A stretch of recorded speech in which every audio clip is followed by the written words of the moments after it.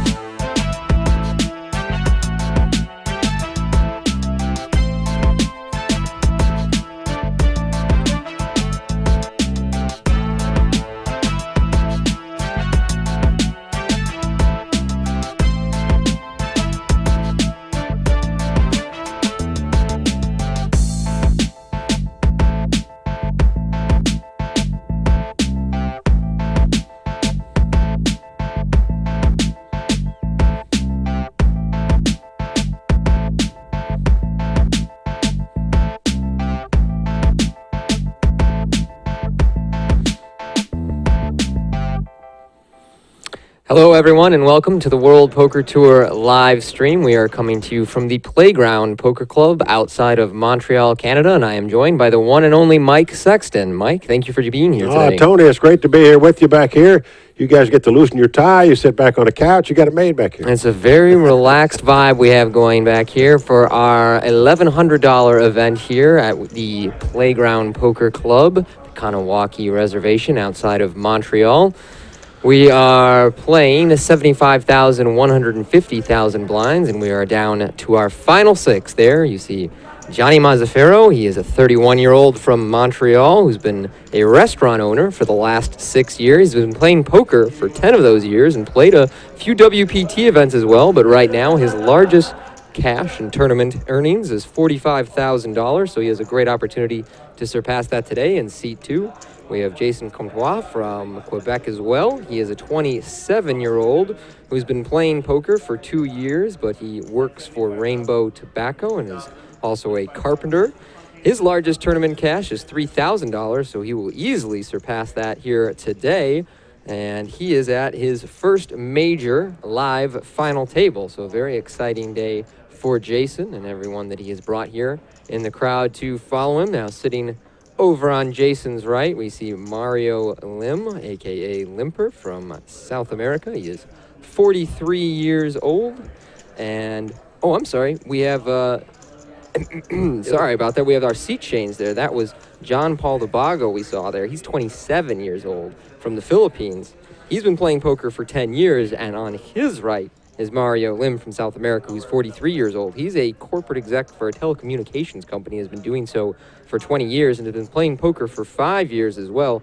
His largest live cash was for $16,000, but online he has a score of $120,000, so he has the opportunity to surpass that today and have his largest career cash. And there on his right is Alex Wong of Ottawa. He is a 28-year-old who's been playing poker for 4 years and was previously an engineer, but has essentially gone pro. It was Alex who knocked me out of this event, took all my chips, but he was a gentleman about it, so good luck to him today. And then finally, we have a shot of Daniel Gagne there. He's a 33-year-old from Quebec. He's been playing poker for 10 years, entered a couple of WPT events.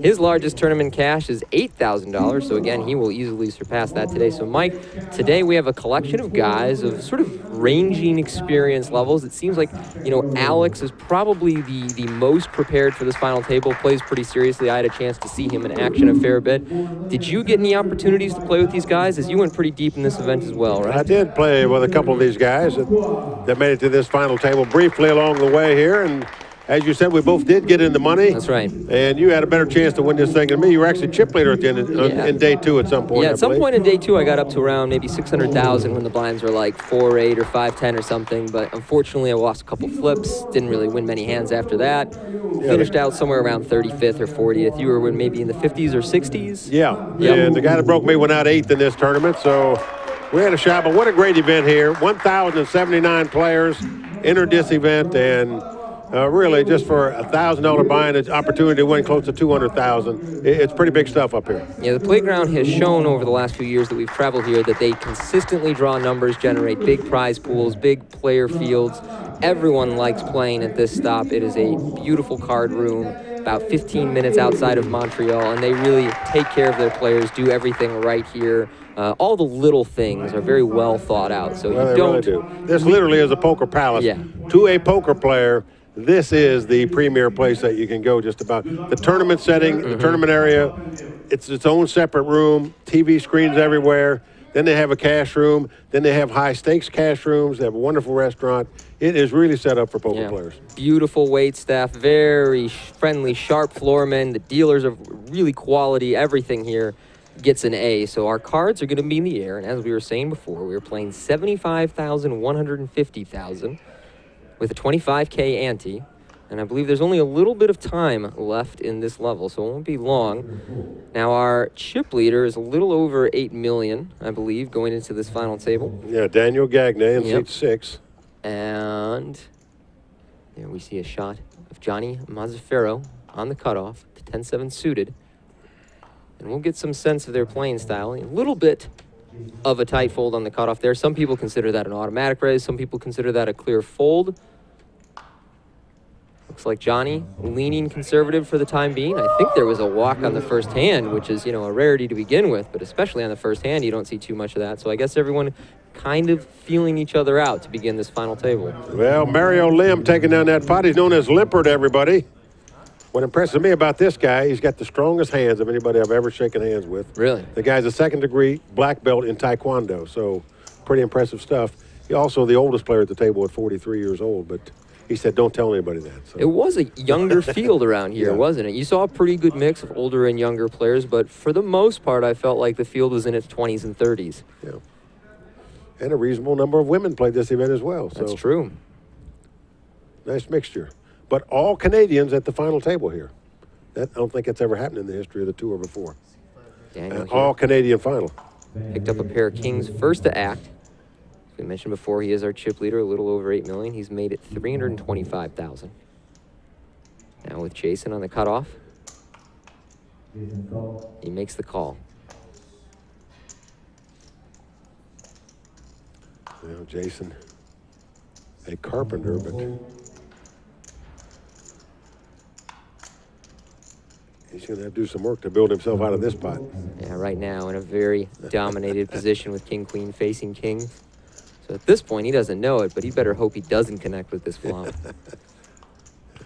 Sometimes you're better off to miss the flop, even though you don't know it. Oh, my gosh. And it's king 8-6. So pocket king's a flop top set. This is going to spell big trouble for Jason here, in my mind. And it looks like Daniel's just going to fire out here. Mike, do you ever check on a board this uncoordinated when you drill it so hard with your pocket kings? Well, it's always suspicious to players when you check if you raise pre-flop and then don't bet on a flop like this. Right. If anything, it almost looks stronger to check there and communicates that you have some showdown value because all your worst hands would just bet, hoping for a fold. Now the question is, what's Daniel going to do here? Is he going to raise him back or just call here? Well, my hope is that his opponent take the lead. I calls. would think just call too. Yeah. I'm certainly with you there. And that looks to be his intention as well. So he'll make the call of the raise to 825,000. Jason. I mean, why not just walk the dog, as we say here? Jason is, how often do you see this? He's drawing dead on the flop. He's just stone dead. Yeah, you don't see it often, especially for the guy doing the raising and the betting. Turn is an 8 of clubs, pairs the middle card on the board. Full house now for Daniel.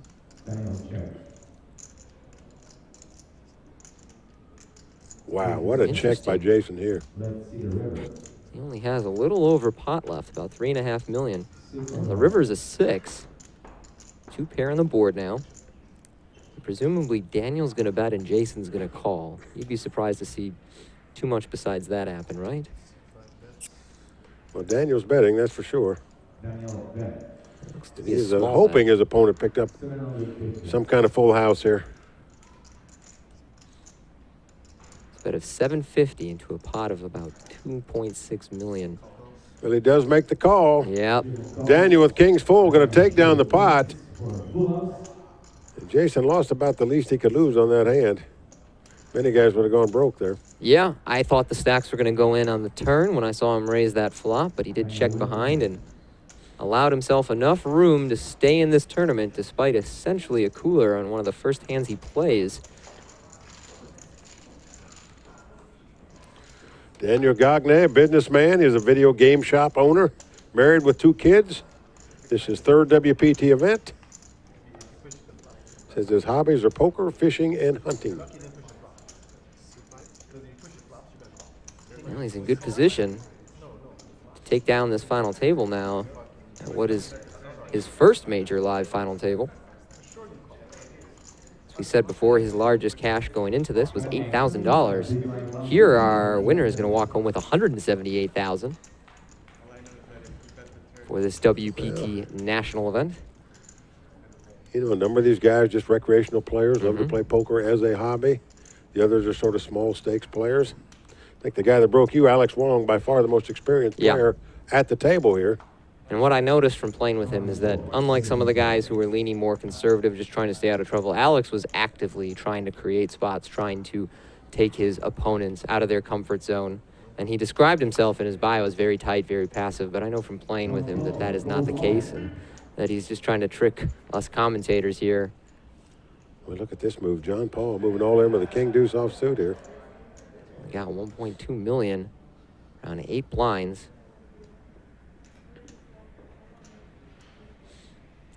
Sometimes your stack size dictates what you have to do, whether you like it or not. He's got king high, just shipped it. It doesn't look like anybody behind him has enough to call with. So he's going to get away with that one and collect the pot with his king high.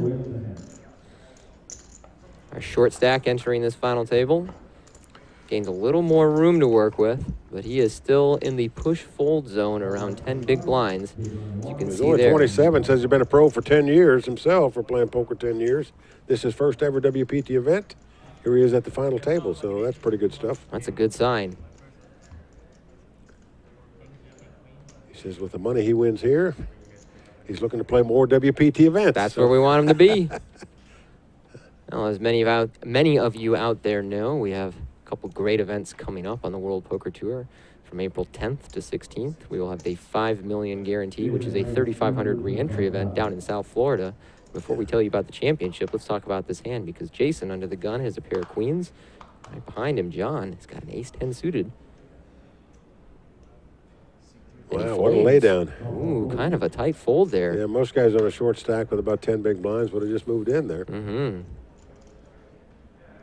Jason also on the kind of stack where players sort of pick and choose whether they're going to raise small or just go all in pre-flop. He's around that 15 to 20 big blind mark.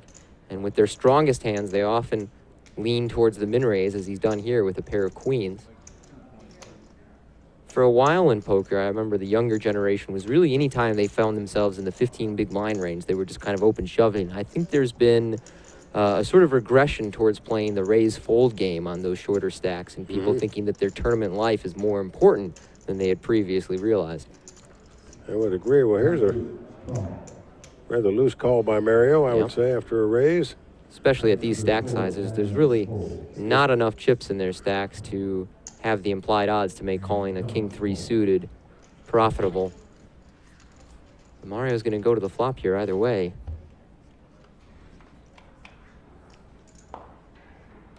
The winner of this event gets a beautiful belt, just like they get in the That's right.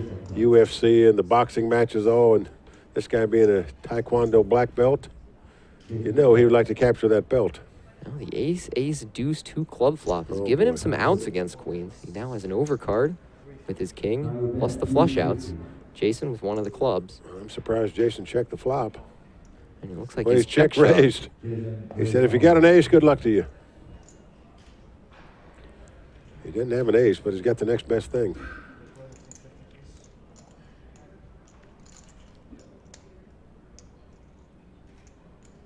Another $2 million to call. As the cards lie, he's got 11 cards he can win the pot with. Any club, any king. Can also backdoor wheel, or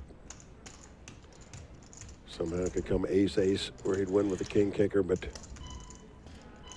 will he play? That's the question. Getting almost 2 to 1 to make this call, so I'd be surprised if he doesn't go for it. But it's also such a large percentage of his chips. And we don't really know what kind of player Mario is, whether he's conservative in these kind of situations, whether he likes to gamble and see if he can accumulate chips. So I'm not sure what he'll do here. Well, if he knew his opponent had queens, it would be a snap call for him. Yes, it would. But because he's fearful he's got 3 aces. He says, I hope you didn't flop a full house. I wouldn't be too worried about that because I think my opponent probably wouldn't raise the flop if they'd flopped the full house. Yeah, and they'd have to have deuces or ace-deuce, so it's not too likely. But it sounds like he's going to call when he says things like that. Yep. He's even announced his hand.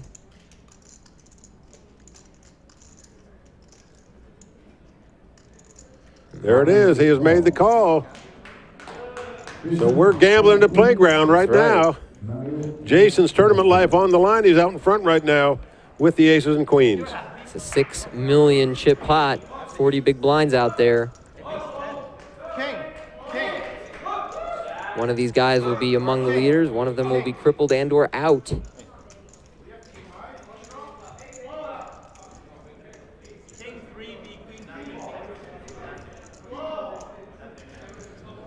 As you can see, the 2 participants, Jason and Mario, on their feet.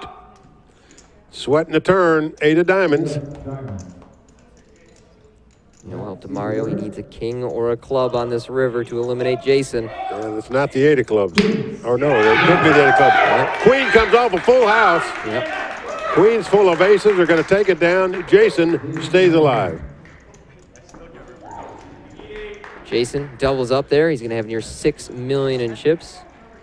Mario now will also be in that zone where he has to make push-fold decisions pre-flop. And, you know, really, I think his flop decision was pretty straightforward once he did the math. And I think he really got himself in trouble by making that call pre-flop on such short stacks. You find yourself in awkward positions with a hand like King 3 suited post-flop. And there's really only so many flops where you can feel confident continuing with your hand. So I think if I were in his position, I would probably be looking to call more like King 9 or King 10 suited and above, and those other small suited kings. I wouldn't have even minded if he decided to 3-bet fold it pre-flop, you know, and just kind of force his opponent into a push-fold situation himself. But I think flat calling there leads yourself to tricky situations like we just saw. Yeah, he had a flop he could draw to, and he ended up doubling up his opponent. So we still have 6 players left, fighting it out for that belt and that trophy right there. And it is an impressive belt. Good-looking belt. It's a serious belt. I know. You win this tournament, you feel like Muhammad Ali or something, you know? It's a very sporting vibe around the playground. We've had some good nights here, watching the basketball tournament lately. Plenty of interest in the tournament up here in Montreal. Meanwhile, John has gone all in, first to act with ace-4 offsuit. He's got his 10 big blinds.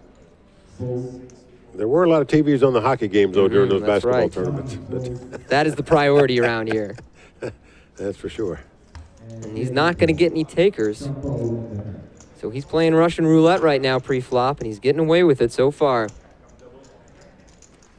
Well, when you're on the short stack like him, you really just have to ship it or not get involved.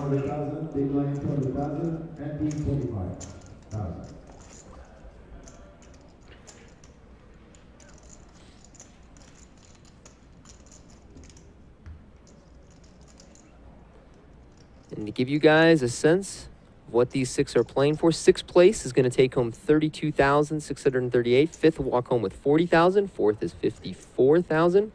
3rd is $73,000. We cross over to 6 figures in 2nd place. That's $112,000. And first prize is going to be $160,999. Plus that belt, trophy. But remember, the buy-in for this event was only $1,100. $1,100. Generated a prize pool over $1 million on the $1 million guarantee. Well, here Mario's got the ace-jack of clubs. He's going to make a larger raise here. He's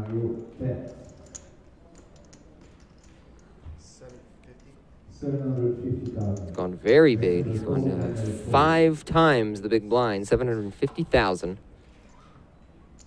It's almost like shoving, but not quite doing it. It's a strange raise in a way, and I actually think with this hand in particular, I would prefer a min-raise, because if your opponent flat calls you when you have ace-jack suited, there's plenty of flops you can feel confident getting the money in, be they with an ace or a jack, or you flop a gut shot with an overcard, or flush draw or something like that. But I think if I wanted to raise that big, I would make a decision about whether I was just going to shove pre-flop, as no one's really going to flat call you for 725,000.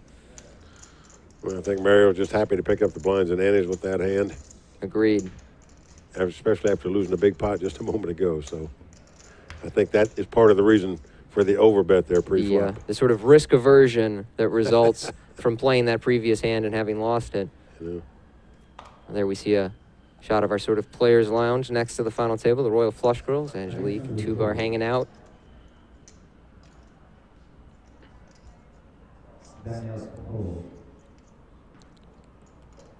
Over to Johnny on the cutoff. Lines are 100,000, 200,000 now. So these guys are not playing especially deep stack poker. It was pretty deep yesterday, but there was a longer playdown day than anticipated. We were talking about that before the broadcast. They thought they'd be out of here in 6 to 8 hours. It took about 10 or 11. And as a result, the blinds are fairly high going into this final table. And we see Jason on the button raise his ace-queen to 475 and get no takers. Well, that's the hand I got broke with in this tournament. How'd you go down in this one? Well, I lost with ace-queen in back-to-back pots. First time the guy had nines, and the second time he had queens. So wasn't good for me either time, but Money went in pre-flop, I would think. it didn't with the 2 nines against the ace-queen. It comes 6 deuce deuce. I had 3-bet him before the flop, and he called. And then I bet on the flop, and then he moved in on me, and I threw my hand away. He showed the 2 nines. Yep, fair enough. But the next hand, it all went in pre-flop, and ace-queen against 2 queens. I won this heat off an $1,100 outlay. That counts. You see Alex there talking to the table. It was Alex who got many of my chips. When I was among the chip leaders at one stage, I raised an early position, king 10 suited, and he shoved 11 or 12 blinds in late position with ace 5 offsuit. I made the call. His ace 5 held up. Then much later on, when he was one of the big stacks and I was shorter, it folded to me in the small blind. I had about 14 blinds with the king 6 suited and moved in on him, and he called with ace jack. Best hand held up, and that was it for me. Nothing too dramatic. Yep. John on the button here. He's all in with his king 4 offsuit. He's down to 8 blinds. And Mario, he's all in for 15 blinds. Wow, with what ace a 3 call. suited.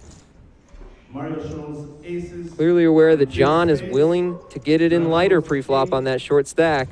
So he gets it in good with the ace 3 suited, but he's still only a small favorite against the king 4. Well, just over a 3-2 favorite Yep. is Mario to win this pot. I'm behind, so I gotta use it here. Well, a 4 right on the flop. But 2 spades as well. So Mario just not running well here so far. Needs to catch an ace now. A spade. He's actually Spade will help as well. got the nut flush draw. Now he can catch a queen, too, to counterfeit the 4 So of now John. Mario has a lot of outs. Ace, a queen, a spade, but the deuce of diamonds comes off. Not gonna do it. John fades all the outs of Mario, doubles up.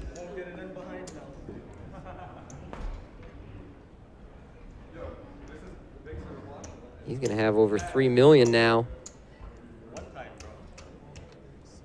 Whereas Mario, Well, John called for his one time right there. It paid off for him as he outdrew Mario to win that pot. The one time, the famous quote of Mario Esfandiari, Mr. One Drop, who played at my table incidentally and got broken as he'd been at my table. And I said, Antonio, I said, you didn't use your one time here in this tournament. He said, no. He said, I'm saving it for the one drop. you should save it for the 1 drop. Stakes are just 1,000 times higher. Well, pretty incredible. The last two one drops, Mario Esfandiari, who has his picture up on the wall here at Playground Poker Club. Hey, the Finished final table first of in the both. $1 million buy-in and Yeah. finished fourth in the second one. I'm the only other player that finished in the money in both of those events, but he got the max money, I got the Yeah. minimum money, but still, it was a lot of fun. How have you found the one drop event so far? What is the field like? Is it a combination of sort of the best in the world with guys who clearly are just playing for fun? Or Honestly, there's been two big one drop tournaments. One was a $1 million buy-in, Right. one was a 100,000 buy-in.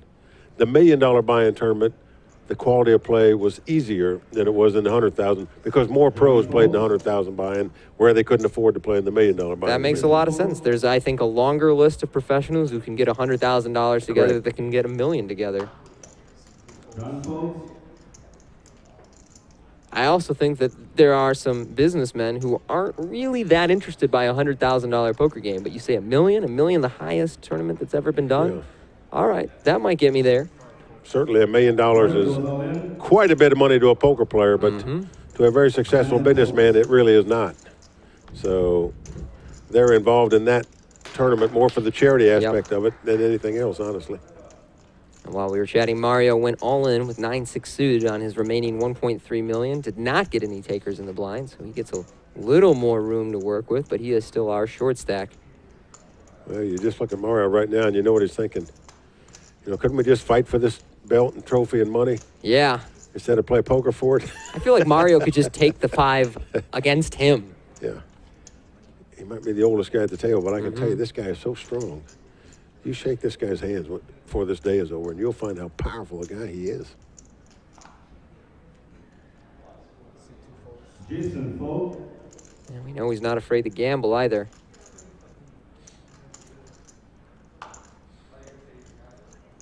John now. Let's go with a suited queen. Over to Mario. Mario Folk. Fold it around to the button.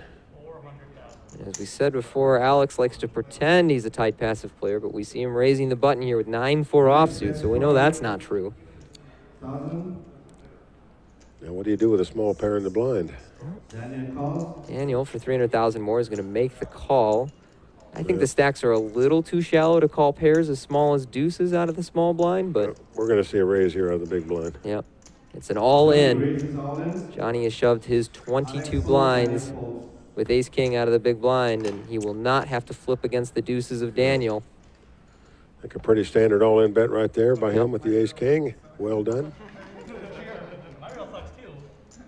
So we were talking before about the upcoming WPT events. We said we have the Hard Rock 3,500, $5 million guaranteed from the 10th through the 16th down in Hollywood, Florida. And that's going to be followed by the WPT Championship at the Borgata from the 21st through 26th. That's a $15,400 buy-in, also with a $5 million guarantee.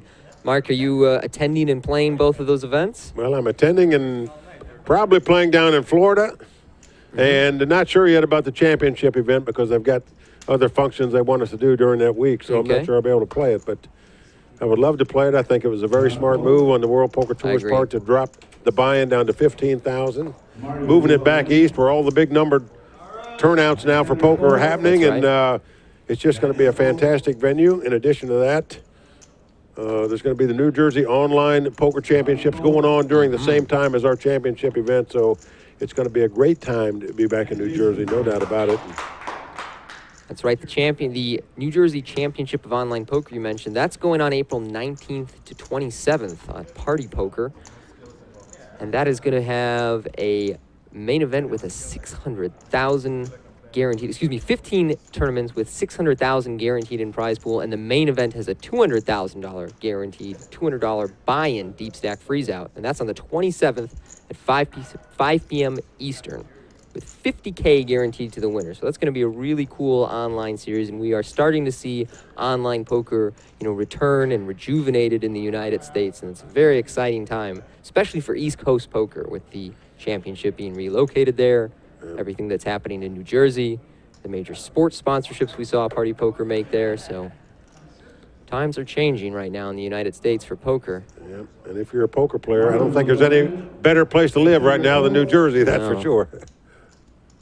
You have your options open to you. Meanwhile, Mario, under the gun here with a pair of queens, has moved in for a little over $2 million. Jason Foltz. Well, he's hoping to get action here. You get a hand like this, you just want to get your money in and try to double up. But it's not going to happen. Yeah. As everybody folds and Mario takes down the pot. Gives him a free show. Mario show queens. Mario been a corporate executive for 20 years. He's an e-commerce and an IT man, and it's actually his second WPT event. His first one was at Fallsview earlier this year, back in February. He cashed in that Yeah, event. he made a run in that. Here he is at the final table again. So I'm very impressed with this guy. 2 for 2 in WPT events. 21st in the first event, at the final table in the second one. The Canadians have been making strong showings and creating fields, and really even in poker tournaments across the world. It's a country I think is overrepresented in poker talent. There's so many of the strongest younger and older players are Canadians, or originate here and eventually move to the States to pursue poker. But Well, I think it's great the World Poker Tour is back in Canada again because, Definitely. as you said, there are so many poker players up here in Canada now, and very good players at that. And they have proven themselves in worldwide events over the past couple of years. And on top of that, there's plenty of recreational money playing poker up here in Canada as well. We get big fields here at the playground. Niagara did well too. That was a series of a 1K, a 2,500, and a 5K. The turnouts were great for all of those. Plenty of recreational players. I saw some wild plays on my table on day one in that event. And all the events in Canada have been great, so we are thrilled to be back here. They love their poker up here, no doubt about it. John all in from the small blind here with a pair of fours. Put Mario to a decision for his stack with a suited queen. Mike, you think this is a little too weak a call Well, here for Mario to make, right? I would think so. I don't know how you can call an all-in bet Mario Foltz. Lets it go. for all your money with just a queen six. It's one thing to move in with the queen six. It's another to call all your money off with Yeah. it. Played a somewhat interesting hand against Alex deep in the tournament before he knocked me out with the King 6 suited versus Ace Jack. It folded to me on the button when I had 7 blinds. I went all in with, I want to say it was King 3 suited, and he called with Queen 5 offsuit in the small blind. Wow. Yeah, so we know that Alex will make some very light calls pre-flop, mix it up with some pretty subpar hands, but he believes that he's well equipped to outmaneuver these guys post-flop. And like we said before, we saw him raising 9-4 offsuit on the button. And I think that's a reflection of him not believing his opponents will 3-bet him enough or will defend wide enough from the big blind. I'll tell you, when I played this tournament on day 3, they weren't afraid to 3-bet at all at my table. No? Never doing it a lot.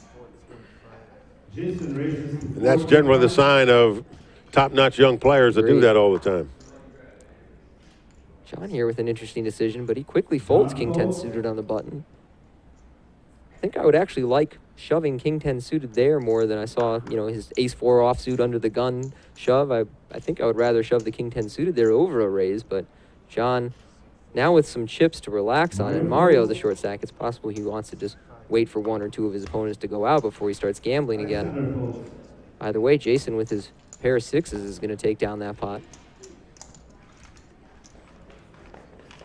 All right. Jason going quite well so far here.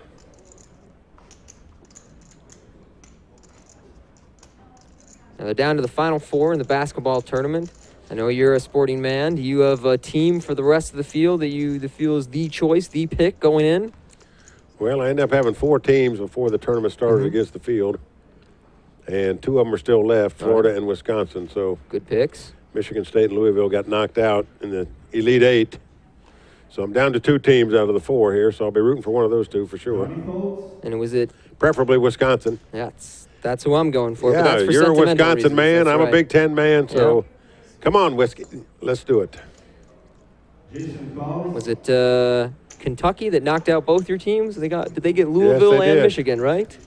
Yeah, and they got a chance to knock out Wisconsin, That's too. right. Now they get That's the who they chance. play next. Kentucky, who came into the season ranked number 1 and then really fell off as a result of some injuries and just poor performances, entered this tournament as a very hot team and proving why. Yes, they've looked good lately and beat some strong quality teams to get to this Final Four. Meanwhile, we see Jason open limp here with the Queen Jack of clubs. Jack of heart. Daniel 3 checks of from the big blind diamonds, and an interesting 10 Jack hearts. 8-3 2 heart flop. So top pair for Jason and open-ended straight for Jason bets Daniel. 475. We could see a few little fireworks here. It's going to be a check call from Daniel with his open-ended straight All draw. right.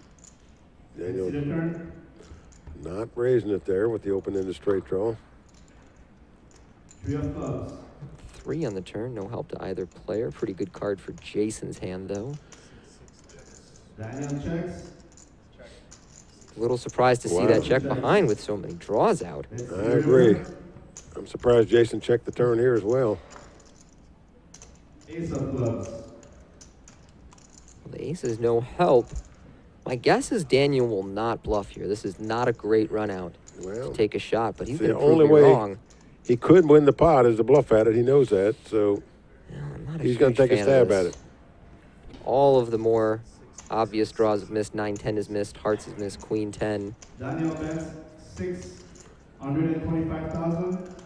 Well, Jason just has to figure out, would the guy call me with ace high on the flop after I bet? Chances are that he probably wouldn't. Therefore, your conclusion is to call here with the jacks. Yep, I think so. And I'd be surprised if Jason didn't call. It's not a very large bet either. Less than half pot.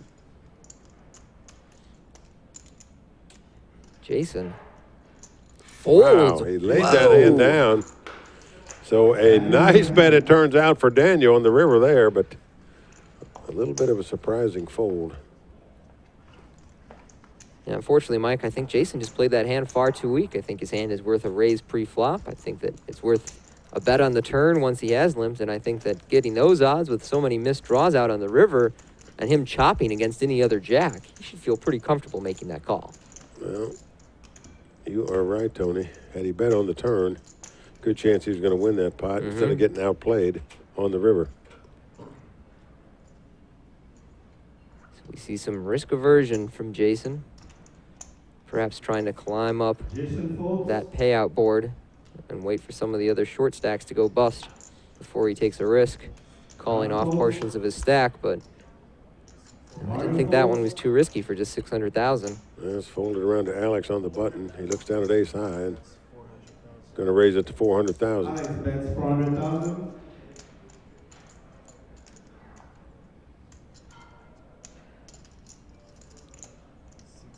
Daniel folds.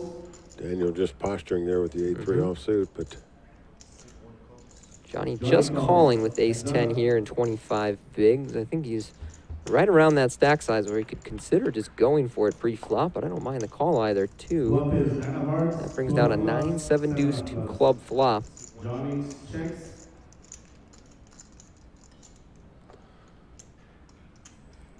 here's the continuation bet. Yep. Alex bets 350,000. That's a very smallish bet, Yeah. but see if it gets the job done. Johnny Nope. calls. Just wonder if he'd have bet a larger amount there, would he have won this pot? Let's see the turn. I like Johnny's call here, though. It's quite a call by him. And a 10 comes off. 10 of So he's diamonds. rewarded for Johnny it. checks.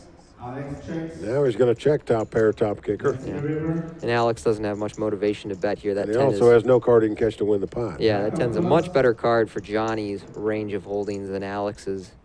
And this is a run out that looks to help Johnny much more so than Alex. And I actually think this bet might be a little light here. You know, there's now 3 to a flush out, 4 to a straight out. I don't know why you would bet there. Yeah, it's, What are you know, going it's to a get paid small off with? blocking bet as you see in the size.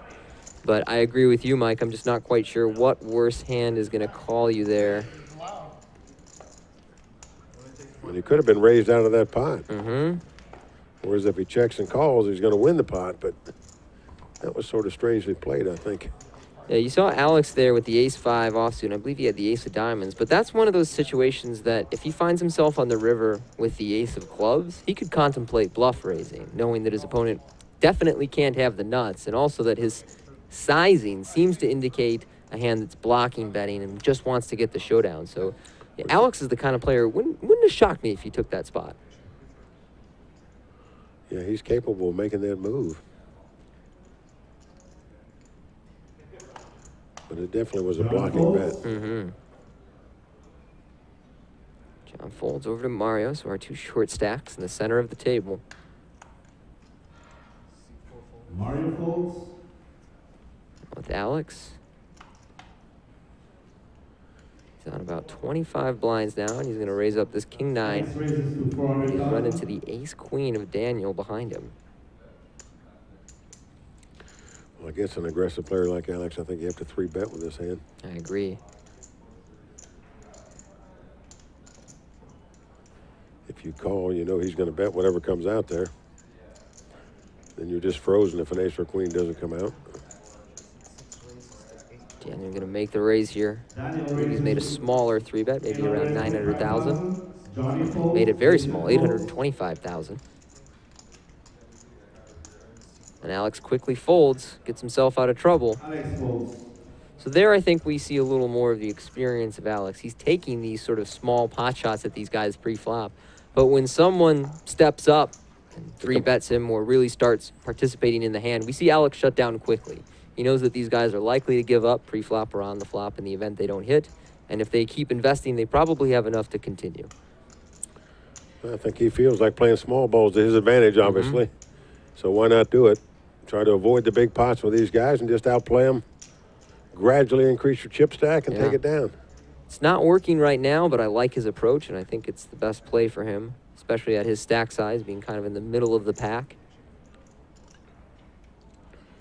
He definitely doesn't want to be one of the first guys out, so playing small ball, not taking any big unnecessary risks. Mario folds. Here he's got ace-jack. Same raise. 400 again. Alexander raises to 400,000. Daniel folds. Johnny with a 9-7 suited on the button. You like to see flops with these kind of hands. You're in position. But Johnny folds. the conservative route Yeah. folds it. Jason with ace-7 in the small. We'll let that go. Jason folds. Now John in the big with a suited king.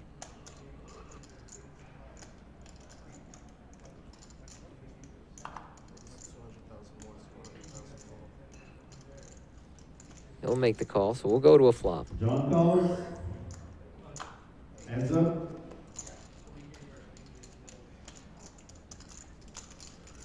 And it was the men raise, so he decided to see a flop with it. Doesn't find much. Flop is 12 clubs. 6 deuce deuce. I'm guessing Alex will bet very small again.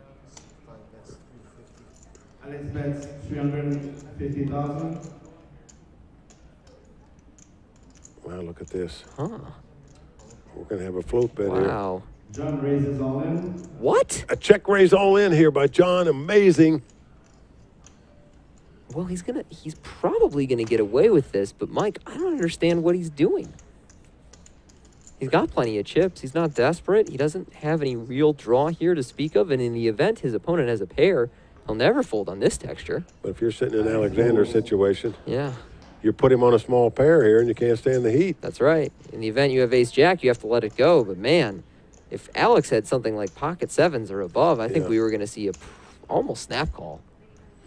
John just put him on 2 big cards. It wasn't a pair. Opted to gamble there and take a shot at it, and it paid off for him. Pretty bold play, though. Yeah.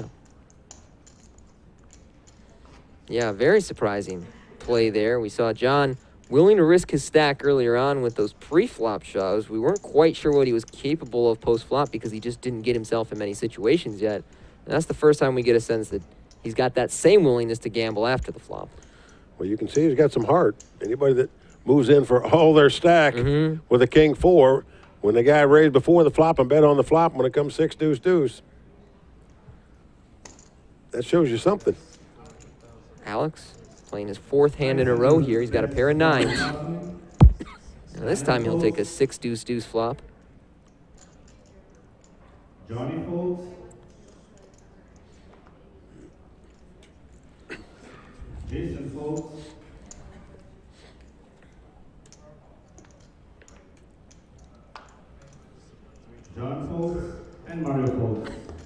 Alex takes down that pot. Mike, we were talking about the tournament before, and what's strange about the 4 remaining teams is you've got, one real surprise team in UConn. You've got one team that was considered the #1 team going into the year, but right now Florida only has 2 losses on the entire season, and they are to UConn and Wisconsin, and they've played Kentucky 3 times and beat them 3 times. So plenty of history among these teams and kind of a strange dynamic. Well, it really is. Excuse me here, You're all right. Daniel here, under the gun with a 7-3. He always gives himself just kind of a moment to think it over, but mucks his hand. Johnny folds, Jason folds.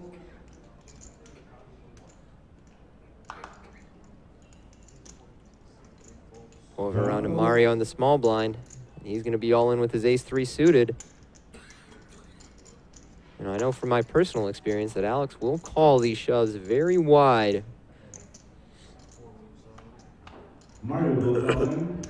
I don't think he'll call as wide as 8-7 offsuit. So he lets that one go. And Alex thus far not having a great final table. He's lost 2-3 million in chips without really playing many significant hands, just not winning those small pots. Well, Mario feels the same way. Yeah. He hadn't won any pots yet either.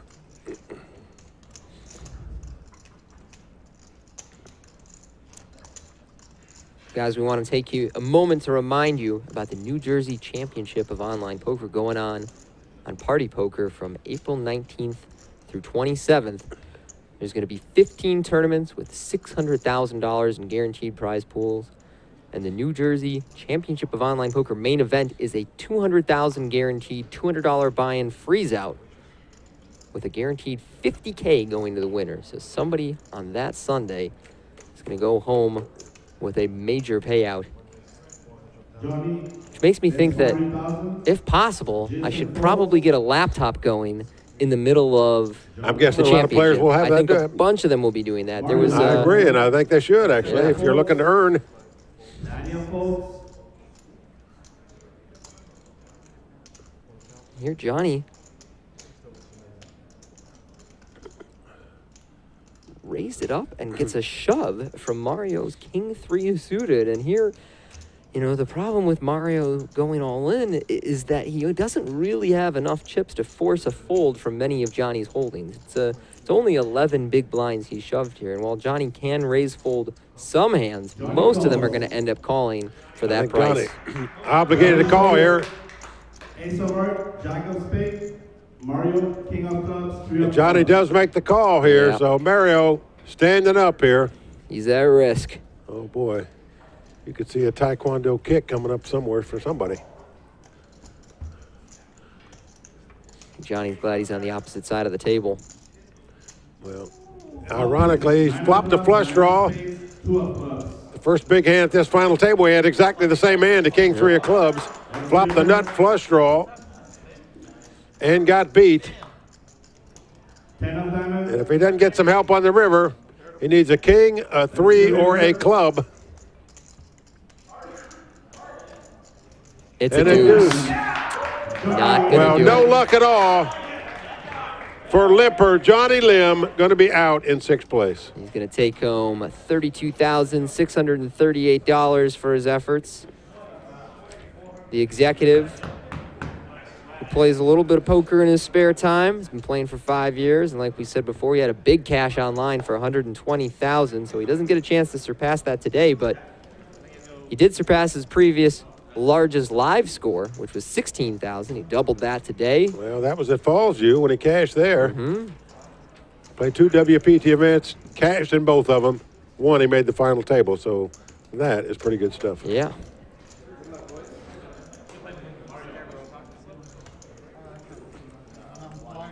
Handling the bust out with plenty of class. Congratulations to Mario. Shot a tuba over in our players' lounge. $76,108. So we knew it wouldn't be long before we started losing players with these blinds. And eventually Mario ran out of room there. Well, the Royal Flush girls very happy here at Playground Poker Yeah, Club they like it here too. they get to watch the final table from a nice, comfortable couch, as opposed to the Monster Bar where you got to sit on a stool the whole time up there. So they like the comfort. I don't envy them in those stools all day. That doesn't. I think we're a little more comfy back here. John raises to 500,000. I would agree. John here going up to a $500,000 with his ace deuce suited.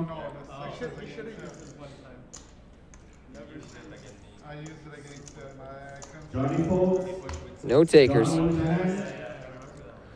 Now, Tony, this is the Party Poker WPT Canadian Spring Championship. But it's not really springtime weather out here, is it? We could have a snowman building contest. It's a total misonomer. We had like a winter storm 2 nights ago. Yeah, that's true. You woke up and it was Christmas in April. It is cold up here. Yeah.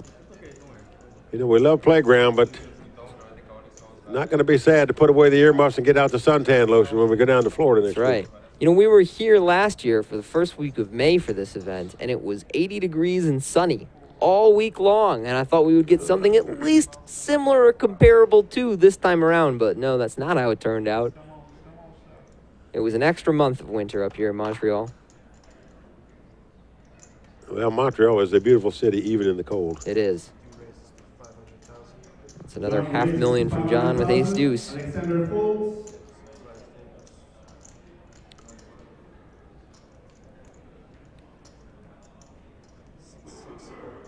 Daniel folds. Johnny folds. Yeah, Jason in the big blind. It cost him another $300,000 to call, and he does so. Jason calls. Ends up. With these kind of holdings, Flop is 500. usually going to be the more aggressive player that wins the pot. We saw Jason fold what was second pair by the river earlier. Now he's got bottom pair. Did he just And he snap just fold quickly it? jettisons it. I don't understand. Why are we calling with hands like ace 5 if we're going to fold our pairs? That's kind of an odd play to me there, Mike. Well, I was getting ready to say in case they both miss the flop, whoever takes the most aggressive action usually wins it with those kind of hands, but he flopped 2 5s and jettisoned it after his opponent bet. Yeah, you know, I think if Jason wants to play a hand like ace 5, he's got to be willing to continue on boards that don't drill his hand. Otherwise, a safer play is to just get rid of it pre-flop and not invest the extra $300,000. Well, the way he played that, it means if an ace would have come out, he'd have just check called all the way down with that hand as well. That's what it sounds like.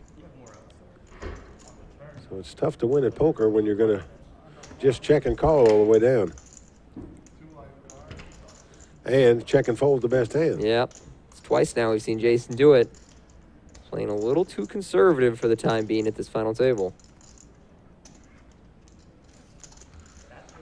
Well, that's the difficulty I think that most, not necessarily amateurs, but not big stakes and big tournament players make, is that when you get down to short-handed poker, 5-handed, 4-handed poker, you know, you have to play bottom pairs and middle pairs and sometimes for your whole stack. And, you know, decision-making is so much tougher because you have to widen your range of playing hands and, you know, you're faced with big decisions for many times all your money with middle pair. And it is tough to play short-handed poker, no doubt about it. And it's not only tough, but a lot of these guys don't get a bunch of short-handed experience. It's not as though they're grinding short-handed cash games. They're playing a bunch of sit-and-goes online. If these guys are live players, they're probably in a 9-handed game, or if they're in tournaments, they're at 9- and 10-handed tables. And it's only when you're reduced to a final table that you get the opportunity to gain some short-handed experience. So tricky for those guys to know exactly how much they should loosen up.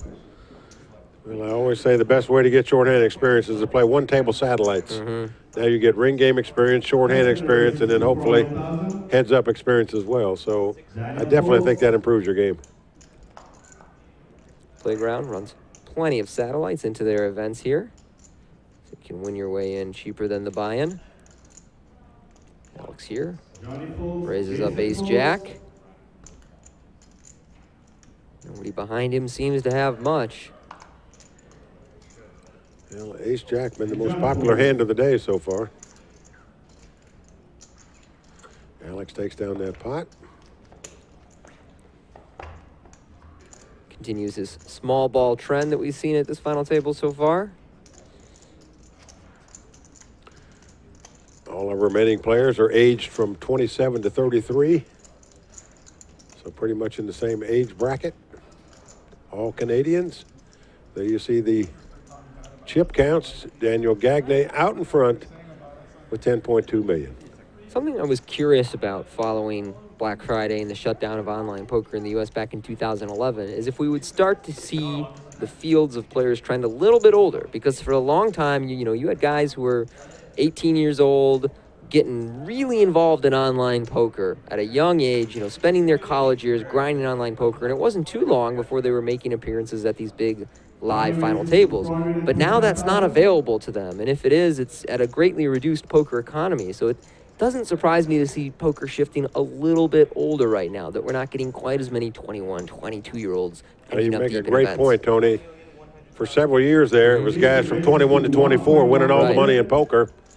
And now, once they stopped online poker, as you said, we're seeing the trend of the higher 20s making most of the money now at these WPT final tables. And I definitely think there's a correlation there that the young guys don't have the opportunity to play online in the U.S. Yeah, or build a bankroll that can get them into these events. But now, fortunately, online poker coming back to the U.S. in New Jersey, Nevada, Delaware. Recent discussion about California legalizing it, New York as well, so a lot of buzz in the industry. Well, certainly nobody needs money more than the state of California. That's absolutely right. So you would think it was just a natural fit where millions want to play online poker, where you're going to get tax-generated revenue from companies that want to pay it, and seems like a no-brainer to me. But yep. It's a no-brainer to you and I isn't always a no-brainer to politicians. And there we see Jason with a pair of aces go in over the top of Johnny's ace-6, takes it down pre-flop.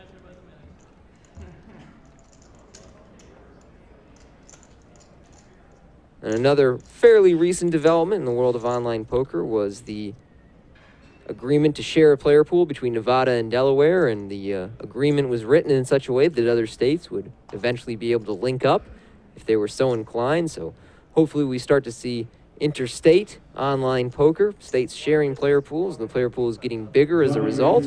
But that's gradually developing in the U.S. Yeah, I was at a charity event with the governor of Nevada a year ago.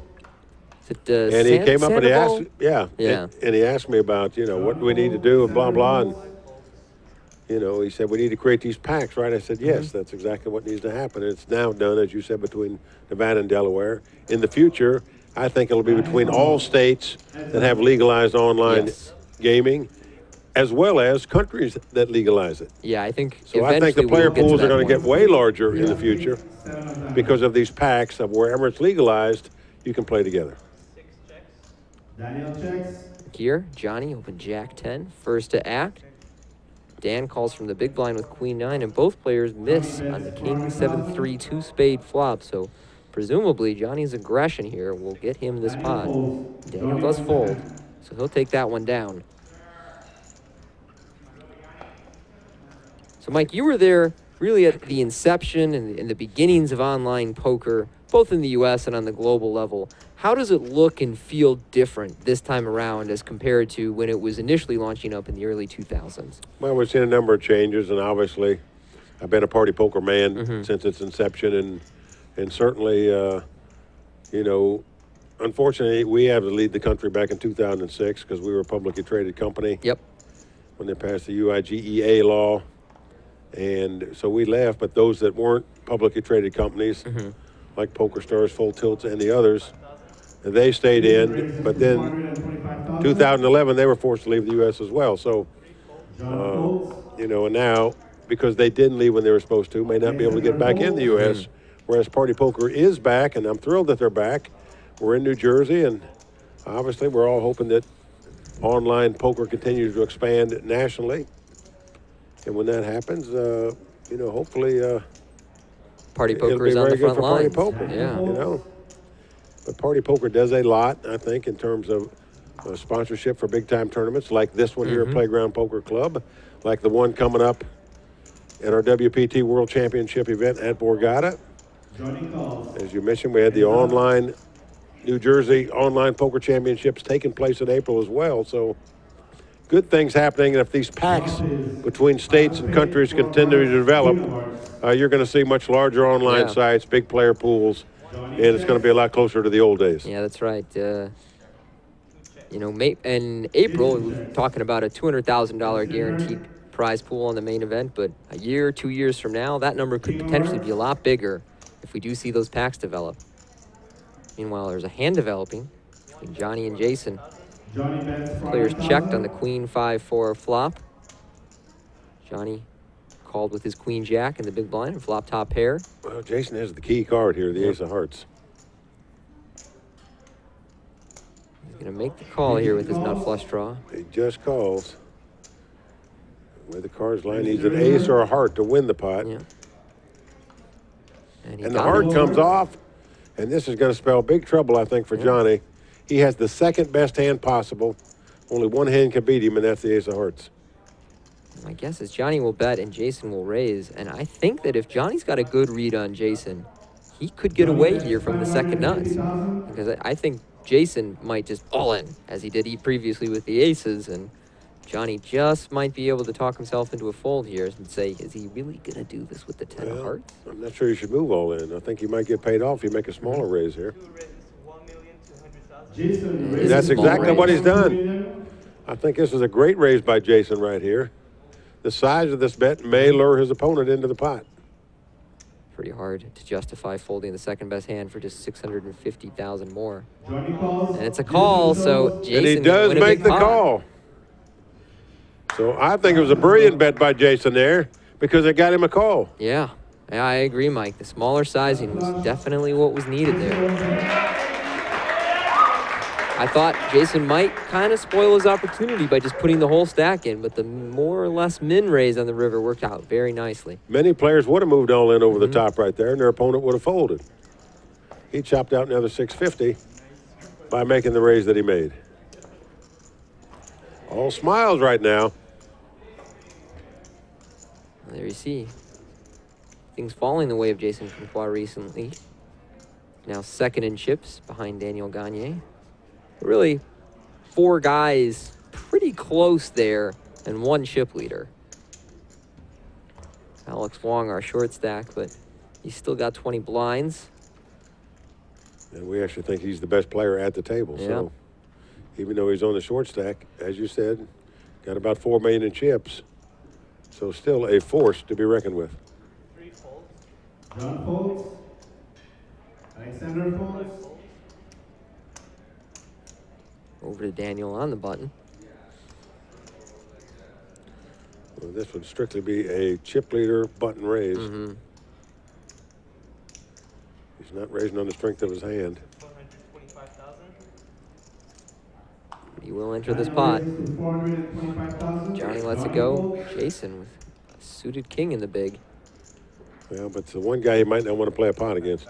Wow. Therefore, he folds. That is a pretty tight fold from Jason, but he's just won a couple of pots and might want a moment to just sort of collect himself.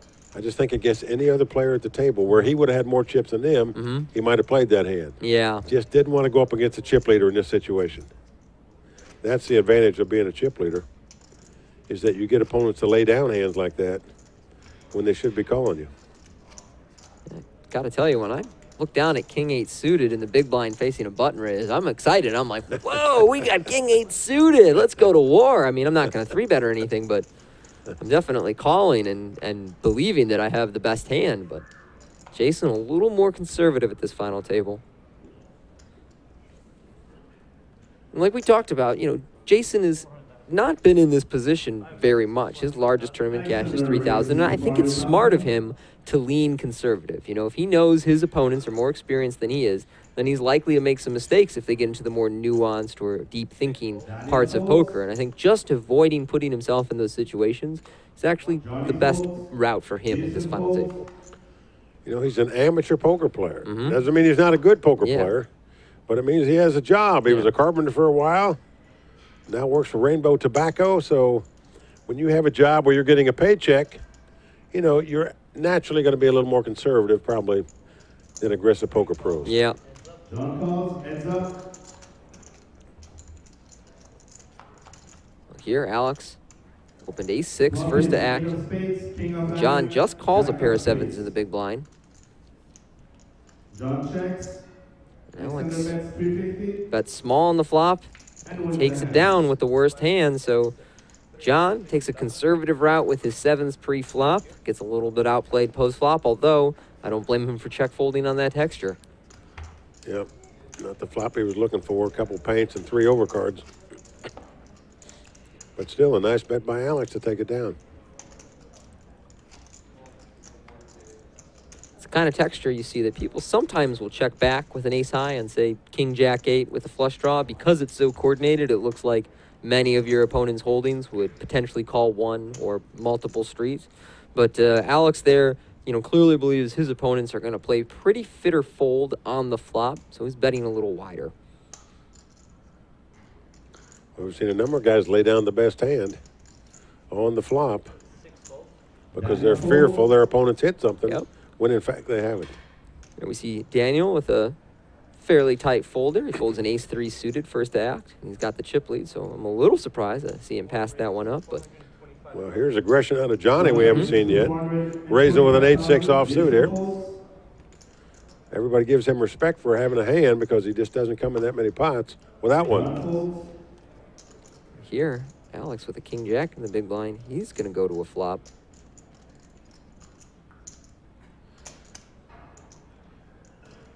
They'll make the call. Alexander calls, heads up.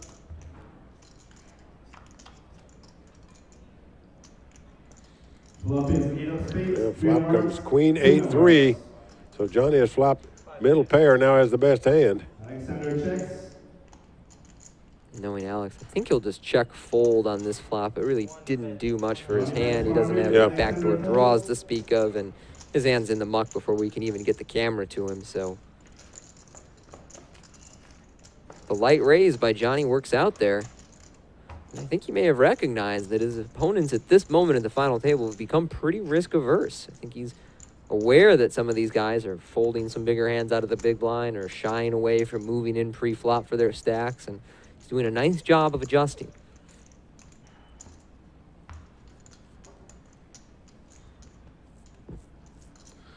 Well, Alex just doesn't feel like he's got chips to make a move right now, which in fact he doesn't. This time Johnny's got a 10-5, not going to play. Jason's 10-6 is no good. And John will be raising with ace high on the button. Time the guy caps his cards, he's going to play the pot. John raises to 450. Alexander folds. Nobody behind him has any hand, so ace-3 going to take that down pre-flop. So Mike, what are you doing with the week of time you have between this event and our seminal Hard Rock 5 million? Well, I'm going back to Las Vegas for a couple days. Then I've got to go over to Los Angeles on Monday. Monday and Tuesday, some ADR work in the studio. Then flying down to Florida next Wednesday. So I'll be back on the West Coast for a few days before heading down to Florida, and be happy to get back to some warm weather, I'll tell you. Yeah, I agree. Got a little bit of a cold now because of the weather factor here, but still it's been a great week here in Montreal and a great week at Playground, but I always look give me the forward to warm this weather. stop. Yeah. We were at our California swing not long before this. We had events in LA, San Jose, Sacramento. Really good turnouts out there. It's actually encouraging to see that, in a way, poker is growing again in California. Great turnout at the Bay 101, over 700 entrants for $7,500 a piece. Yeah, it was their all-time record number of entrants for that event. And Johnny folds. So as much as the fields have been steady and strong on the East Coast, starting to see some resurgence on the West Coast as well, and I think that's partially a reflection of what's happening with online poker in the U.S. and also a reflection of the recovery of the economy in general. You know, things aren't quite as bad economically as they were in 2011, 2012. But invariably, we have large turnouts at both the Seminole Hard Rock in Florida as well as Borgata. Yeah. All the events they have. So the next couple events coming up on the World Poker Tour are going to be very exciting and some big money to be made by somebody. I can't tell you how happy I am to see guarantees on these events. I think that is a great way to make sure you get strong fields. I can't remember the last time a casino didn't make the guarantee they put on an event. And the Seminole Hard Rock did a really cool promotion this summer. They did a 10 million guarantee 5K reentry event, and they shattered that. They had nearly 12 million in the prize pool for a non-televised event. Well, that brings up another subject, though, Tony. When you guarantee $5 million events or $10 million events, you virtually have to insure yourself to get to that level by having an unlimited rebuys. That's now, right. Many players are not in favor of unlimited rebuys because it doesn't equal the competition out. What's your feelings about that? I think at this point in poker's history, we should encourage field size and prize pool size, and also because preliminary events and side events are less of a factor than they used to be, you do want to give people an opportunity to get their money's worth when they travel to an event. I've felt that the re-entry most hurts the poker economy around the $10,000 buy-in level, because you can really get guys in for a big chunk of money in one event. Whereas when you have re-entry in, say, a 100K event, there's such a limited field of people who are interested in that event, and they've got enough money that raising it is no issue. Or if you have re-entry in a 3,500, well, that's great, because if you spent $500 to $1,000 on travel expenses, you don't want to just take one 3,500 shot and be done. So I like it on the higher and the lower buy-ins. I'm more concerned when I see it on a 10K event. How about yourself? Well, I feel for the guy that wins a satellite to get in the tournament. He's only got one bullet, and he is up against it when he knows guys like Daniel Negreanu and many high-stakes players are just going to rebuy until there's no more time to rebuy. So they're going to get 5 or 6 chances in a tournament where he only gets one, and that's where I have issues with it. I think a compromise is to have one rebuy per event, and that's it. And I think everybody can live with that. And I think the unlimited rebuys, they just favor deep pockets too much, in my opinion. It's just too hard to bust the Phil Helmus and the Ivies and the Granos and these guys out of tournaments 4 and 5 times. It's just too hard to do. And therefore, many top players in the multiple rebuy tournaments seemingly always get to the final table. So I do think they have an advantage. And, I'm for the recreational player to get there. I think it's great for poker when it happens. I think it makes their event when they knock out a superstar player in a tournament. Even if they get knocked out, they go home to their friends and say, I busted Phil Hellmuth. Right. What next thing I know, their friends are watching on TV, and there's the guy at the TV that their friend said they busted because he got to rebuy in again a number of times. So and it just seems incongruent to them. So I see both sides of the coin. I understand the issue very well, but I just think to standardize it, at least on the World Poker Tour, I would like to see one entry, one rebuy max. Use it anytime you want, day 1, day 2, whatever you want. But on the other hand, I appreciate the moxie that the Seminole Hard Rock Casino has to put on a $10 million guaranteed tournament for a $5,000 buy-in, to guarantee $5 million for a $3,500 buy-in. Let me ask you something. Where can you put up $3,500 and win over $1 million, perhaps? I don't you don't get that opportunity very often. No. And you're going to have it down there. So, people that do have the moxie to guarantee big big guarantees, then I say they do have the carte blanche to put the unlimited rebuys on the event because they have to protect themselves. I understand that. But if you're not guaranteeing any number, I think one rebuy is the max. Sure. Do you feel a single re-entry format's a good compromise of, bolster the prize pools, but also make knocking out a professional something of a unique experience? Don't make it just part of the process of playing the tournament. He's going to go fire 3, 4 bullets, whatever. We all know in the early stage of a tournament with multiple rebuys, players are dying to get their money in on a queen-eye flush draw. You want to get it in there with that hand and try to get some chips, or you just go rebuy again. Yep. Whereas if you're going to be knocked out of the tournament and you got to hit the rail for good and head home, you're not so anxious to get your money in there in a queen-eye flush draw. Yeah, that's true. And I think that... So play varies. It definitely varies. And as one pro told me a long time ago, no tournament starts till the rebuy period is over. And that is true. Yeah.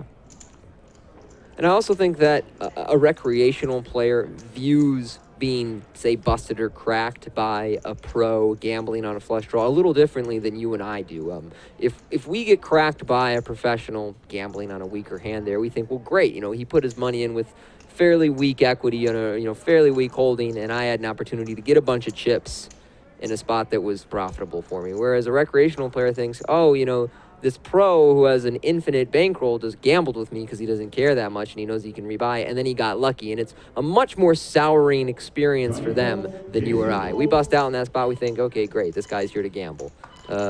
Exactly right. And my fear is that you're going to see amateurs play less and less multiple rebuy events. Now, maybe not when they're guaranteeing that kind of prize money as they are down in Florida, because I think that is just great for all poker players. I don't care if you're amateur or pro. If you can put up $3,500 and win over $1 million in a poker tournament, you just don't get that kind of value very often, where you're getting over 350 times your buy-in. It just doesn't come up that often. No.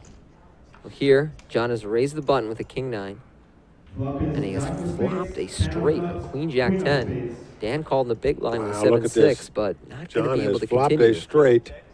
Daniel checks. Bet another $500,000. Well, John hoping to get action here, but I don't think it's going to happen here with a 7-6 offsuit. Daniel folds.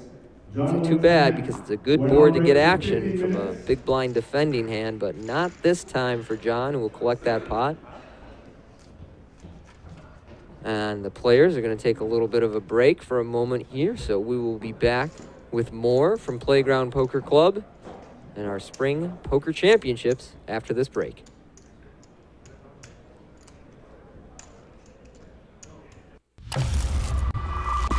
You want to break too? Yep.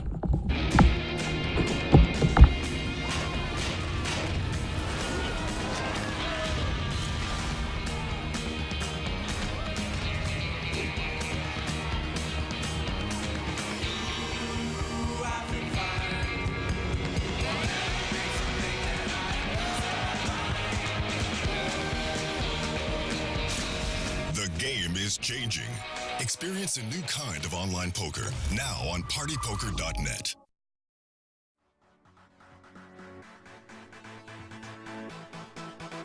Tonight's winner will be the champion, who will be the last man standing, Can I use my one time?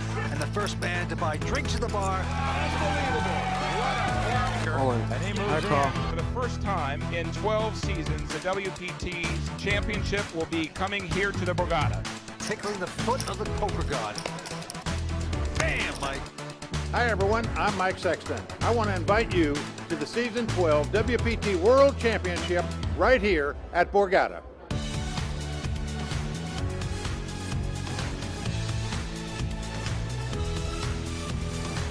I think every WPT should be held at the Borgata.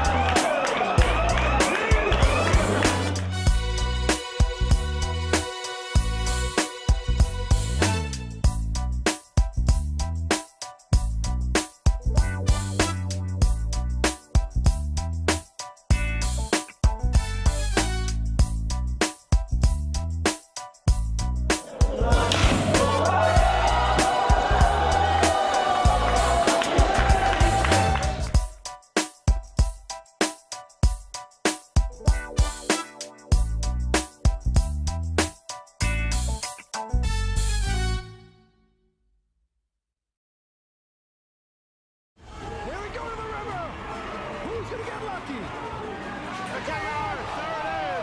It is over. Wow. He was known as a small stakes rounder, the king of the minor leagues. But at the Season 9 Borgata Poker Open, Dwight Pilgrim made a bold prediction that he would prove the doubters wrong. Seizing his moment in the spotlight, Pilgrim put on an all-star performance, combining strong fundamentals. I think I don't understand every facet of this game. Rash confidence. Can I get a clock for this foolishness? And the heart of a champion. You can't put 10 million with a deuce in your hand. You ain't playing poker. That showed he deserved the respect of the poker world. Well, Dwight leads out and gets the guy to move all in. And Vince, he is a huge favorite to take this title he's dreamed about so long right here, right now. We 8% away from a title. And a 5 comes up. He has done it, Vince. Dwight Pilgrim has shocked the world and taken this title. In the end, Dwight Pilgrim's emotional victory silenced his critics, fulfilled a dream, and etched his entry to the major leagues. On to the WPT Champions Cup.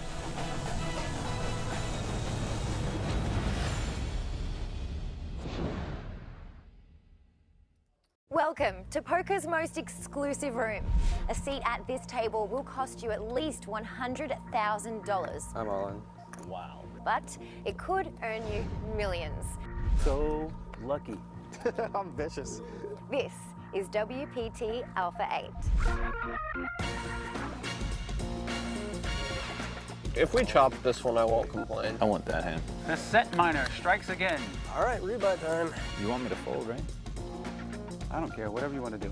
Fine, I'll call. I've actually been playing 5 times a day. You're playing more basketball than poker. And the crowd goes wild. Follow all the high-stakes poker action with top-notch commentators Ali Najad and Olivier Bousquet. Alpha 8 travels to some of the most amazing places in the world. I mean, where else can you do this?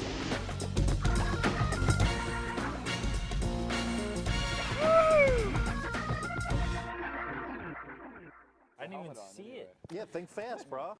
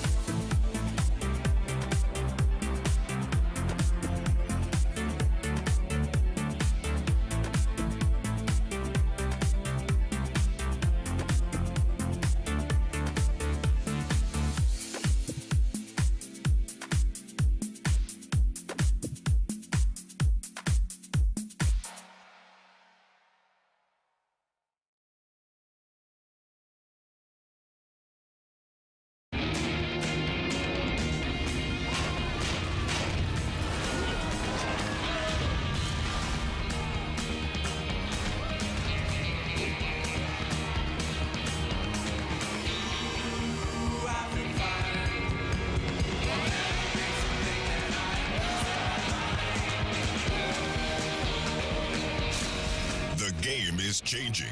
Experience a new kind of online poker now on partypoker.net.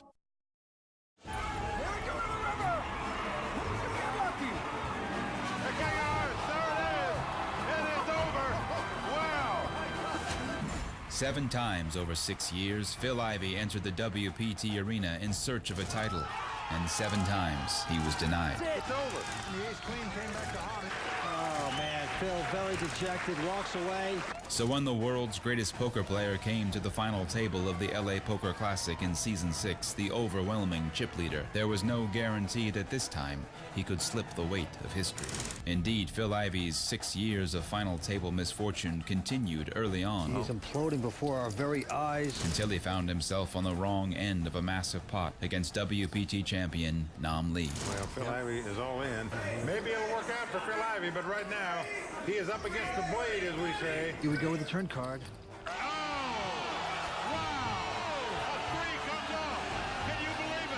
That one turn card stunned even the veterans at the table, turned the tide of history. And he makes the call, and Phil Ivey has done it. And for the first time in 8 attempts, etched Phil Ivey's name on the WPT Champions Cup. My DNA is what wrote my path. It made me dream, and then made me fearless enough to chase it. My DNA is what brought me here, to the point of realization. I didn't choose this. It chose me. My DNA is my destiny, my calling, and I listen.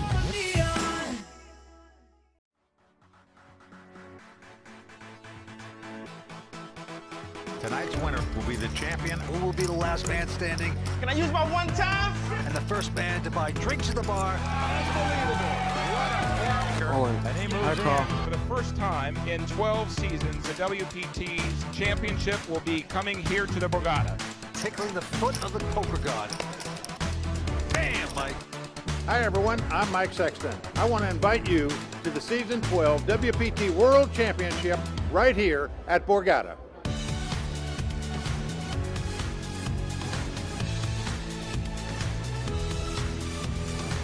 I think every WPT should be held at the Borgata. Fantasy Poker Manager. Draft your teams of poker pros for the biggest international tournaments. Join the official WPT Fantasy League. Challenge your friends. Try and reach the top of the leaderboards and become the best fantasy poker manager. Play now on Facebook. FantasyPokerManager.com. Here we go to the river. Who's going to get lucky?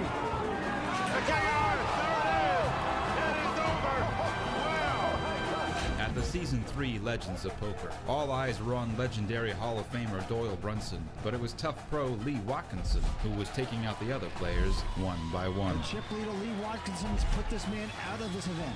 When heads-up play began, Lee held a 3-1 chip lead over Doyle, but when you're playing one of the greatest players in the game, no lead is ever safe. Doyle is going to raise him. Well, look at this, folks. Doyle has raised it $400,000. The last thing he wants to do is double up Doyle Brunson on hand number 1. Believe me, folks, that is the last thing he wants to do.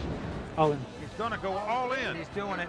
I call, by the way. From that moment on, Doyle Brunson's complete mastery of the game was on full display as he emerged victorious. Doyle Brunson, the living legend of poker, has captured his title and cemented his place on the WPT Champions Cup. Well, money comes and goes, but having your name inscribed on the WPT Champions Cup is an honor that they can never take away from you. Yeah, that is beautiful.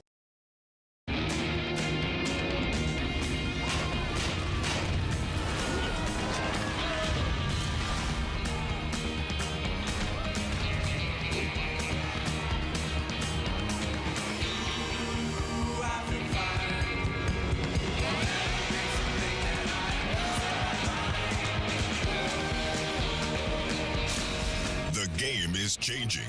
Experience a new kind of online poker now on partypoker.net.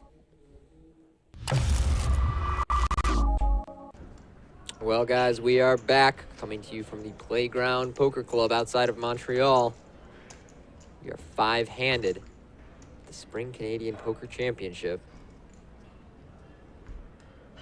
I believe our blinds have been raised to 125,000, 250,000 with a 25K ante. Jason, first act, an ace-3 suited. Jace, as he's called. Makes it 500,000 to go.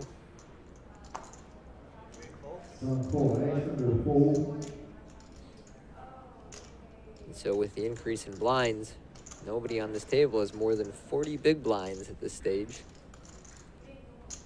There is a shot of Daniel, our chip leader. He's got a king-queen in the small blind. He's going to call this raise. Go to flop with Jason. So these are the two chip leaders going at it here.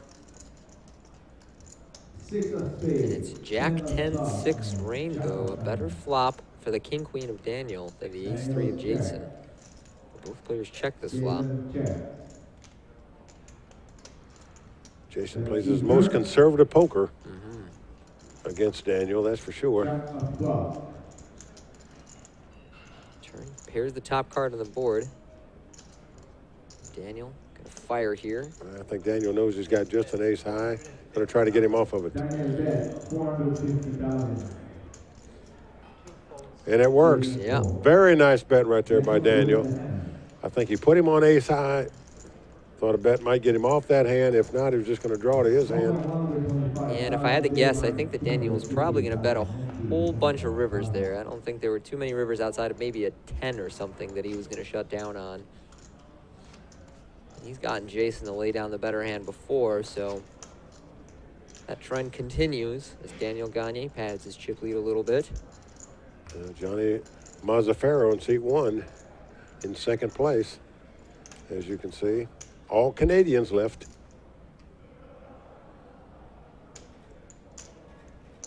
They play some good poker up here. They do. Discussing before how many of the top young players in the game are Canadian. Been lucky that some of the guys who've had the most influence on my game, like Mike McDonald and Mike Watson, have had a lot of success, both live and online tournaments. Mike McDonald, of course, having an incredible year, already 3 7-figure scores on the year. But let's not forget Daniel Negreanu. Yeah, Daniel Negreanu, of course. Kind of splitting the gap between old school and new school. Meanwhile, Daniel opening king 7 here on the button. Johnny in the small blind with 8-7. Seems to be thinking about something, but folding. Wow, Sounds he's like gonna he wants to 3-bet it. raise.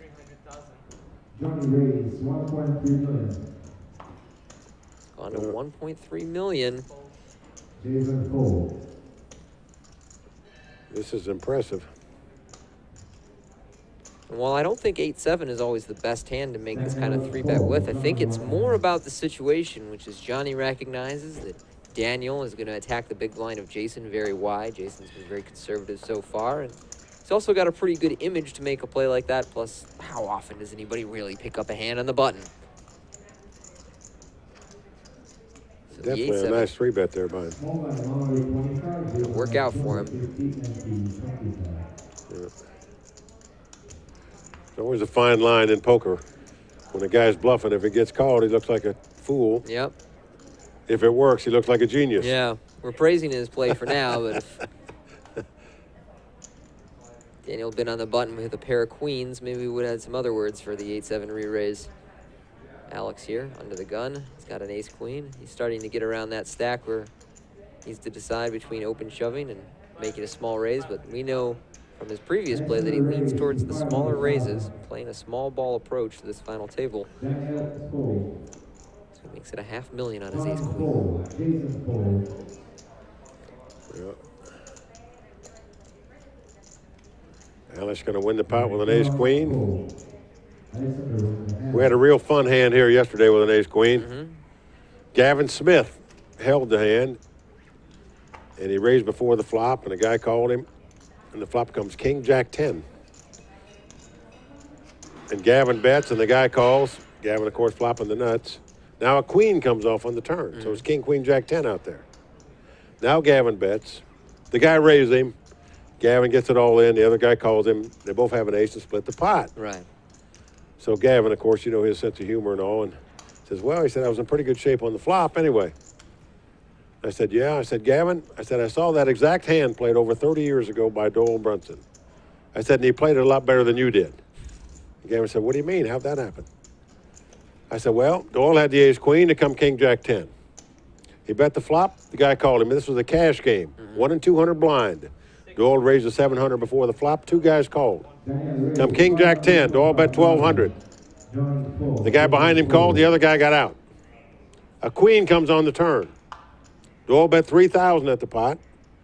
The guy raised it to 8,000. Doyle just called. He didn't re-raise with the nuts. The board paired 10s on the river. Doyle bet 15,000. Now the guy goes into a stew, shows the ace jack, and mucks his hand. Wow. Now, that is playing the game. I was so impressed. It was over 30 years ago. I was sweating him at Lake Tahoe in Amarillo Slam Super Bowl of Poker, and I watched this hand being played, and the guy said, Doyle, you're a lucky man. And Doyle just quietly mucked his hand and said, yeah, you're right about that. He took down the pot, but he gave himself a chance to win the board, knowing the guy had an ace. They were going to split the pot no matter what came off. You know, the worst he could do. But if the board paired, he thought the guy might lay it down thinking he had a set, and that was exactly what happened. Right there. And Gavin said, you know, he said he did play it better than me. And the couple young guys at the table, they were so impressed with that play as well. I said, so guys, it doesn't matter what happens now in this tournament. You go home with a good poker lesson from the great Doyle Brunson. I remember a hand like that we saw, I want to say it was at the 100K event at the Bellagio between Tom Marchese and John Juanda. They both got to the river with a 6-high straight, but there was also potential flush possible. So John Juanda bets small for value, and with the same hand, Marchese goes all in as a bluff and gets Juanda to just snap fold the chop pot. And you see that there are some guys who are very switched on and recognize these spots on the river where their opponent is just trying to get to a showdown, and they can take a hand that's got a lot of showdown value and turn it into a bluff, and it's actually the best play available.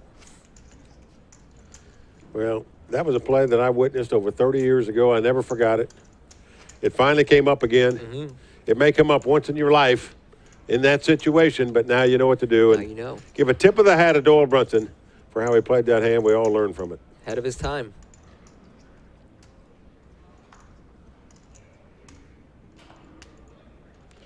Johnny here, first to act. He's got a queen 6. Looks like he's struggling with a headache.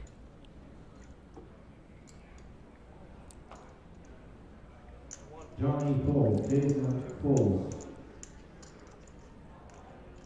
Now, does Doyle still play many events on the WPT? I don't see him around too often. But no, he doesn't play many tournaments now. He just doesn't have the strength or stamina for it, he says, and endurance to play these 4- and 5-day events. Sure, they're long But events. he'll play 4 and 5 and 6, 7 days in a row of cash game, but for some reason he just doesn't want to play the tournaments that many hours. Well, and there's something relieving about knowing you can leave whenever you want. There's no consequence for that in a cash game, whereas in the tournament, you need to be there all 12 hours.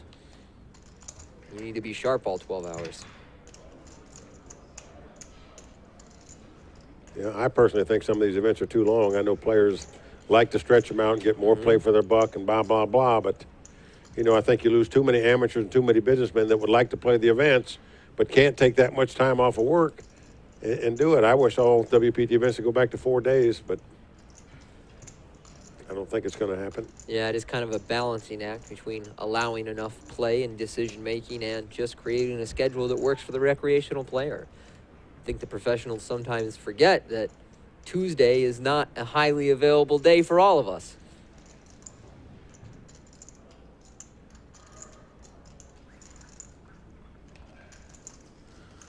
Well, we need to cater to amateurs, businessmen, people that have poker as a hobby that would really like to enjoy and play these WPT events. And I think that's what we need to focus on. I think long term, even though you may be getting a shorter structure as a pro player, you're going to get more value in the long run by having these extra players in the event. So and I also think that it's a balancing act. You got to figure out which is best.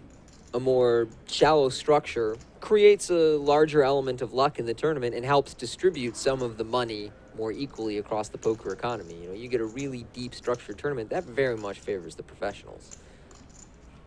And it's no surprise that come final table of the WPT Championship each year, it's usually, you know, 4 or 5 of those 6 are guys we are quite familiar with. Well, I'm going to be anxious to see how the final table shapes up at Borgata this year. See see some with new all the faces. satellites that they're running there for the event. Yeah. You can qualify on Party Poker as well for that event. And just to see how many entries we have and the buy-in of 15,000. But it's really going to be a fun tournament, I think, and be interesting to see exactly how that final table shapes up. Alex here, going to a $500,000 with ace-6 suited on the button. And you'll be right in the thick of it, I'll Tony. be right in the thick of it. You've won your entry by becoming a WPT champion this year. Got my shot. So you've got your entry already booked. Yeah. Played the event in previous years. I don't think I made it out of day 3. Normally I last till about day 2. I don't recall playing especially well in that event. I've made a couple of bad decisions in that one over the years, but I think the first time I played it, I tried to bluff Ivy, and it turns out that's not a great idea. Well, it's nice that you had a little mark on your belt there if you could have got through with it. Yeah. But, you know, Ivy's not the easiest guy to get by. No. He seems to read opponents as well as anybody in the business. John Paul. Ice number 4.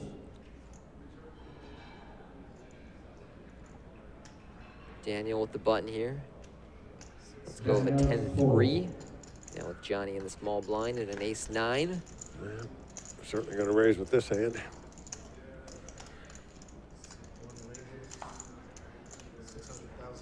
Particularly like the raise against Jason, who's been very risk-averse. More willing to fold out of the big blind than most players.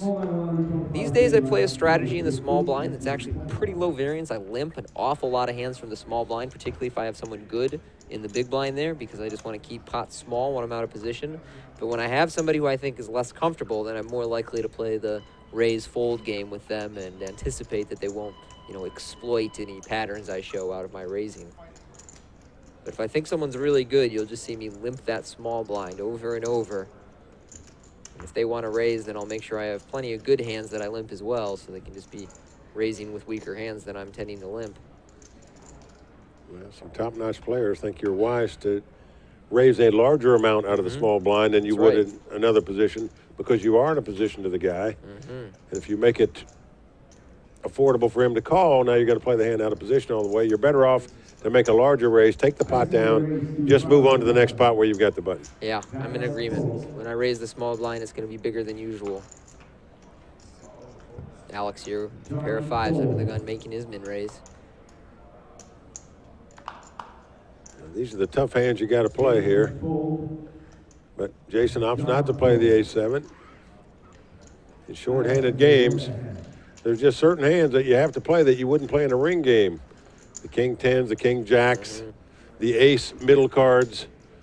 These are hands that if you don't play in 4- and 5-handed poker games, you're going to have a hard time winning. And the stack's getting fairly shallow here as we get a shot of the Playground Poker Club Championship belt there. A trophy right next to it. The winner's going to take home both of those pieces of jewelry. That really is an impressive belt that they give out to the champion here. Continues the sporting motif here at Playground Poker Club. Kanawaki Reservation outside of Montreal. There's not many places you go where players are appreciated more than they are here at Playground. Although I also give Borgata very high praise for the way they take care of and communicate with their players. Done a great job. I don't think there's a finer tournament facility place in the world than Borgata. It's quiet. All the tables are spaced out. Whoa. Like something just happened here. I believe that Jason called and then Alex went all in on a squeeze. And I gotta say, I really like this play. Jason is the kind of player where if he is flat calling a hand pre-flop as opposed to re-raising it, I think it's fairly transparent that he's not that confident in his hand. He's gonna 3-bet when he really likes his hand. And Alex picked up on that, and he moved in with an ace-3 out of the big blind. Yep, had the worst hand, but understood the situation, moved all in, and took it down. So we were praising the awareness of Alex before, and we see it pay off there with the squeeze play executed nicely. And although Alex has been playing small ball at this final table, we see that he's also willing to risk his stack if he thinks the spot is appropriate. That was a very nice play. John Cole. David Cole. Over to John Paul DeVago on the button here. He's got an ace-7.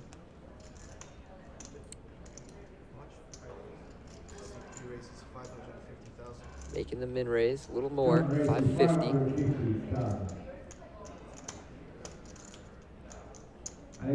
Daniel, the Jack-9 suited. I think Daniel's going to take a look at a flop here.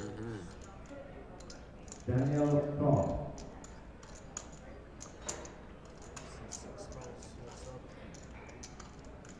Heads up. Let's see the flop.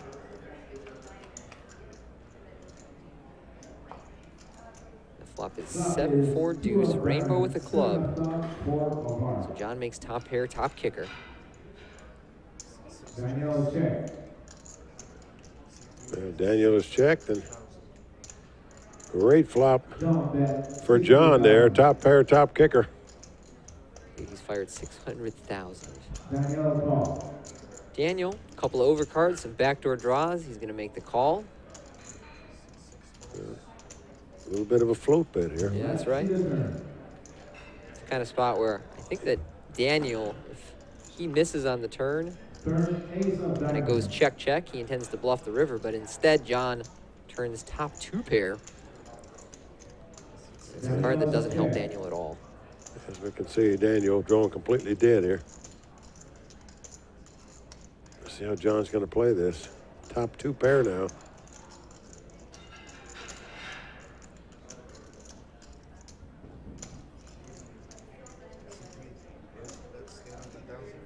$800,000. John bet 800,000.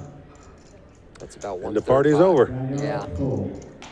Not very much Daniel can do on that card. I kind of liked his plan there. I think his intention to bluff the river, if the turn goes check, check, is going to work out pretty frequently. Probably not when John Paul has ace-7 there, but in many cases, I think it would work out nicely for him. But instead, he just lets go on the turn, and as we see... Yeah, had the ace not come off, he might have taken a stab at that pot.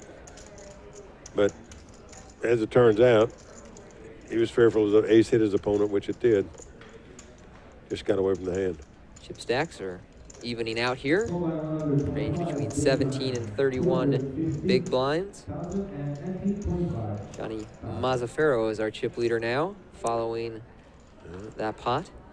Jason had worked his way up into second chip position. Now he's in 5th place with 5 players left.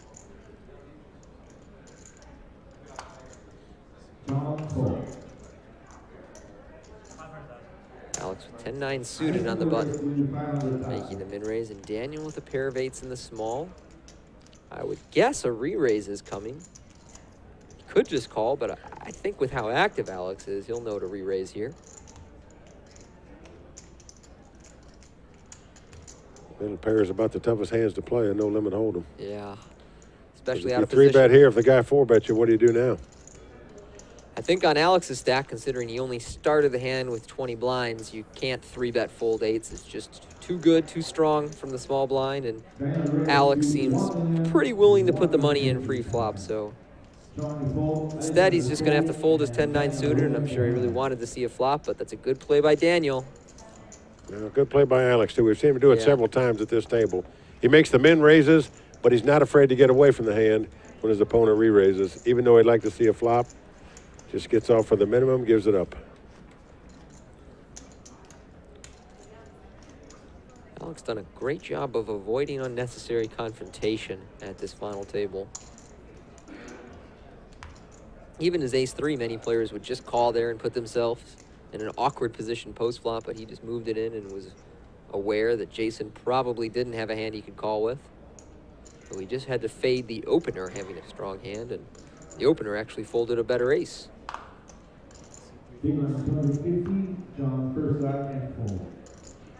Another one of these hands.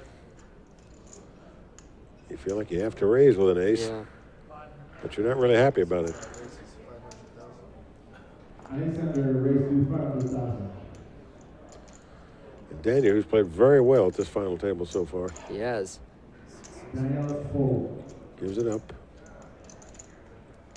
Johnny with the highway patrol hand gives it up. So we see Alex continues his trend of just min-raising pre-flop, playing small pots. You got ace baby cards, you're just happy to win it right there. Yeah. They aren't hands that flop particularly well. In the event you find an ace, you're either going to win a small pot or lose a big one in many cases. So you're never unhappy when the blinds and antes just come your way following raising one of those hands.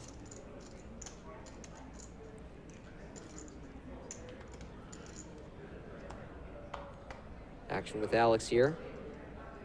Jack 6, less playable than his previous holdings, but Daniel right behind him with ace king. He'll come in for a raise. And a lot more than that if it gets re-raised.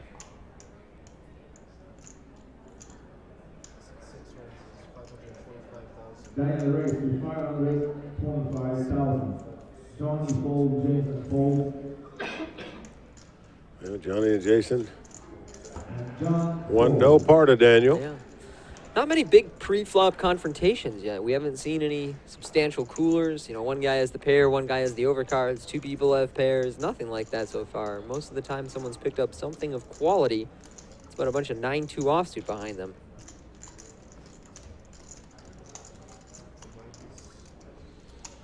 Haven't seen any chit-chat at this final table yet either, have we? Not too much. It's a pretty serious final table here. Yeah, all business for these guys right now. They know it's an opportunity to really protrude them up much higher in the poker world in terms of their standing and give them a bankroll to play with or play more tournaments with, that's for sure. That's the intention of some of the guys here who have said that if they win this event, they'll use the money to enter more WPT events. So we might see someone at this final table down with us in Florida. Well, certainly understandable. When you win, you just want to go on and play some more. You really do. When you're the guy that wins all the hands, it feels like, well, why don't I just keep playing until I lose one of the hands?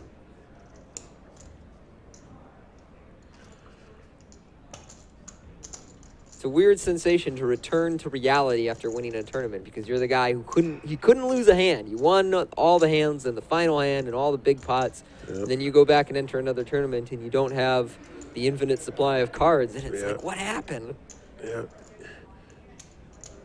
And then you realize what a difference a day makes. Huh? Yeah, it really does. In the poker world.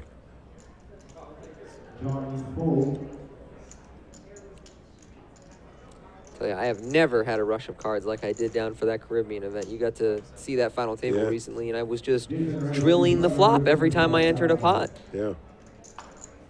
And even the one race you lost or something, you had a hand to get in with, you know? Yeah, I had something. Where it wasn't a decision to make, but just to get it in there.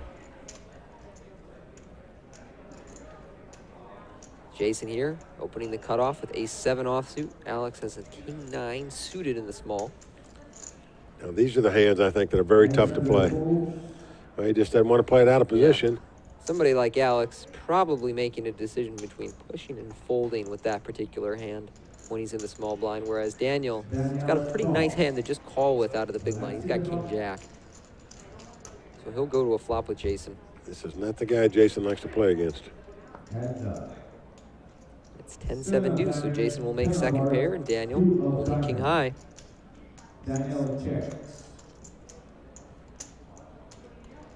Jason bet 625,000. Well, Jason bet 625,000 with the 2 sevens and going to win the pot. That's a smart fold from Daniel. There's really not many ways he can continue the hand there. Hey, you just wonder if it would have come 10-9 deuce, what he would have done with the ace-7. Would he have made the continuation bet against this guy? I'm guessing he would check behind. We saw him check behind earlier with ace high on a somewhat coordinated board. He's also at a stack size where he doesn't have a lot of room that he can fire bets that don't get through. We've seen Jason lean conservative so far at this final table. There we are. We got the casual look. The tie's undone. Yeah. Back here by ourselves on a nice couch, enjoying the action here at the Playground Poker Club.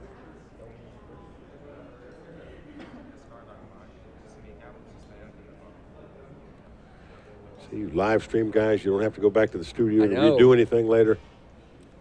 Very nice. And we get hole cards. You know, you spend, a lot of guys ask me, they're like, oh, are Mike and Vince looking at the hole cards out there when they're right next to the table? No, they don't have access to the hole cards. It's against gaming regulations for us to see the hole cards. So truthfully, probably 20% of what we say on the day of the final table makes it to the air. When somebody's all in and all that's out there, or just generic talking. But anytime a player is looking at his 2 cards and we're commenting, that's done back in post. It's done back in the studio. They splice it all together to make it come out into these famous World Poker Tour shows. It's the magic of television. It does. And boy, has television changed poker forever. Before the World Poker Tour came around, you couldn't find a no-limit hold'em game in a casino anywhere in the country on a regular basis. Not even California? Not Just even all limit California. games? One casino, Lucky Chances, had a no-limit hold'em game, I believe, going. But other than that, you had to go to the World Series of Poker to find the big no-limit games once a year. They just didn't exist. It was all limit poker back in those days. But the explosion of poker happened after the World Poker Tour started airing on television. I can remember every Wednesday night making sure I was in front of my couch. Yep.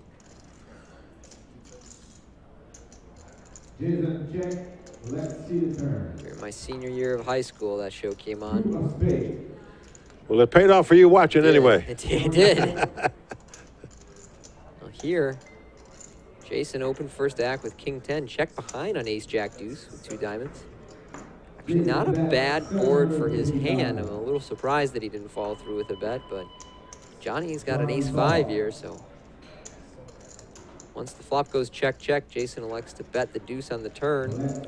Johnny calls As there. the cards lie, Jason's going to have to catch a queen to win the pot. Yep. It doesn't happen as the 5 comes off. Johnny checks. Johnny checks the aces and 5s. Jason checks. Jason checks it back. And Johnny's going to win the pot with aces up. Johnny show 2 pairs, ace and 5, and win the hand.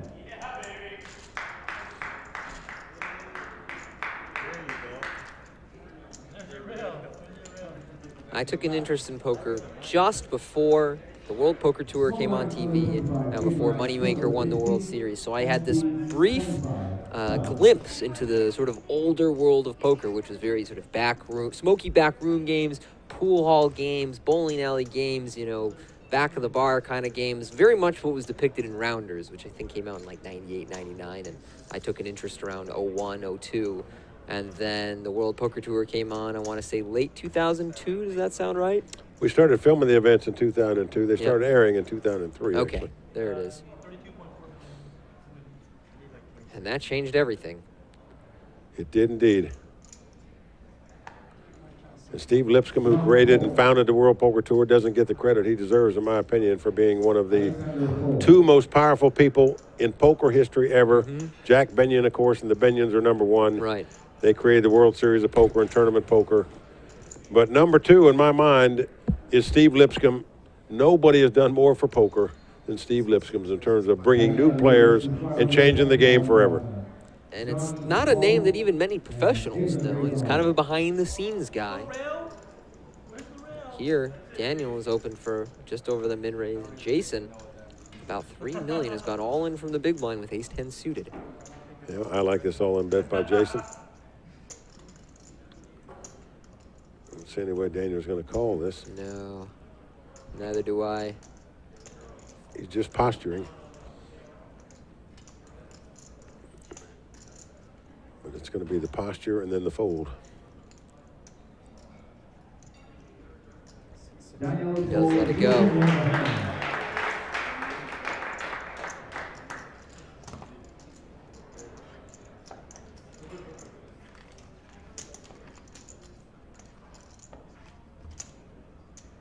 Jason finally happy to be stacking chips again. He was on a little dry run there.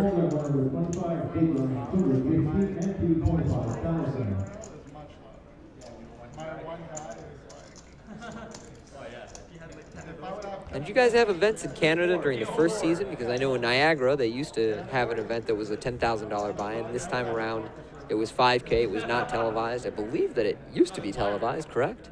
Pardon? The event in Niagara that was once a $10,000 It was event. televised, yes. Right. Mm-hmm.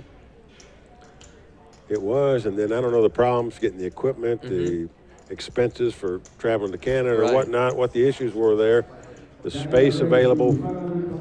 And then we left there for a couple of years. Now we're back there.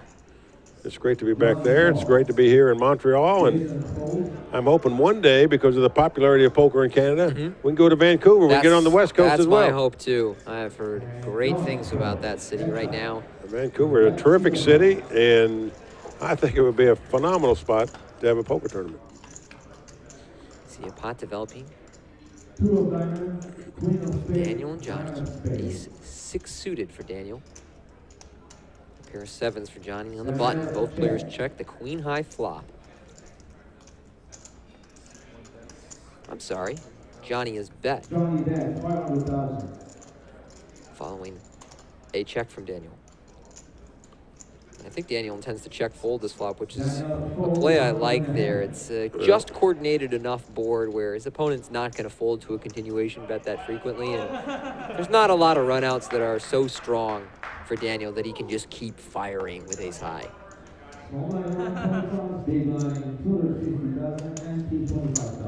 You like that he's got the discipline to not just make an automatic continuation bet. Yeah, you see that mistake from some players. Anytime they don't connect with the flop, they think they need to fire in an effort to take it down. But there are some situations where checking and folding is the most prudent and optimal play. But you know, many pros, they raise a pre-flop, they bet on the flop. Doesn't matter what comes out there. Yep. They just don't slow down. Johnny fold. Jason fold.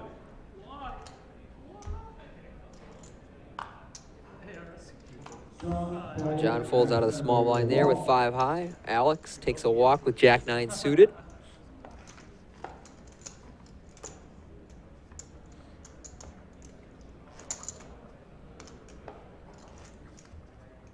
And I'll be curious to see in the coming years how much the legalization of online poker allows satellite qualifiers to filter back into our live WPT events, because for a while that was something that was very much part of the process. And following the online poker shutdown, really the WPT was, for a period, disconnected from online poker. And with Party Poker being launched in New Jersey and having a close relationship with the WPT, we are starting to see more and more of those satellite players come back. In fact, Party Poker is guaranteed over $75,000 in WPT championship seats, with several ways to win. You can buy in the step sit and goes, or play a large multi-table tournament satellite.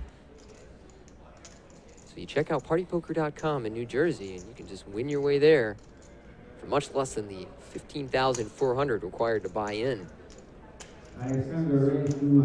Well, certainly online satellites are the way to go for people that have jobs, where there's no way they can put up $10,000 or $15,000 or even $3,500 to play in a poker tournament. You're married with kids, but you can play a $100 online satellite or a $50 online satellite and win your way into these championship events. And certainly, I think in the future, if online poker takes a hold across the country like we're hoping it does, you're going to see another explosion in poker, because you are going to have many, many people qualify online for all the WPT events, World Series, and whatever else. You might see some of those very young players start to trickle back into poker. As we were saying before, right now, a lot of the success on the tour, guys in the sort of late 20s to early 30s bracket, guys who grew up playing online but didn't have to worry about the next generation coming up behind them to chop their legs out. Yeah, you have to keep in mind, for the average guy who's got a wife, a job, a couple kids, you know, if he goes to his wife and says, honey, I'm going to take $15,000 out and go play the WPT World Championship, she'd take the frying pan and hit him in the head. Yeah. I think he's lost his mind. But if he can win a seat for $100 or $200 online, you know, which can be done, it's just a beautiful thing. Gives everybody an opportunity to take a shot at playing.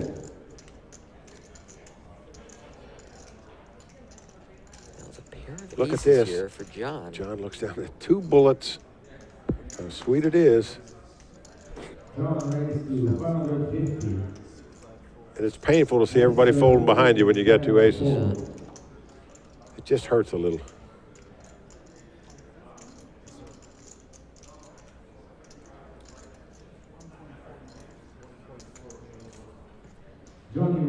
Johnny making a 3-bet here.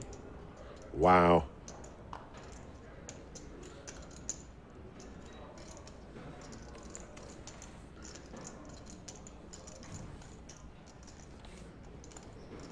We don't have his hand displayed for the moment, so it remains a mystery, but we know it's not better than aces.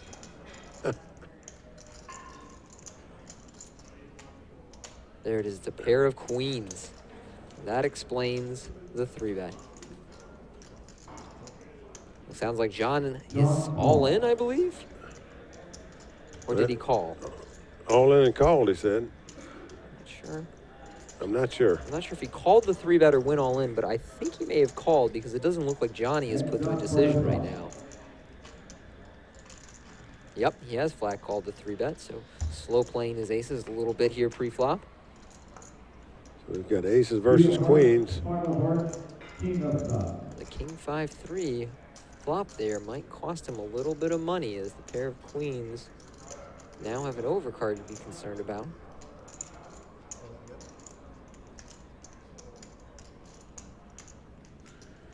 I think Johnny's going to make one bet at this pot and then shut down. Yeah. 1.3 from Johnny.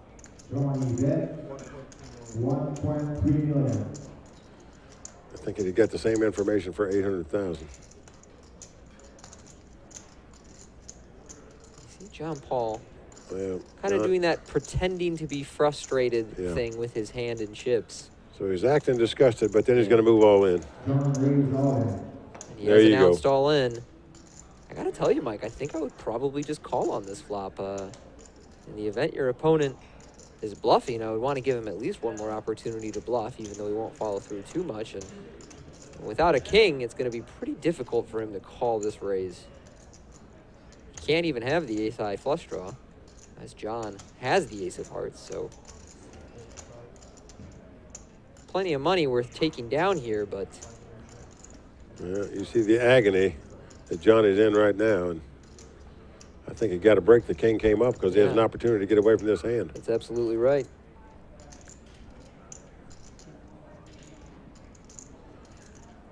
I mean, if I was him, I'd put my opponent on ace-king the way the betting was done in this hand.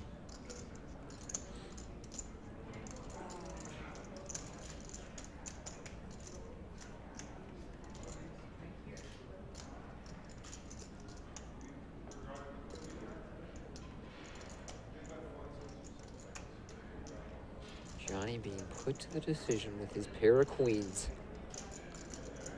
I just wonder, had Johnny 4-bet before the flop, would it have all been in before the flop? As it turns out, Johnny could save his money.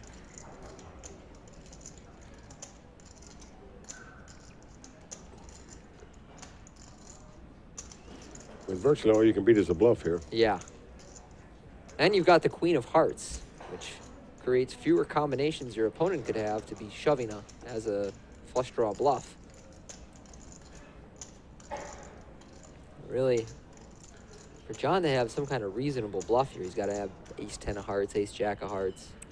That's not bluffing. That's, yeah. It's not flush. You're happy to get in with that hand. You're pretty happy. You're bluffing if you know your opponent has queens, but no. Well, Johnny does get away with the queens, and well done to do that. Well, that's what Johnny's saying now. I should have re-raised before the flop. We might have got it all in pre-flop. So he's chastising himself a little bit right there, but still picked up a decent little pot there. Yep. Johnny feeling sick about folding his queen. He doesn't know that he actually saved a ton of money. Now, if a king doesn't come on the flop, if it comes 10 high, he's going to get all the guy's chips. It's just sort of unlucky for him that a king came on the flop where his opponent could get away from it. I like the strategy of just calling pre-flop, though. And just an unfortunate texture.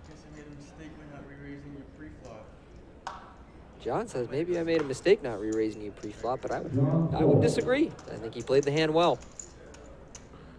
They had made a lot of mistakes at this table. He started out in 6th place with 1.3 million. And he has gone way up the leaderboard since this final table started. Alex here, entering this pot with a Jack-8 suited for the min-raise.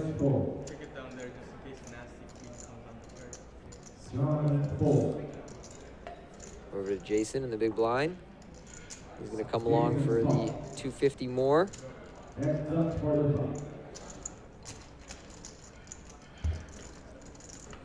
Sometimes you question in California and Florida and Vegas why guys wear hoodies at the table, but you don't question it up here in Montreal. No. You understand it. That's King 9-7. Jason is essentially 3 out at Alex here, but Alex, he's got a gut shot. He's got a backdoor flush draw. Wow, and Jason has gone all in. Wow. Jason laid that down. Yeah. Second pair.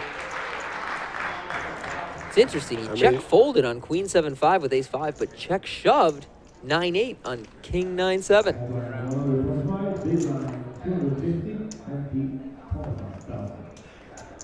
So that may be a reflection of what he thinks of Alex and how much he raises pre-flop. It's just one of those hands. If a guy doesn't have a king, he's going to be out, but pretty risky. There you can see the chip counts. John Paul Tabago, who started this final table in last place, now our chip leader at the final table.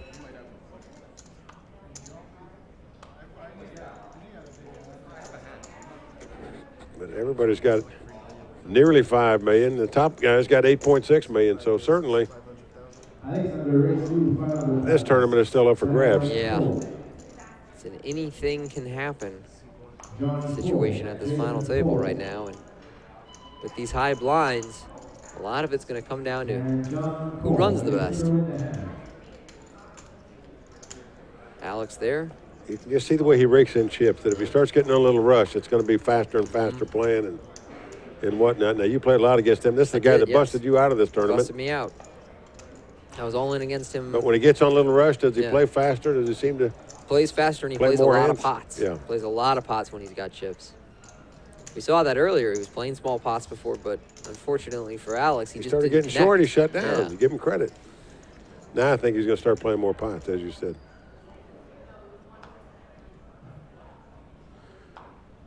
Guy's a tough player, but I'll tell you, all these guys are showing they play a pretty good game of poker.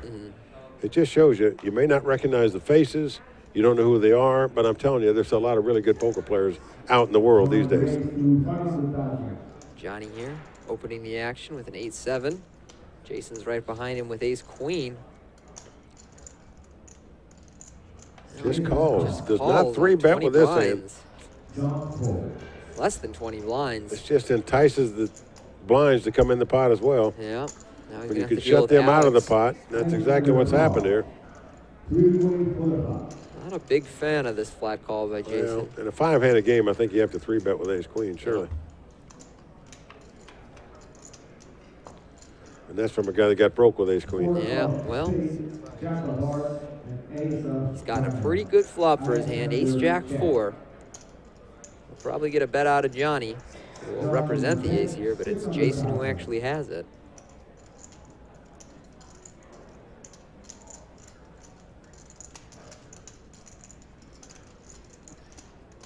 Jason's gonna play, just a matter of what he's gonna do. Do you raise it? Do you just call? There's your answer.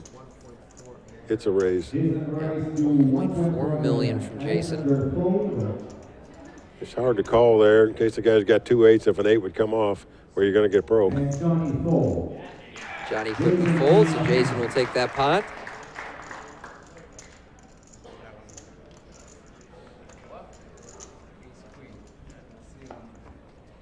Yeah. Jason Comtois, 27 years old.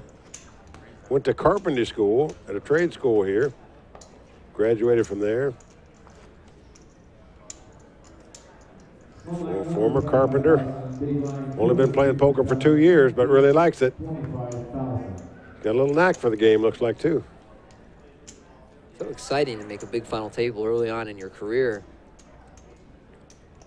Well, it certainly plants a seed. that you want to quit your job and go on tour. Yeah. Something I wouldn't recommend to everybody by any means. Especially Canadians who have their money withheld in the United States in the event they cash there. Yeah, 30% off the top for them for tax. They are very disincentivized to come play the U.S. events because of that situation. Kind of a tight fold from Jason there with the ace-10. Johnny, who's opened the action with ace-6, gets the best hand to fold, takes down the blinds and antes.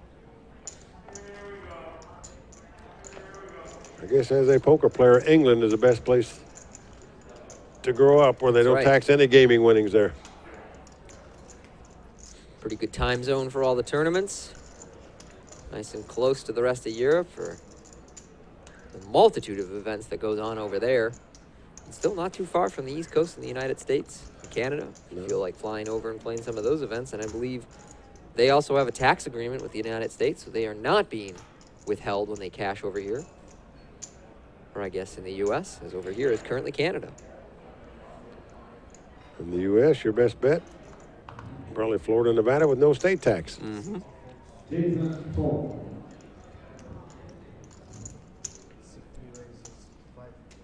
John will raise up his ace-jack. But for gaming opportunity in the poker world, New Jersey is the place to be right now. Yes, it is.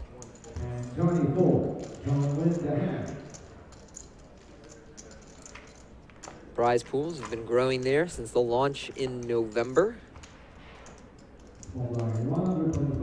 Online poker on the rise there, and certainly some of the greatest WPT events on tour happen in New Jersey at Borgata.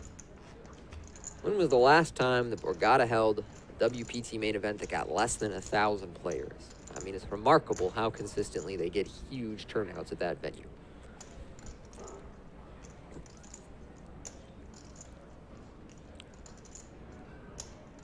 Well, it's an amazing property. Players like to go there. It's got everything you want.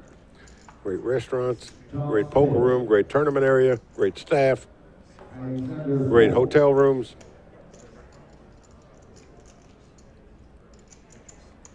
Daniel here with Queen Jack of Spades on the button.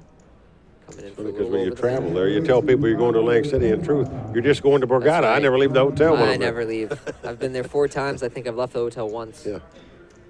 Went and checked out the Revel. It was nice, pretty quiet. Well, Daniel takes down the blinds and antes with his raise, but really the action in Atlantic City for a poker player is at the Borgata.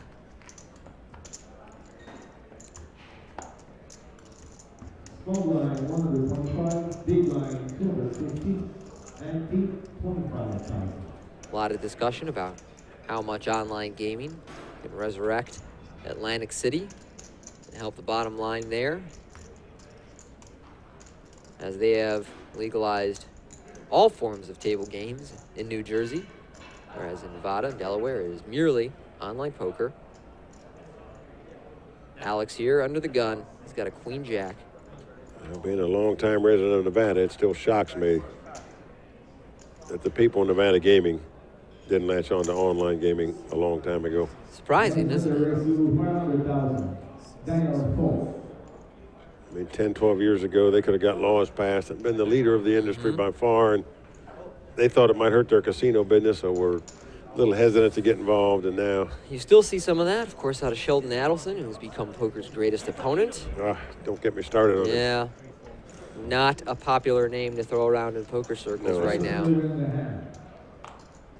Spending a lot of money trying to block online poker, and such a hypocrite. Such the a guy's hypocrite. made billions from gaming in his lifetime, and now goes on this campaign to shut down online gaming, primarily because he's not yet involved in it. Yes, that's exactly why, although he is touting moral reasons for his objection to online gaming, which is laughable coming from someone in his vocation. I understand and appreciate people in Utah and Hawaii have no form of gambling. Yep. They don't want it, fine, I understand that, and I admire it. But, you know, if you're really anti-gambling, if it's really a evil on society, then let's shut down the casinos, let's shut down the racetracks, and let's shut down the lotteries. Yes. I mean, let's take out all forms of gambling. And even on the bills that Sheldon Adelson has attempted to sponsor, you see carve-outs for the industries you just mentioned that are all within gaming. So I think the moral argument is pretty flimsy coming from Adelson.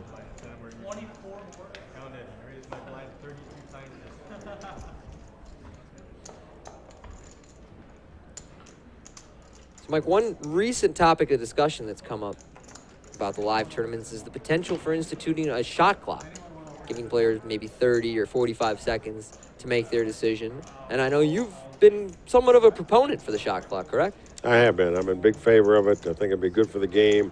I think amateurs would enjoy the game more. I've never understood why pros, top pros, wouldn't want to do anything to get out more hands per level. It's only in their interest to do so, I think. And just anything to speed up the game. Every sport has a shot clock for a reason, because it's more entertaining to play, it's more entertaining to watch, and it moves along better. And I think poker would be no different. But I understand poker players' reticence on how you're going to implement it. How can dealers run it without, taking favorites and blah, blah, blah. And certainly implementing the shot clock would have to be something that would have to be tested and tried and done where it's pretty smooth, or players would not like it at all. Obviously, I understand that. But, I don't buy the argument that they need all this time to think about these hands and decisions. You get 2 buttons, maybe 3, maybe 4. I'm not adverse to more buttons for players that need time on big decisions for all their stack or something. It certainly, we recommend we put out the survey on the World Poker Tour, a 30-second clock. 2 buttons would give a player a minute each on those buttons. They could use them in the same pot if he wanted, or use them separately per day, and then you start over with a couple more the next day. But, nobody's adverse to going to 3 buttons or 4 buttons or even a 40 or 45-second shot clock. So it's nothing set in stone. I just think for the good of the game, it would be good for the game. And as you know, we took a poll at the LA Poker Classic. 80% of the players were in favor of some form of shot clock because, honestly, one of the biggest complaints we get on the World Poker Tour is that players take too long. They're too slow. And, I've never felt in my entire career that any player should ever have to call a clock on another player, where you create an enemy, where you get in shot clock wars. I think it's bad when players have to call clocks on guys they play against. It just creates animosity and is not good. So I agree with everything you just said there. And above all, I just think that many decisions in poker are fairly automatic and people posture. And I would just rather get more hands in and not have our time wasted. So I just like the idea of expediting the whole process of the game and standardizing it. So you don't have, has it been long enough to call the clock on this guy? No, but I'm certain that even if you implemented a shot clock, now guys will deliberately take 30 seconds, then throw their hand away to put everybody on tilt. Yep. So unfortunately, we have some of those characters in the poker world, and that is going to happen. And it is sad and unfortunate, but hopefully you don't end up on their table. So we'll see, but it's still just a work in progress. The World Poker Tour just want to take a temperature of the players to see how they really felt about it. Would they be interested in doing it in WPT events? And so it's something that's to be considered, especially with the positive vote that we got from the players. On that previous hand, we saw Alex re-raise the button open with ace-king suited, took it down pre-flop without a confrontation. He's going to open the button here with 10-6 offsuit. Discussed that he likes to play pretty wide range of hands from the button. And he's run into a pair of queens from Johnny in the big blind, so he's going to hear the words raise in a moment. He's going to have his 10-6 in the muck not long after. Yep. Alex is a min raiser and then a folder. Alex has run into a lot of hands pre-flop today. But he is. Never tried to push one of them out with something subpar. He's been quite patient. And he's still scratching his head about the last 2 queens that he had, where he got him beat. But he got away from him. Yeah, we know that the flop saved him money. Whether Johnny has somebody at home feeding him hole card information, it's hard to say. A lot of guys from my generation would just mandate. Somebody needs to be at home telling me these hands. I know some other guys really feel like, you know what, I don't even want to find out. That could throw me off my game. I could alter my expectations. I'm just going to go in there and do what I usually do. But I could see in some key pot, some key decision, you might like to know if the guy did bluff at that spot. Was he willing to risk all his chips on a bluff? Other than that, I'm not sure you need all that info, but certainly they have it now. As you said, they're utilizing it. And here, Alex opening a 9-8 suited. It looks like behind him, Daniel is going to 3-bet. These guys don't have a lot of room to be 3-bet folding pre-flop, so Daniel's taking a little stab here. Yeah, both players have those suited connectors we like to see flops with. Jason, he's got the only real hand here in the big blind, but the way he plays, I think there's a decent chance he just folds. Yep, that's what's going to happen. Most likely. It's already been 3-bet in front of him.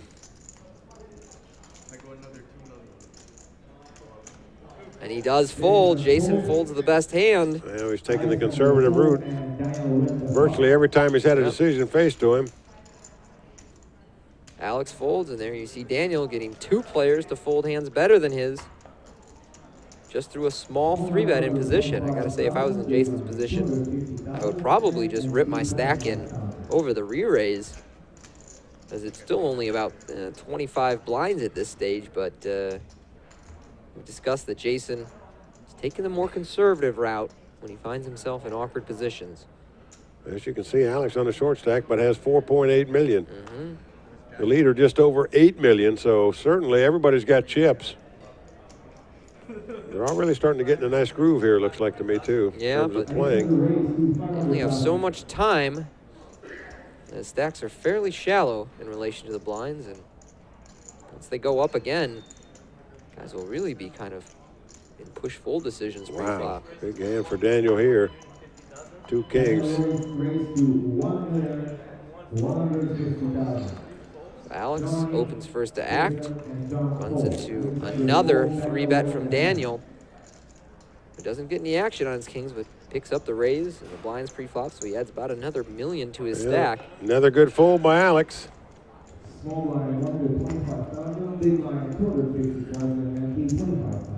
But Alex has got to start to wonder. You know, every time he raises it, they're now 3-betting him all the time. We see they've had a hand to do it. Yeah. I think if anybody on this table has someone at home feeding him hands, it's Alex.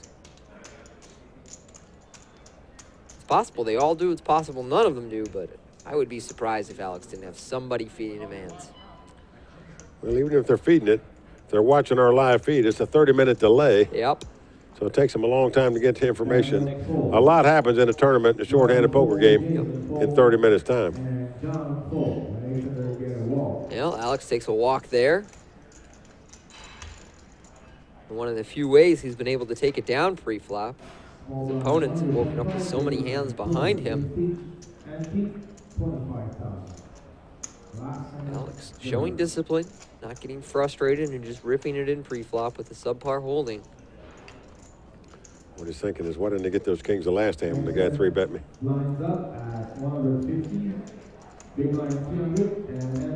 Well, our blinds are up. They're playing 150,000, 300,000 with a 25K ante, so I think everybody is beneath 30 big blinds now. Johnny here with a pair of deuces first to act. 575,000 around right now, so that's pretty healthy. Johnny raised to 500,000. Jason Cole, John Cole, Alexander Cole.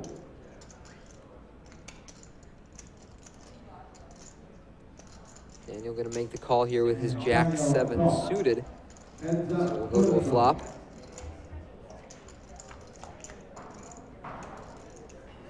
And he finds 2 jacks.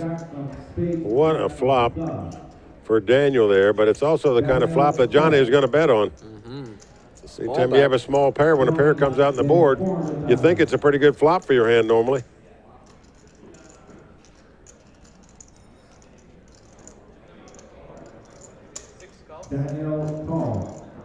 So Daniel calls, so Johnny will be shutting down here. Now there's no hand that Johnny can beat. Yeah. he had any kind of straight draw, at worst he's made 2 10s. Let's see. Anyway, Johnny's betting any more in this hand, unless the deuce comes up.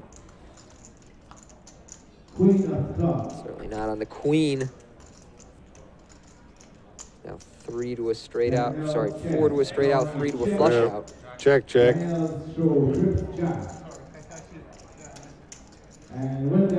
Trip jacks of Daniel are going to take down that pot.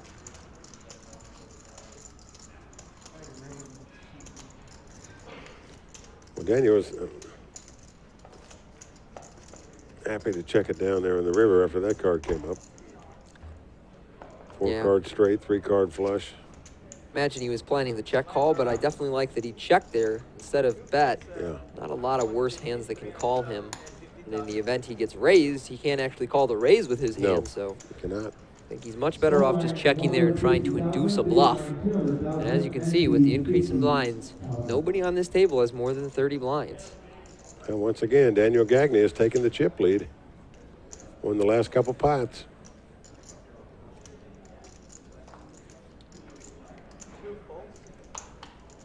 Jason Cole. John Cole, Alexander Cole. Over to our chip leader, Daniel Gagne in the small blind. Well, we see 1 card, an ace, but that's all you need to raise out of the small blind. You can sort of play the second one in the dark. Johnny in the big blind. Just lost that small pot to Daniel. He's got a real hand this time. Well, we're in snowman land up here in Montreal right now. Johnny's got the snowman. I think you absolutely have to 3-bet here with him. All in for about 18 blinds.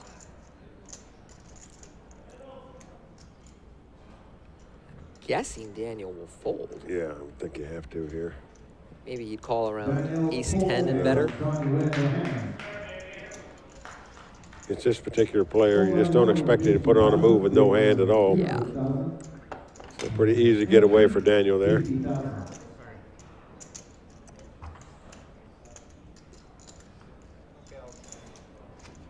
We see Johnny Mazzaferro of Montreal, 31-year-old restaurant owner. His favorite player, Phil Ivey. That is many players' favorite player, I might add. Phil been a little more low-key lately. I think he's been off in Macau, playing some of the hush-hush nosebleed games that are going on over there. Yep. You'll see a lot of him if you're at the World Series, though. Yep. Is he doing any bracelet bets Oh, this year? you know he is. He's always trying to hustle him up.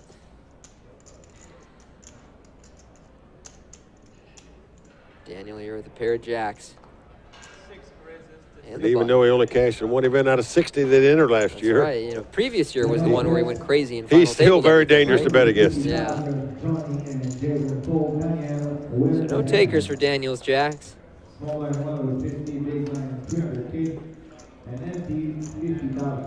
The thing you sweat about Ivy if you bet him is you know if he gets to the final table, he's going to be the chip leader. He just doesn't get there on a short stack like some of us. He really doesn't. It's not what he plays for. So he gives himself a chance to win in case he gets to a final table, that's for sure. And with those bets, he's, of course, incentivized to play big pots leading up to the final table and to put himself in a position to win. So it's almost like creating an additional top prize for him in the event. But I'm guessing I'll be one of those guys that bet him if he wants to bet even money again. Yeah. I can't help myself. I don't think anybody walking the planet Earth is even money to win a bracelet. I don't think so either. Or a WPT title in a season. I mean, it's just not easy to win them. You still got to be the guy who runs good at the end.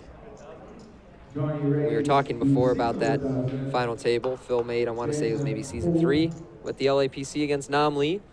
Yeah. And that was the one he won. He's made a number of WPT final tables. That was the one he won, and that was the one where he said he got the it worst. in, you know, he got it in bad 5 or 6 times. Yeah, he did.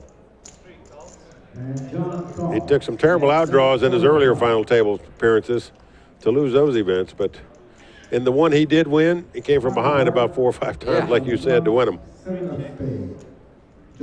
As they say, that's poker. Meanwhile, John and Johnny mixed up here. A little surprised that Johnny checked back that flop.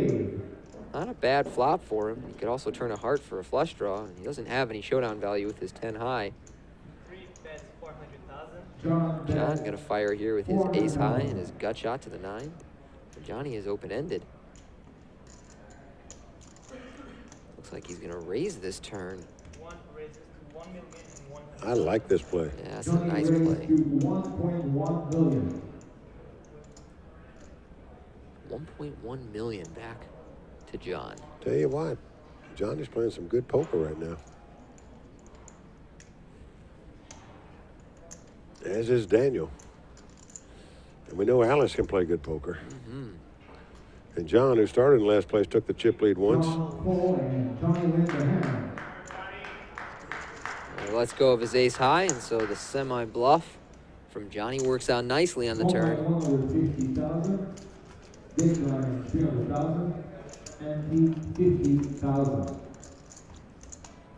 I tell you, overall, you got to give this final table play a pretty good grade, don't you? And they've stuck around despite the very shallow stacks. These guys are not getting all the money in pre-flop very often.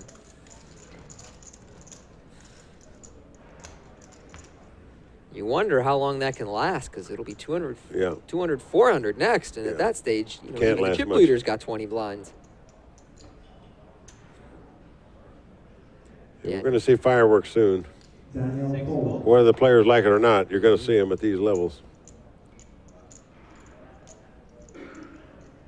Remember, a lot of the WPTs used to get pretty fast at the final table, and Matt Savage has done a good job of slowing that down, but also preventing the final tables from running too long. I can remember some of the stories you and Vince told about 13, 14-hour final table filmings.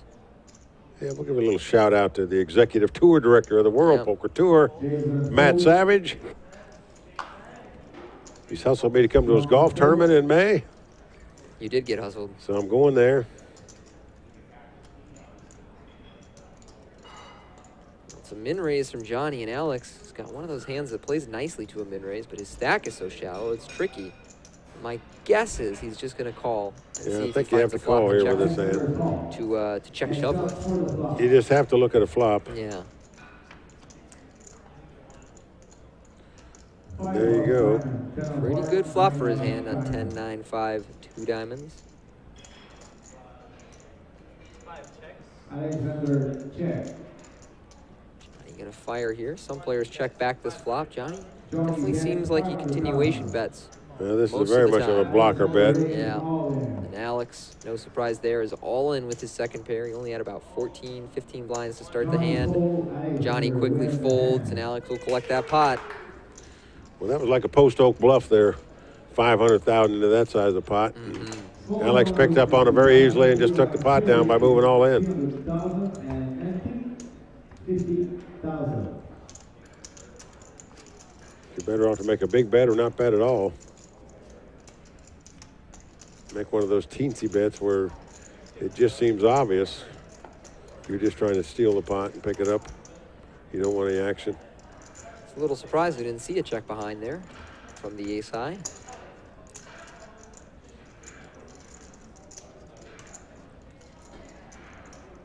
And that's part of the problem with the min raise bets before the flop,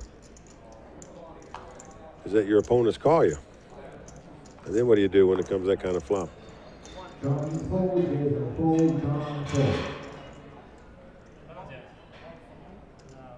Folds around the John here. Excuse me, Alex in the small now. He's got a pair of sixes.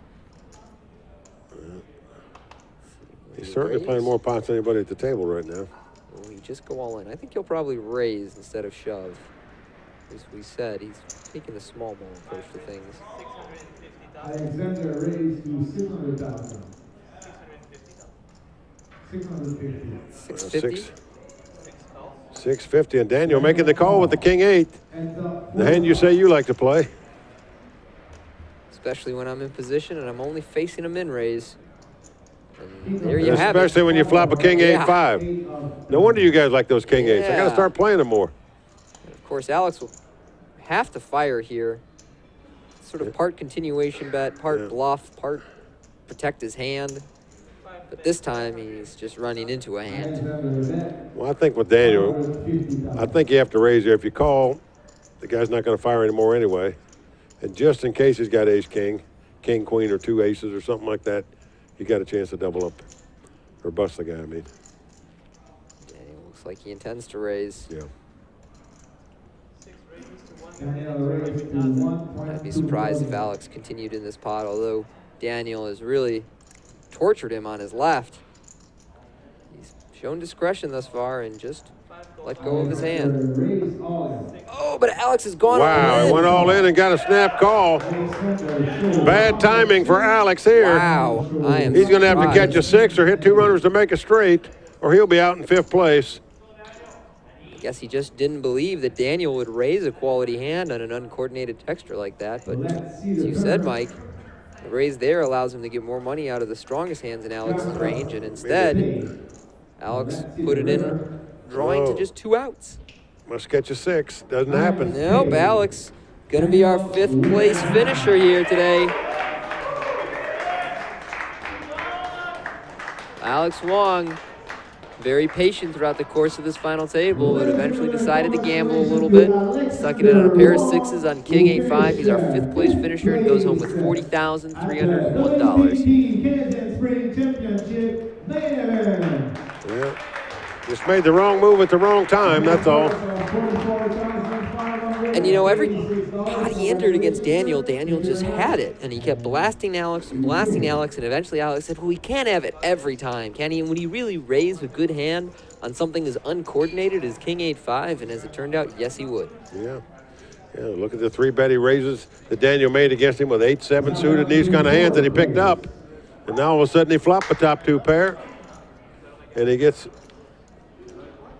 all of Alex's chips.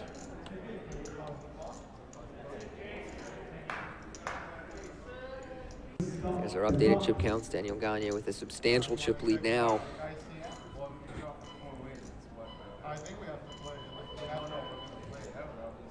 Jason, I don't think Daniel's made many bobbles all day long. I think the guy's played terrific poker. He's played very well here.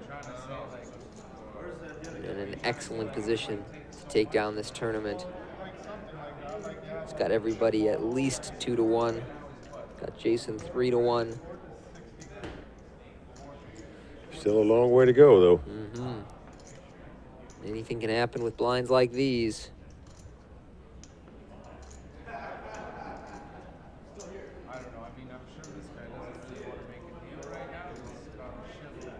think they're having a little chat about a potential deal, but my guess is Daniel Gagne would not be interested in that deal unless they were going to give him too much money. So, Mike, that's something you've seen on Final Table streams recently, is that they are including the discussion of the players about making a deal. Do you think that it's good that that aspect of poker is being revealed to the public a little more, or is that something that should happen behind closed doors? Well, I know the first number of years on the World Poker Tour, that was what Steve Lipscomb was absolutely against. Said nobody's going to make a deal. You know, you can't make deals. He just thought of like golf tournaments where you go into playoffs. If they made a deal, nobody would want to watch the playoff if they just split the money. Thought the same thing would happen to poker. I, on the other hand, am a player. Until somebody's add money to the prize pool, yes, in my opinion, it's the players' money. If they want to make a deal, they can make a deal. So, you know, I feel for the players in that regard. And I think it's unfair when you tell them they can't make a deal when it's all their money. But I think if the payoff structure is properly done, where every level just goes up moderately, you never need to talk about a deal. Yeah. You just keep playing. And honestly, I think it's pretty well that way here. Not a huge separation between first and second. I believe it's 160 and then 112. Yes, that's right. Thirds get 73, fourth 54,000. Yeah. So I mean, there's still a difference, and it's, you know, I have no doubts that to a couple of these guys at the table, you know, 30 or 40,000 more is a lot of money. Yes. So I don't blame them for wanting to talk about a deal if the money means something to them. But I think it's just an issue in the poker world that some people are adamantly against, but, you know, casinos don't like it sometimes. And until, in my opinion, a sponsor or a tournament venue is adding money to the prize pool, which in case I think they can dictate all the terms of the tournament then. I think players should have a right to chop up their own money if it indeed is all their own money. Interesting spot developing here. Johnny limped in the small blind. Jason raised to, I think, 800,000 or 900,000 in the big blind with tens. And then Johnny limp shoved. And Jason here we go. Tens. So Johnny making a play here, gets caught by the pocket tens of Jason. Well, Jason with a great opportunity here to garner a lot of chips. Let's see the thought. This is what happens in these short-handed games, four-handed. You get ace high, sometimes you end up with a 10 right in the door. Wow, there it is. Pretty much ends the sweat immediately. Johnny's got to catch two runners to make a straight. That's all he can win with. And a 7 comes off on the turn, the very worst card possible for his opponent to look at. But a queen comes on the river. So 3 tens, Flint to Saginaw, going to take it down. 30 miles. Jason there feeling a little nervous about getting his stack in with pocket tens, but makes the right call. His tens hold up. Well, he freaked out a bit when the 7 came off because his opponent, Johnny, had an open-end straight then. Gave him the most outs possible to win the pot.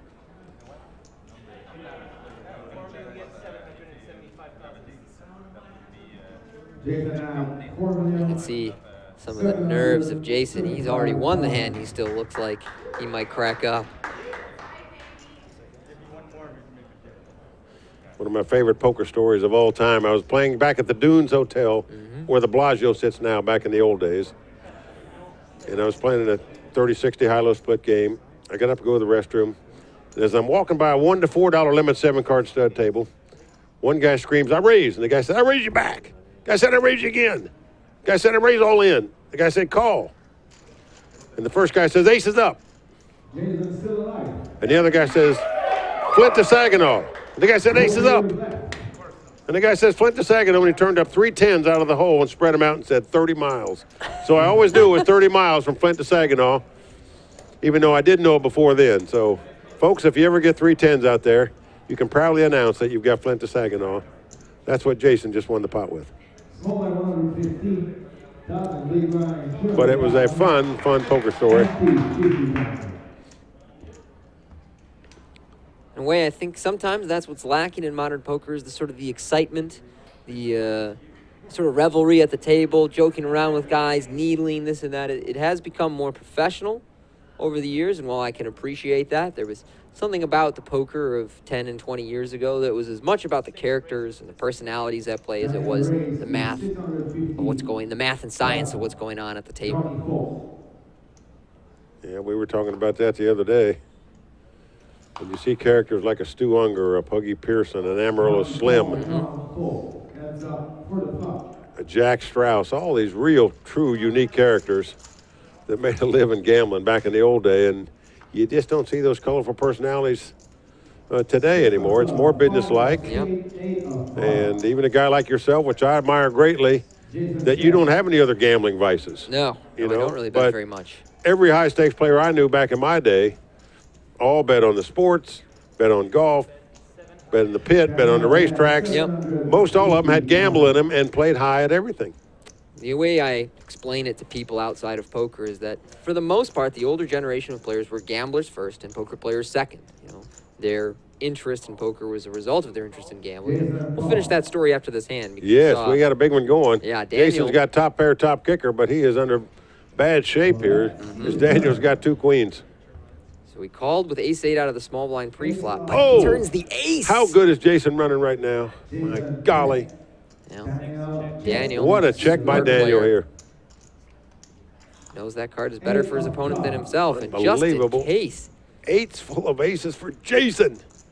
Look at that turn and river card for him. I think if he bets small here, he's going to get paid because Daniel can always tell himself that it's possible his opponent has a 7.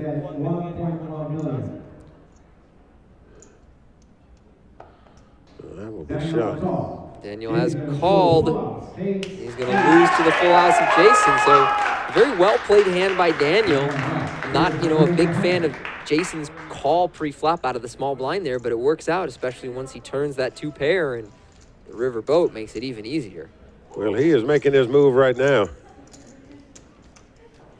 As I was saying before that hand, the way I explain it to people outside of poker is that the older generation of players were generally gamblers first, and then their interest in poker was kind of a byproduct of their interest in gambling, whereas many of the younger and online generation guys are guys who really have very little interest in gambling, but are fascinated by the science of poker, the idea of working out every little minutiae and nuance of the game and doing things optimally and perfect, and it's a pretty different approach to both the game and to life.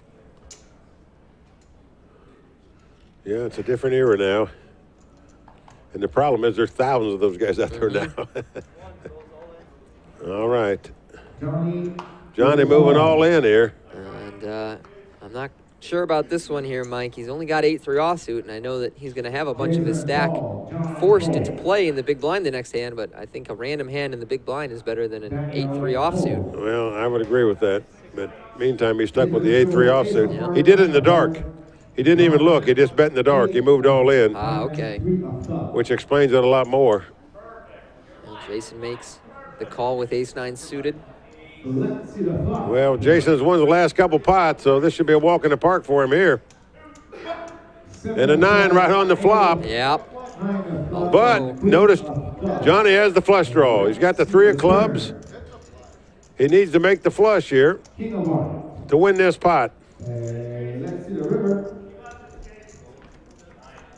And he does. He hits the flush on the river.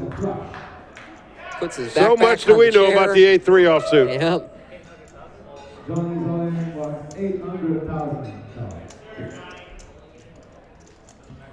So the no-look shot from Johnny works out on the river when he makes a flush on the pair of Jason. But he's still in desperate straits here with about 5 big blinds. Small blind 150, big blind 300, and he's 50,000.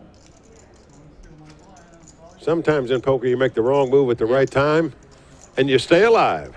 That's what happened to Johnny. Now, Mike, to sort of continue our discussion on the disparity in the approach of generation, something that I've always respected about yourself and many of my peers respect about you is that you saw the writing on the wall, I thought, much earlier than many of the old school pros who thought, these online kids, they're never going to get it. They invest their chips too recklessly.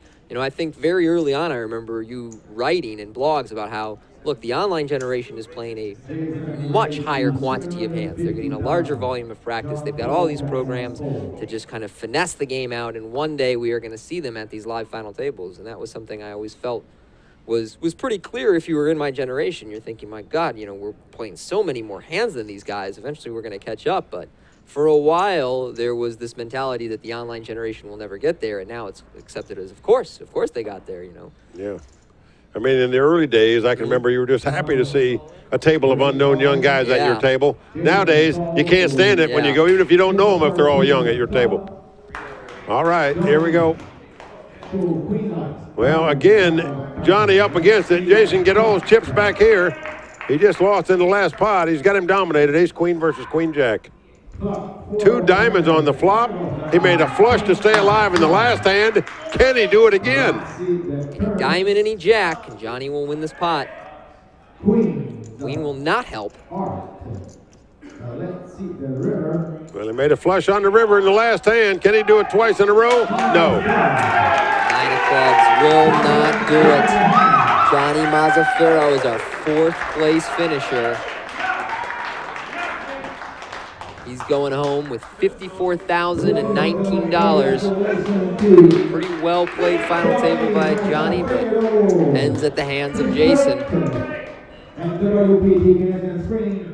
So our least experienced player at this final table, whose largest previous score was just $3,000, now the chip leader, 3-handed, with an opportunity to make a 6-figure cash here if he gets heads up. We're now down to 3 players.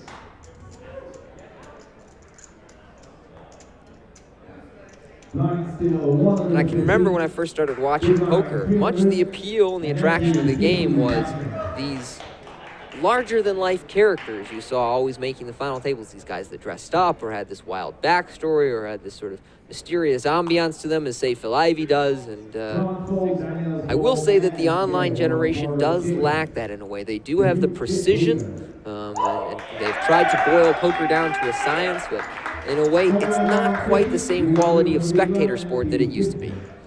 Yeah, in fairness, you know, these guys spent many years just cooped up playing online poker, so they didn't develop social skills, so to speak, to the most, public speaking skills, etc.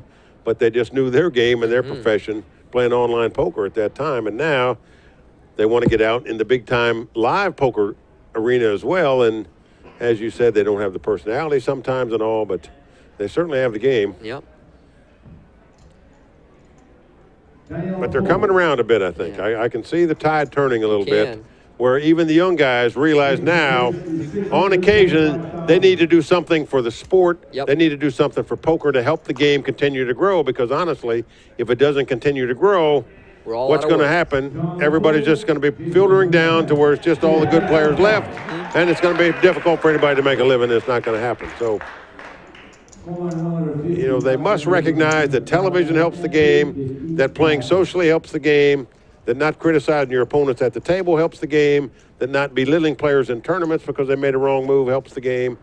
And they're starting to get it now, I think. And certainly we're all hopeful that they continue to help the game grow, because obviously poker is going to be in their hands very soon. Yeah, that's right. And kind of a interview from Joe Hashem recently sparked that conversation again, and a lot of the thoughtful young players, such as Phil Galfond, came out with blogs articulating their thoughts on the whole issue and saying that, yeah, in a way they actually agree with Joe Hashem and some of the older school players that the young generation needs to be conscious of these elements, needs to be conscious of the presentation and the vibe and ambiance they create during these televised final tables or televised cash games. That's just as important as finding the optimal play for every situation.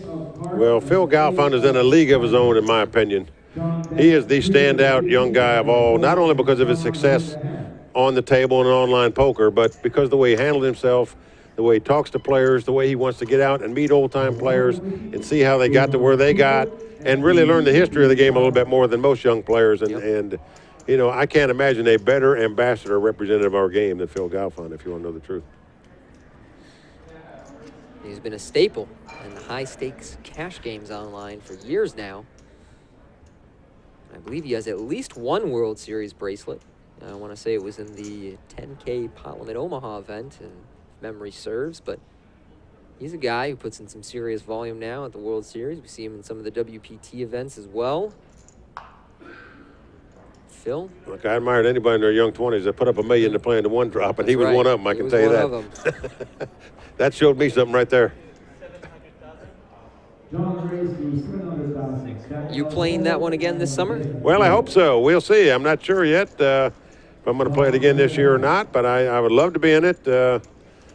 Nothing gets your heart pounding than a $1 million buy-in poker tournament, I can tell you. And I don't care how long you've been around the block.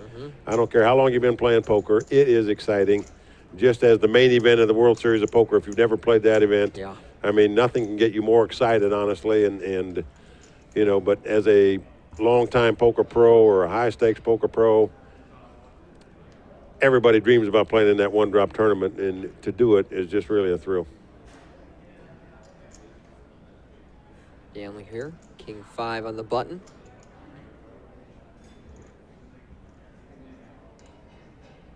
I gotta tell you right now, I really like the chances of Daniel Gagne. He's played a very thoughtful, aggressive final table thus far.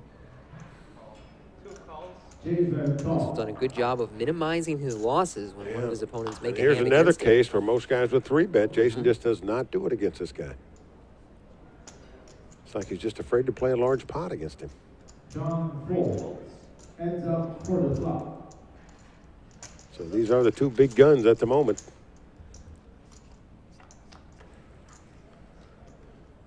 And it's ace, 10 deuce on the flop. Previously, we've seen Jason be a little conservative, just fold weaker pairs on the flop. Daniel elects to check behind here. That surprised me. You'd think an ace would come off, he'd want to represent one. Yeah. going to be too late for him to do it now. Jason, check. Guessing that he's just going to check down with his king high. Just hoping his opponent's got 9-8 or Jack 9 or something like that. Guess he'll hope for queen jack now.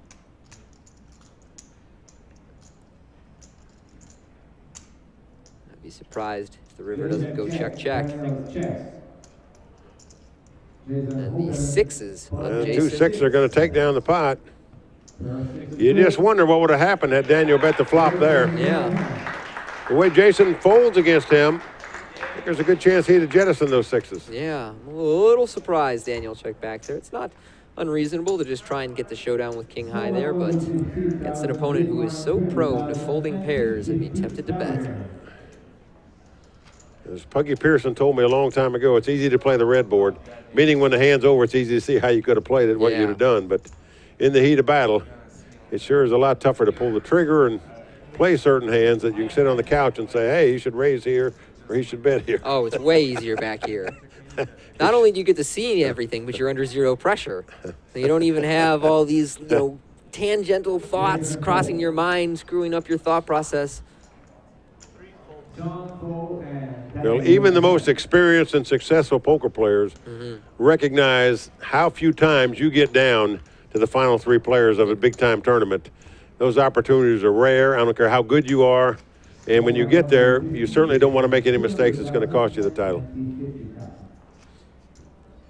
And we haven't seen a lot of big mistakes at this final table. We've seen smaller mistakes. We've seen guys playing a little too tight and conservative, but not really the big spew-off mistake. And even though I know Alex got his stack in bad on the king 8-5, I thought there was plenty of logic to making that play there. There's simply not believing that his opponent would raise his strongest holdings on such an uncoordinated board. So, especially after facing that constant aggression from Daniel, it doesn't shock me that Alex took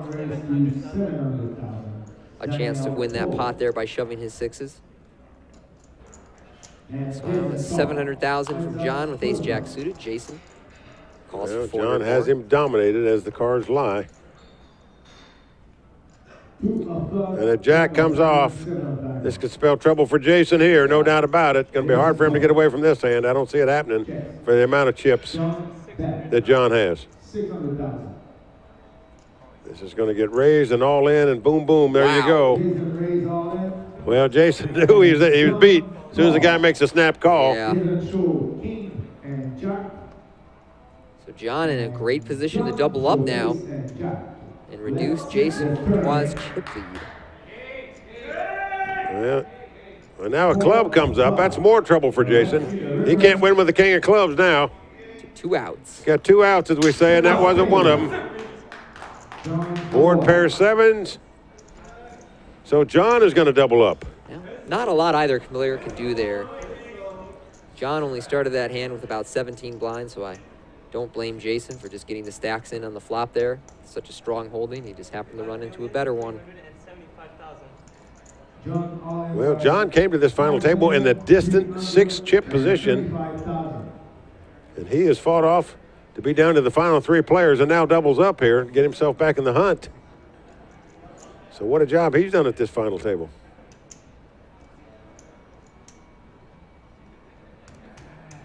And Jason started out in 5th chip position coming into this final table. And he's had the chip lead before. Everything's been flipped. Although Daniel Gagne, I believe, came in as our chip leader. He did hanging indeed. Steady. I said before, I still really like the chances of Daniel Gagne. You see, everyone, right there. Well, with that pot, John goes from the short stack to the chip leader with $11.5 million in chips.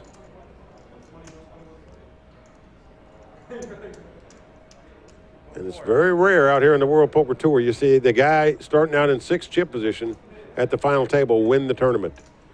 You would think it happens much more than it does, but it really doesn't. It really does not. Amazingly, there's a stat that like 85% of the time, the guys that start out in 1st, 2nd, or 3rd chip position win the tournament. Way more than you would think, just as a guess, but it just shows you how powerful chips are. And having the chip lead at the final table is a huge advantage. Especially at the final table, where there's the prize pool increases and players who have to be more hesitant to call off their stacks when they're shorter. When you've got the chip lead, you have an additional opportunity to apply pressure on people. We've seen it at this table where Daniel's bet and Jason with the better hand has folded and got out of the way. He didn't want to clash with the chip leader, the only guy that could break him at the time. Daniel fold.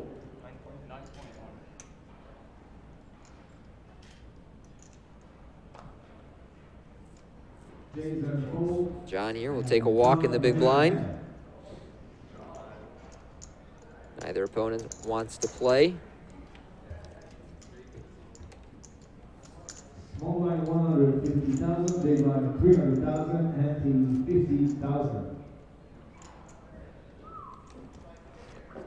They're playing 153 with a 50K ante, though not for too much longer. And the blinds are up to 200,000, 400,000.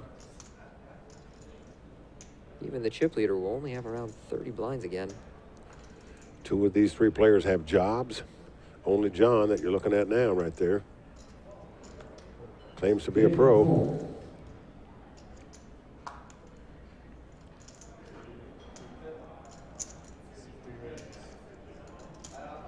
John raised to 650,000.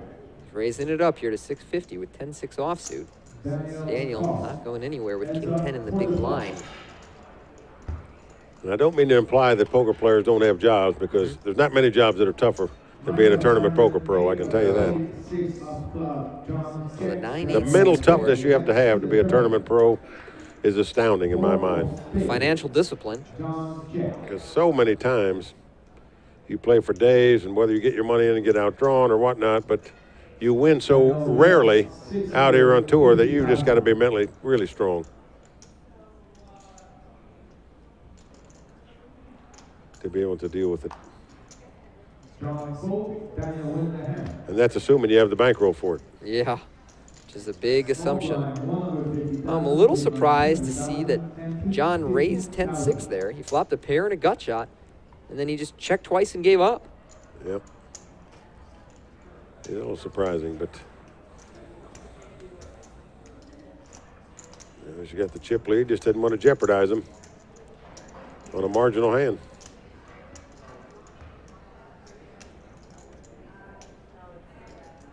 Daniel does a good job of recognizing his opponent's apprehension and takes down the pot on the turn with just king high.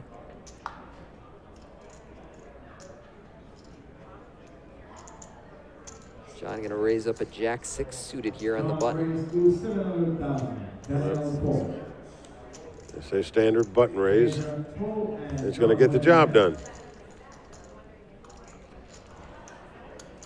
Tony, let me take a moment to compliment you on your performance last week in Jacksonville, doing the live stream solo by yourself. Thank you. The first time in history that's ever been done, where one man covers it from start to finish. That is a tough job, folks. Believe me, he handled it well last week. That was a lot of talking to myself, and especially, in Jacksonville, we had a final table which luckily provided enough entertainment. I mean, that was a really interesting matchup between Caldo and it was Dentist. a great final table. You're right about that. And I can't remember the last time I saw an audience that was, so edge of their seat, and was really supporting a couple of local guys that they were close to. Both those guys were floater locals, although Caldo's from South Florida. Well, I don't think we've had a happier champion in a long time than we had last week when Doc won that tournament down in Jacksonville, and he was the local, the crowd favorite, the hero of that casino, the best bet in Jacksonville, and it was really, really a fun week. But for you to handle all the live stream duties by yourself, that was an impressive job. Thank you. Here, Jason re-raising the ace-king out of the small blind. Made it very small, though, essentially a min re-raise. And it looks like Daniel in position. He's going to go to a flop with just the 9-7.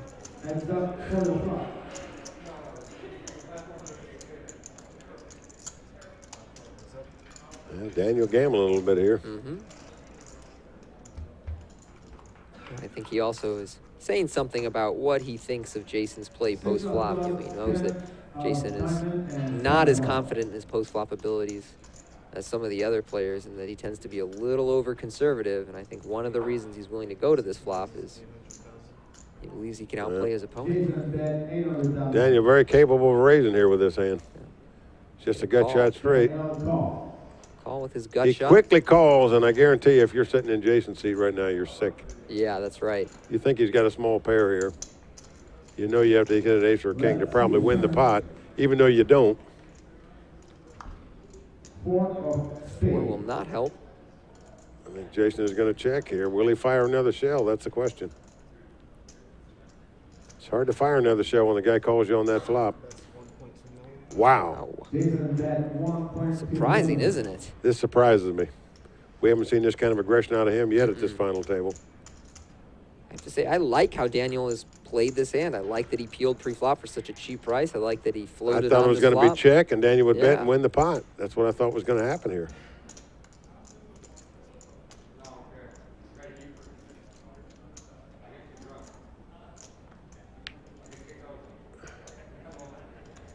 Does he have the moxie to raise it here? He does fold. He does lay it down. Well, I didn't think Jason would fire a second shell there. Neither did after I. getting called on the flop. I was wrong. He did it. I salute the guy. Nice play there by Jason, preventing Daniel from taking that pot away from him on the turn. Here we see Jason Comtois, who, as we mentioned before, his largest tournament cash preceding this final table, just $3,000. So he is going to vastly surpass that today. This guy went to trade school as a graduate in carpentry. He's a former carpenter. Currently works for Rainbow Tobacco. Only been playing poker for a couple years. But you know he would like to play a lot more poker, and winning this tournament would provide him that opportunity.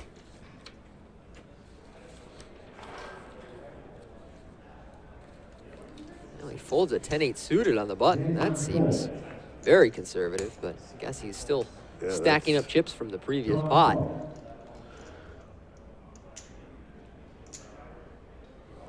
John completes in the small, and Daniel will raise in the big.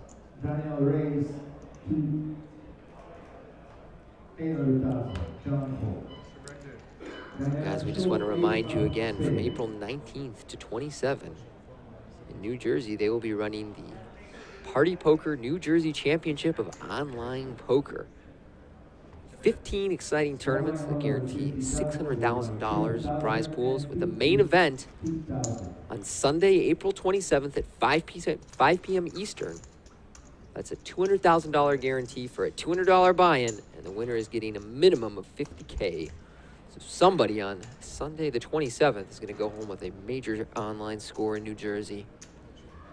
Yeah, Party Poker, a sponsor of this event here in Canada at the Playground Poker Club. Also a sponsor of the WPT World Championship, and as you said, the New Jersey Online Poker Championships taking place in April at the same time. And I'm wondering, like you, how many guys in the main event are going to be playing with a laptop? Tempting, isn't it? Very tempting, although the main event for the championship runs the 21st through the 26th. So the main event for the online series is the next day. So you can win the whole championship, and when it comes to the main event, just hang out and play the next day. But if you want to play the preliminary events during the championship, then you're going to need a laptop.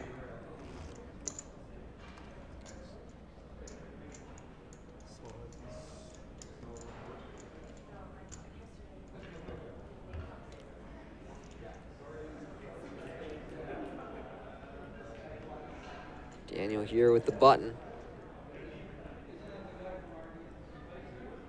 And Jack 10 suited to go along with it. Yeah.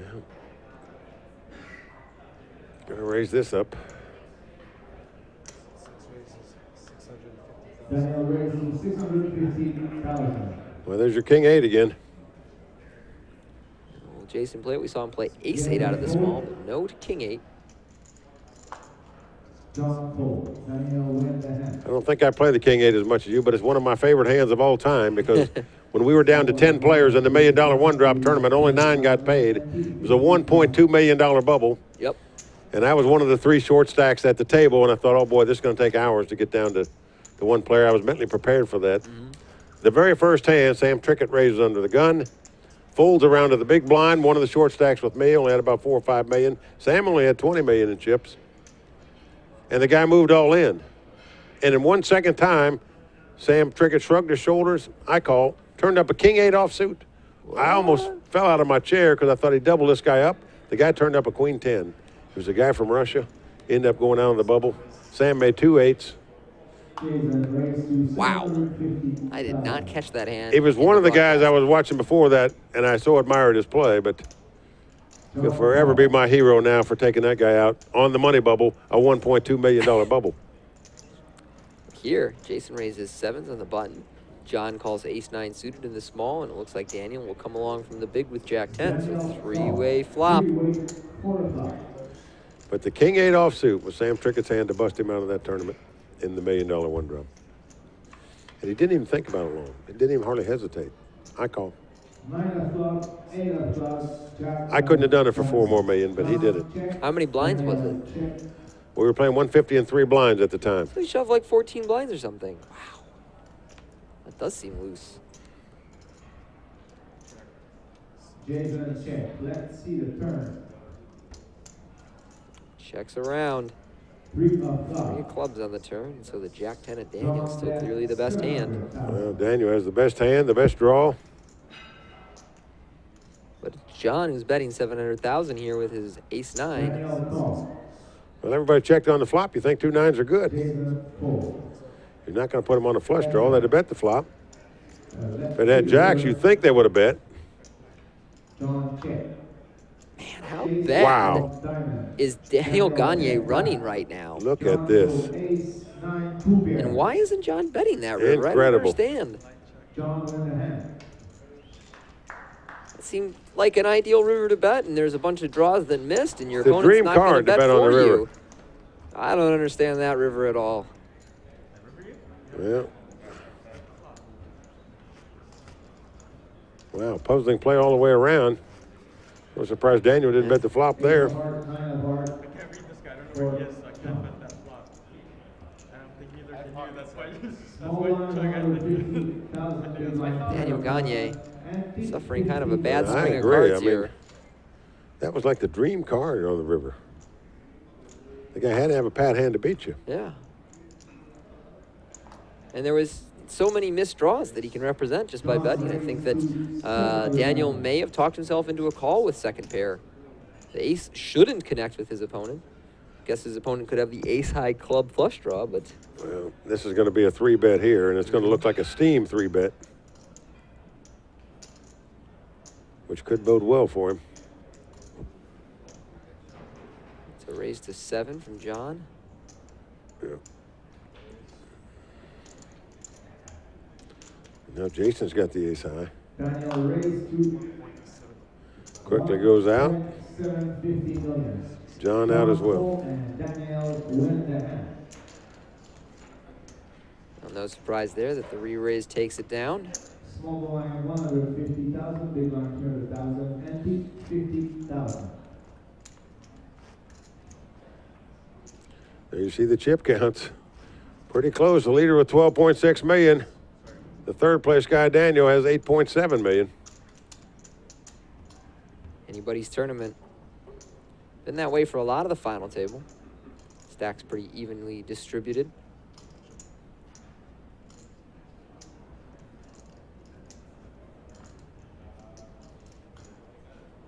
In action with Daniel.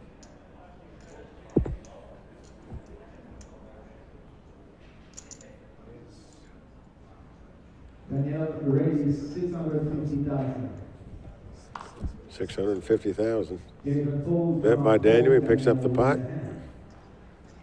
I think before we were talking about Alex playing small ball, but right now it's going to be Daniel. I think he feels very comfortable against these two opponents, and he will try and minimize variance as much as possible, but he only has so much time with these high blinds. We said Daniel is a video game shop owner. Plays poker as a hobby. Also likes to fish and hunt, as do many Canadians. I have to say I'm pretty surprised that Daniel isn't a professional. He's playing professional grade tournament poker right now. shown us some stuff that a lot of more recreational players would not handle as well. Done a great job of minimizing his losses when opponents have made the best hand against him. Seems to know when to get away from a hand. He's picked up a lot of pots when he didn't have the best hand. Can't do much better than that. We'll raise up the ace-10 against the limp from John here.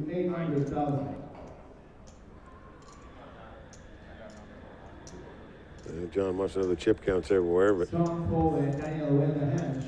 that should be a lesson to him, though. Don't limp into the small blind against this guy because you're going to get raised. It's 2 in a row now for Daniel, raising the limp of John in the small.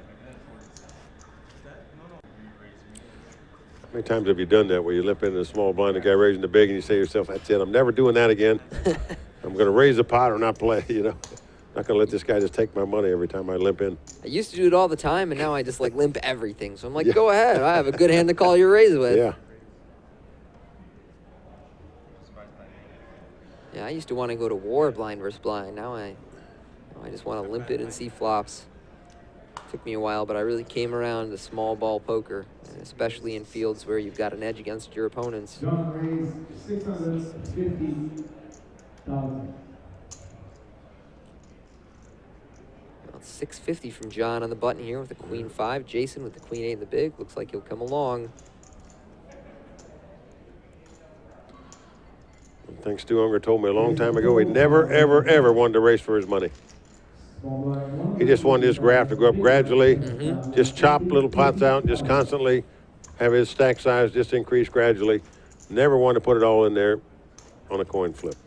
Really did seem like Stu was one of the first guys to realize that people folded too much in poker, that there was not a big reason for him to play a large, high variance spot when people were going to fold away their tournament so gradually.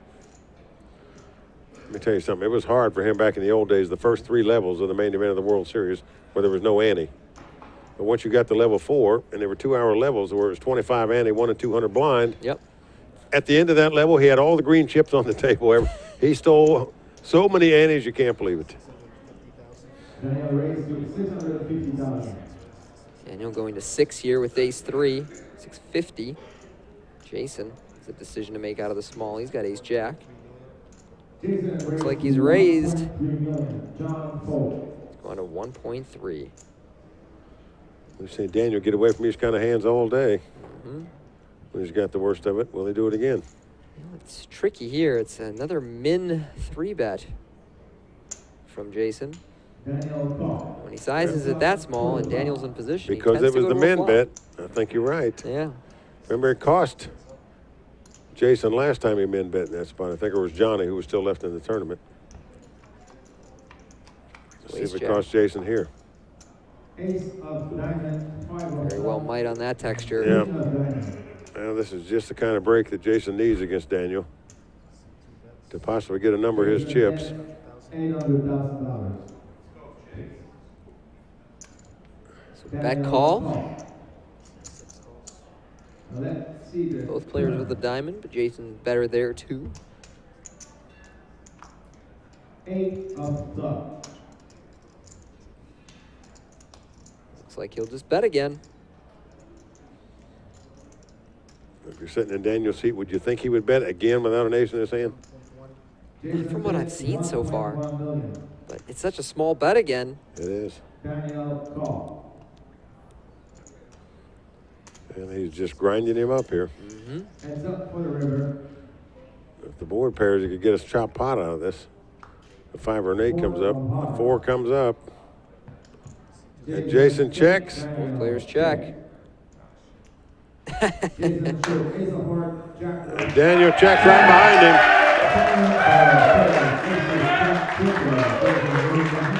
Like another small bet might have worked for him there, but you can understand. Going for 2 streets and checking. You don't want to get trapped in there for all your dough, probably, but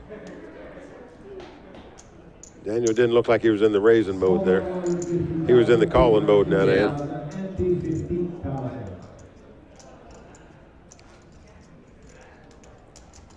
Daniel takes a pretty serious blow to his stack there. A little unlucky to flop top pair against the better top pair of Jason Comtois. He is now the clear short stack in this three-handed match.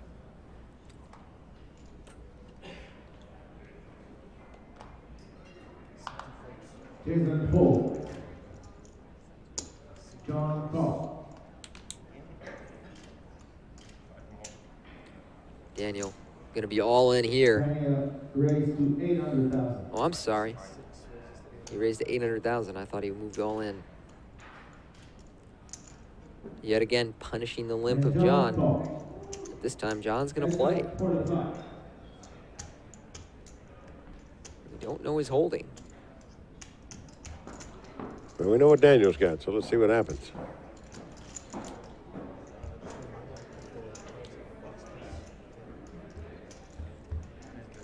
King, queen of spade for John.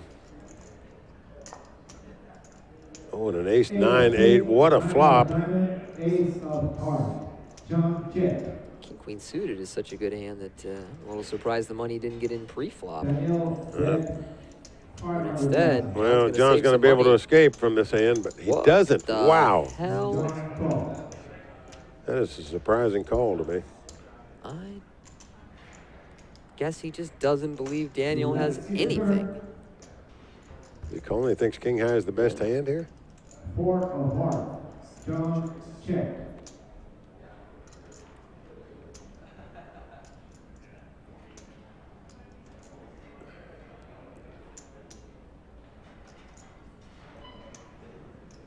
Well, this is a healthy bet here. Yeah.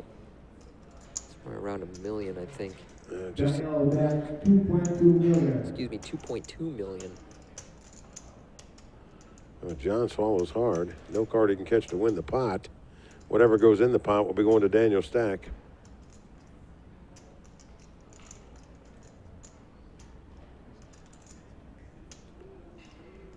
And John fold. Well, John has to let it go, but lucky for him, he did. Daniel picks up a nice little pot. Strange hand there, kind of underplayed pre-flop and overplayed post-flop. Small blind 150,000, big blind 200,000, and 50,000. I can understand making a call with the king, queen of spade if like 3 little cards come off. But yep. Ace 9-8. when the ace comes out where you could be drawing dead like he was, it just doesn't make sense.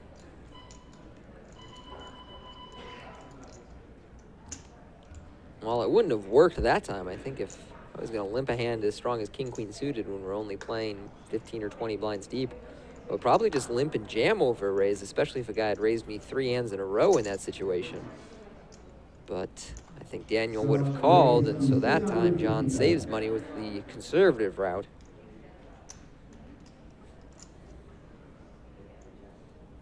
This time he's opening king 9 on the button. 650.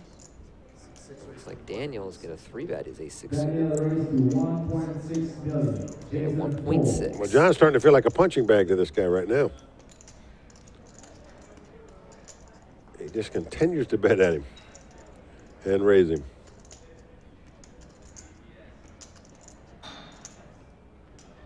Well, no time to get bullheaded there, and he threw his hand away, and yep. See him shaking his head in disgust a little bit there. Daniel doing a good job of recovering from that top pair versus top pair setback he suffered against Jason. And our stacks are evening out again. So you were saying about Stu Unger, yes, he was far and away the most aggressive player back in his day when he played poker. And I'll tell you a funny story about him once. I was standing next to him at the World Series of Poker, and I could see out of the corner of my eye a player named Al J. Ethier walking up to us. Now, Al J. was a solid player, sort of a tight player, you know. And Stewie could glance out of the side of his eye, and he said, Sexton, he said, oh, my God. He said, I had the worst nightmare of my life last night, the very worst one possible. You can't even imagine. I said, what was it about? About that time, Al J. was getting close by. He said, I dreamed I was playing a heads-up, freeze-out with Al J. with no blinds and no antes. And it was the funniest thing you'd ever heard. Did Al J hear him? Uh-huh. You hear him? Yeah, he heard it. He laughed. But it was so funny.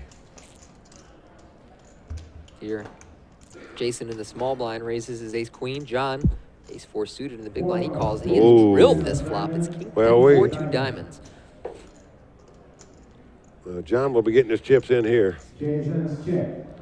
Wow, Jason checks the ace queen. John checks. How can John check this hand? What is going on? 2 of spades. John must really suspect he's being trapped, but he has flopped the whole world here. I just can't imagine why you wouldn't want more money in this pot. It's impossible to check this, in my opinion. He's done it twice. And now he's lost the pot. Yeah, he's lost the pot because of it. What is he doing? Well. Jason bet 800. And then he mucks it. Well, at least he saved his money there. Well, that was a shock.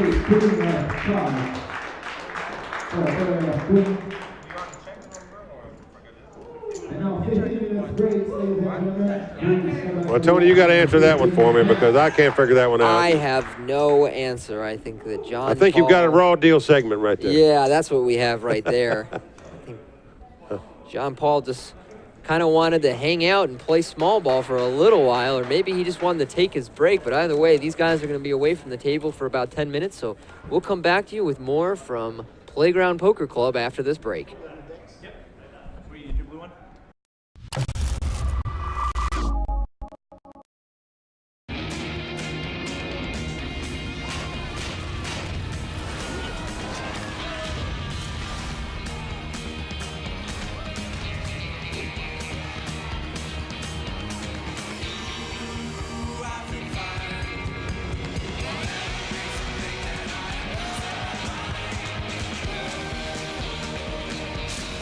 The game is changing. Experience a new kind of online poker now on partypoker.net.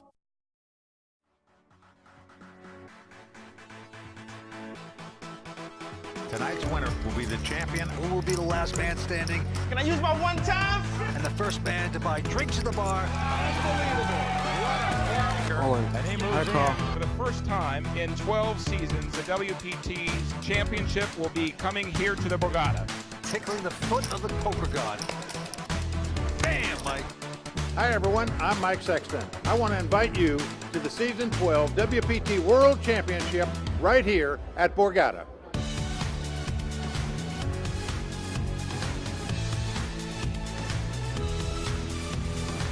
I think every WPT should be held at the Borgata.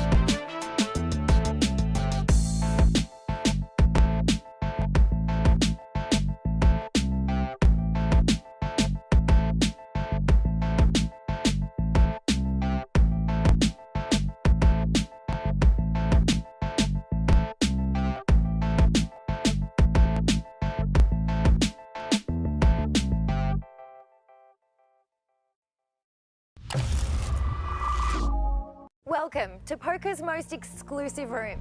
A seat at this table will cost you at least $100,000. I'm all in. Wow. But it could earn you millions. So lucky. I'm vicious. This is WPT Alpha 8. If we chop this one, I won't complain. I want that hand. The set miner strikes again. All right, rebuy time. You want me to fold, right? I don't care. Whatever you want to do. Fine, I'll call. I've actually been playing 5 times a day. You're playing more basketball than poker. And the crowd goes wild. Follow all the high-stakes poker action with top-notch commentators Ali Najad and Olivier Bousquet. Alpha 8 travels to some of the most amazing places in the world. I mean, where else can you do this?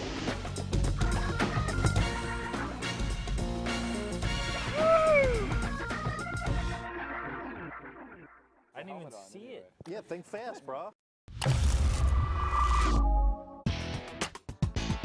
Hi everyone, this is Tuba on day 1C of the WPT Canadian Spring Championship, and as you can see, the field has multiplied by hundreds, and it's just been an amazing day. Quite a bit of competition on the floor, and we're gonna go ahead and check with our party poker qualifiers once again and see how their day is going and how they're enjoying themselves. So let's go. So Maximilian, how has the day been so far for you? It's always nice to come to the playground, best poker room in the country. Nice to see all my old friends in Montreal, so it's been a good start so far. Awesome, and what is the game plan? Well, like any day one, I'm just gonna try to get through, make day 2 with some chips, not do anything too crazy, try not to explode. I have a pretty good table, best table like I've gotten in a while in a couple tournaments, so hopefully I can just continue to expose them and play good, hard, aggressive poker and continue with what's been going on so far. Well, we wish you best of luck. Thank you for your time, and we'll see you around at the final table, hopefully. Yes, that's right. Thank you so much. So Matt, here we are on day 1C. It's a pretty tough field and a huge field at that. So how has your day been so far? It's actually been going pretty well. I don't feel like my table is too tough. A bit of a mix between some experienced players and not so experienced. So that's good to hear. So how does it feel to be a party poker qualifier coming in here? feels good. I only recently started playing on party poker. Do you play at the playground poker all that often? Have you been here before? I have been here, but only once, and I have to say it's probably one of the best, if not the best, in Canada. Qualifier, Miss Pat over here. Well, we're very happy to have you here. So how has your experience been at the playground poker so far? Well, I got to tell you, right at the beginning, it was so nerve-wracking because I'm used to playing online, and once you sit down at this table and you've got all these people looking at you, I missed my computer screen. I really did. But it took a little while, and once I got the hang of it, and once I got the rhythm, and I only got yelled at twice for, making stupid moves, then it was okay. And it's actually a lot of fun. I really, really enjoyed this. I probably never would have come here if I hadn't have won my way in, but I got to come back. It's been an experience. I tell you, anybody who plays online for an extended period of time has to have this kind of an experience. How was your journey? I bought into a 50-cent rebuy just for the heck of it. I thought, well, maybe I'll just see. Because, I've never been to Montreal, and I just kept winning and winning and winning, and then I won the qualifier. And I was like, wow, we get to go to Montreal. 8 hours later, we're here. So. And what do you think of the casino, the playground poker? So this is the ideal place to come if you're a woman. It is. I have to say, it's amazing to come here as a woman. Well, I'm married, but if I was single. A lot of cute guys over here, too. But no, out of all the sites, that's my favorite. That's the one I got into, and that's the one that I've stuck with. And yeah, that's a plug for party poker, but it's a well-deserved one. Well, we're glad to have you here, and I'm sure Party Poker loves it too. So thank you so much for your time.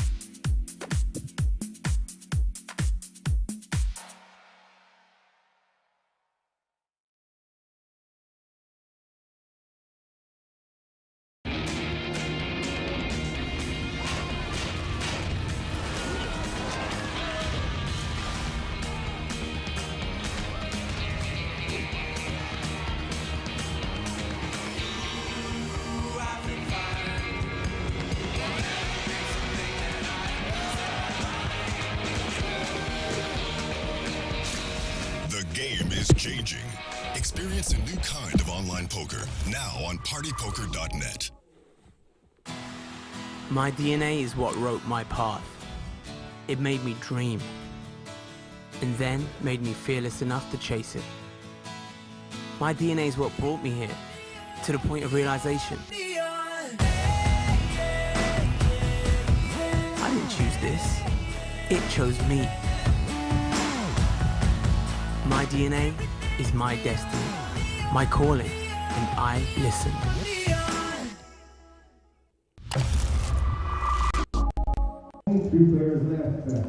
And we are back here at the Playground Poker Club outside of Montreal for three-handed play in our Spring Canadian Poker Championships. As we were saying before, Mike, you would never guess it's spring if you looked outside. There's our updated leaderboard. Jason Comtois, currently our chip leader, just under 13 million. John Paul DeBago at 10 million even. Daniel Gagne, our short stack at 8.3. Blinds are going to be up 200,000, 400,000 with a 50K ante.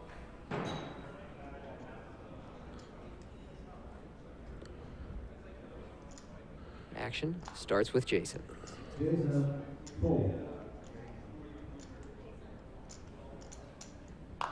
Still playing on the tighter side, folding suited queens on the button. Daniel gets a walk with king jack suited.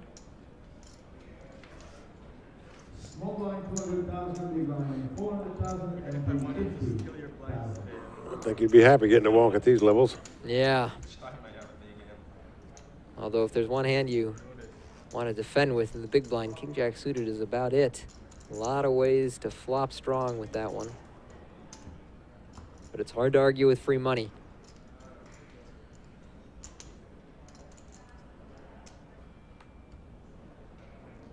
John with the button now. He's got ace-5 suited.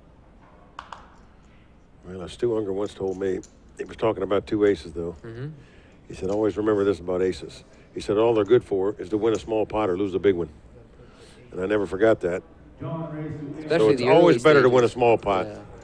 than lose a big one. Well, looks like John will get no takers for his ace-5 suited. So he'll take down the blinds and antes. Not a lot of room for post-flop play right now. John doing remarkably well here. He started this final table with just 1.3 million in chips. He now has about 12 million. Rapid turnaround for the only remaining player on the table who makes his living through poker. Daniel, as we discussed before, owns a video game store. Jason Carpenter, right? A former carpenter. Former carpenter, excuse me. Now works for Rainbow Tobacco, which I guess is some kind of tobacco company, but you know he would like to play more poker. Oh, yeah. We've seen him fold some pretty strong hands on the button, but he just raised 5-4 offsuit there from the small blind. Unfortunately for him, John didn't have anything to play along with in the big blind, so he takes down those blinds and antes. But I got to tell you, I'd much rather raise in position with a stronger hand than 5-4 offsuit.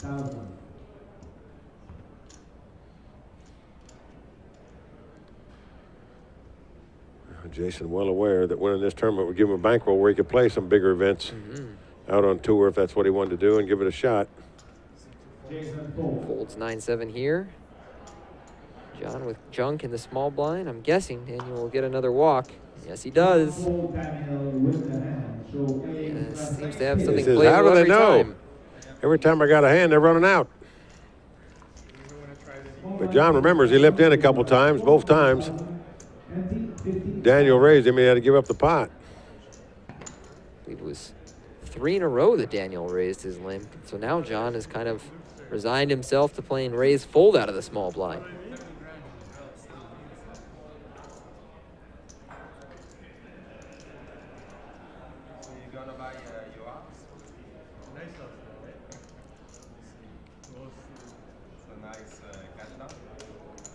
John, at this point, just Just hanging out. We saw him play a very peculiar hand with the ace-4 of diamonds before the break. He flopped king-10 of diamonds, 4 of spades, and he never once bet at it. And it allowed Jason with the ace-queen to suck out by hitting a queen on the river. So not only do you want to get more money in the pot when you have the potential to hit a huge hand, but you also want to prevent your opponents from just sucking out on you for free. Well, this is John's first ever WPT event. Here he is in position to possibly win it. And with whatever money he's won, he says, I want to play more WPT events. Excellent. Why wouldn't you? It looks easy. You play the first one and win it, huh? Yeah. That'll definitely distort your view of how easy it is to final table fields of this size. Yep. 1,000 people is a lot to go through. Give me a year on tour, reality will set in. Yeah. But maybe not. John raised to 850,000. Going up to 850 here with his ace-deuce. And Jason call. Jason coming along with king-9 of clubs. Heads up for the flop.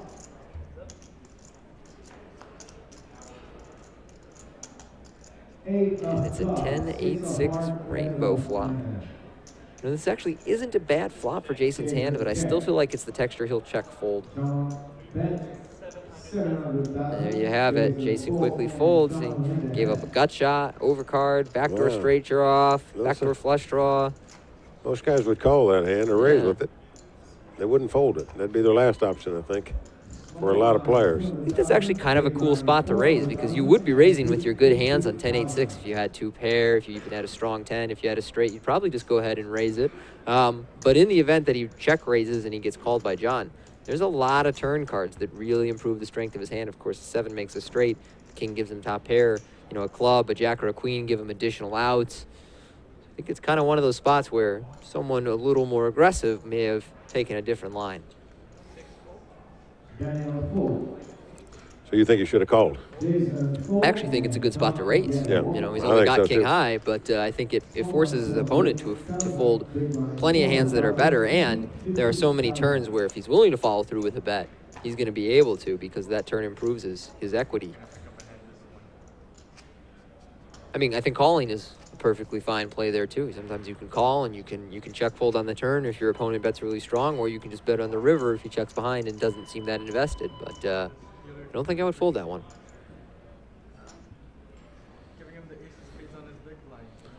Well, we've seen Jason make conservative plays post-flop. But hard to knock him. He's got a good chip stack with 3 players left. He was one of the shorties entering this final table. Well, both Jason and John came in 5th and 6th chip position. Here they are in the final 3, along with the guy that came to the final table as the chip leader, Daniel Gagne. You know, it's one thing to see a short stack get heads up in the tournament or win the tournament, but how often do you see 5th and 6th get heads up? That's Very almost never. Yeah. Not sure it's ever happened. A lot of things have to fall right. Might have happened once somewhere, but I can't recall it. And you see Jason and John, a virtual tie for the chip lead. Daniel not that far behind.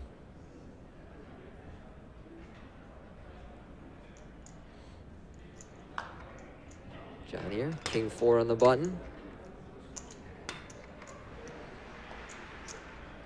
Going to 850. John raised to 850,000. Daniel fold and Jason call. Jason going to play out of the big blind with ace-3. So another pot between these two.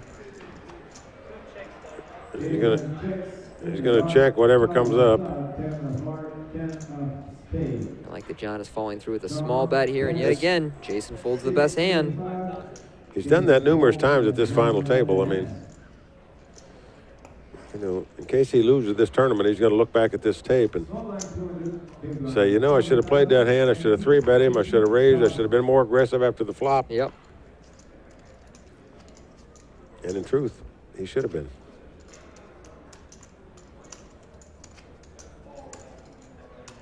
John drags that pot with his king high. Doesn't face much opposition out of Jason. Daniel waiting for his opportunity. How many times in tournaments when players go broke, as they're walking out, they said, geez, I should have moved in 3 hands ago on that other hand. I should have called him a minute ago on that. Plenty. On that other hand. Happens all the time. Especially when you can find out what the other guy had after the fact. It's raised to 850 from Daniel.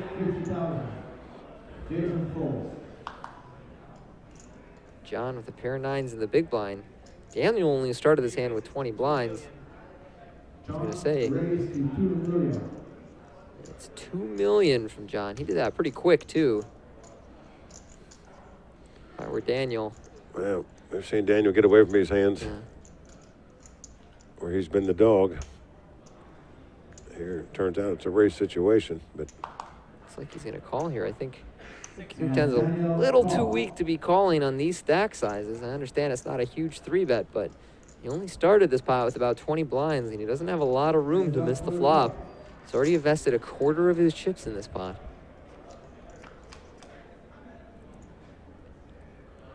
oh, a 9 right on the flop. 3 9s for John. I like that check by him. Both players check. Daniel needs a jack. I'm not sure I like it. Oh, Daniel catches a jack. Look at this. Daniel has made the best hand possible, the king high straight. All the money is going to go in here, Tony. Daniel raised to 4 million. And Daniel is min raised instead of shove, which I think is a... Well, all in and called. And Daniel with the best hand possible. Great shot to double up here and take a big chip lead in this poker tournament. Needs to fade a 9, queen, 3, well, the board has to pair for John to win this pot. Nothing else will do for him. And now he's saying, why didn't I bet the flop? He might not have called me with a gut shot draw. He needs to pair the board to win the pot, and he does it. Oh, it's a 3. Daniel Gagne is out of this tournament. Well, Daniel Gagne played terrific poker at this final table. He just got burnt in a spot where Houdini couldn't get away from it. Yeah, nothing he can do there. He got it in with the very best hand. You can't do better than that. He got it in with the best hand possible. He got outdrawn on the river. John made a full house to take it down. So while we criticize that check, he might not have had all those chips without it. Yep. And so it is the guys who came in 5th and 6th at this final table who go in to heads-up play. Folks, I seriously doubt that's happened once in the history of the World Poker Tour. If it has happened, it may have happened only once. These guys have done it here tonight. Came to the final table in 5th and 6th place, and now they're playing heads-up for all the dough. Well, I think these guys are going to be on a little break.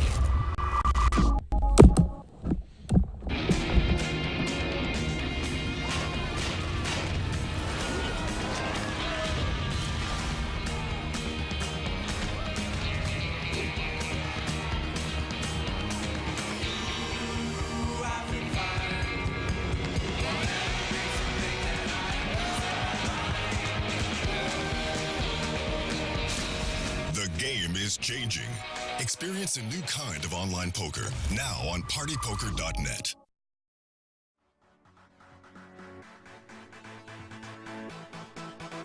Tonight's winner will be the champion, who will be the last man standing. Can I use my one time?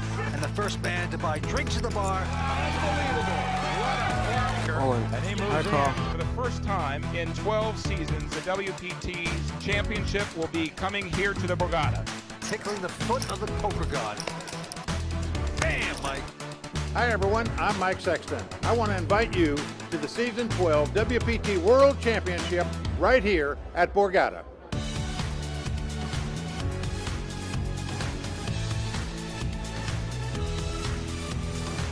I think every WPT should be held at the Borgata.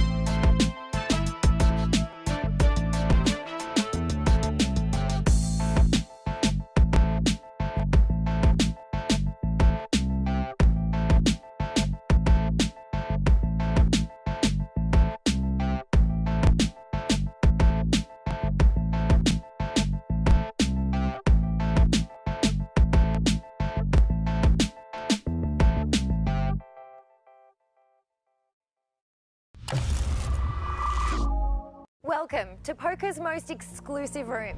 A seat at this table will cost you at least $100,000. I'm all in. Wow. But it could earn you millions. So lucky. I'm vicious. This is WPT Alpha 8. If we chop this one, I won't complain. I want that hand. The set miner strikes again. All right, rebuy time. You want me to fold, right? I don't care. Whatever you want to do. Fine, I'll call. I've actually been playing 5 times a day. You're playing more basketball than poker. And the crowd goes wild. Follow all the high-stakes poker action with top-notch commentators Ali Najad and Olivier Bousquet. Alpha 8 travels to some of the most amazing places in the world. I mean, where else can you do this?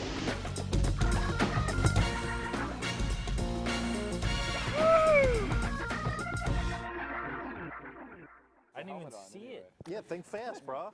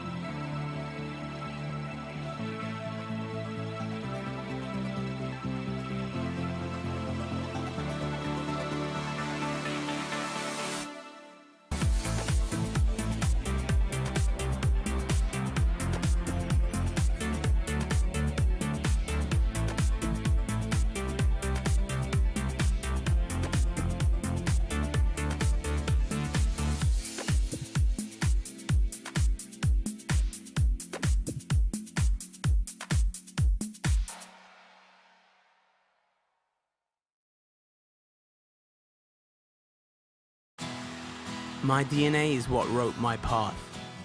It made me dream, and then made me fearless enough to chase it.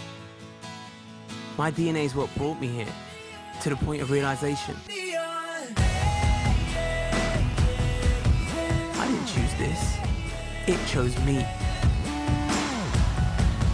My DNA is my destiny, my calling, and I listened.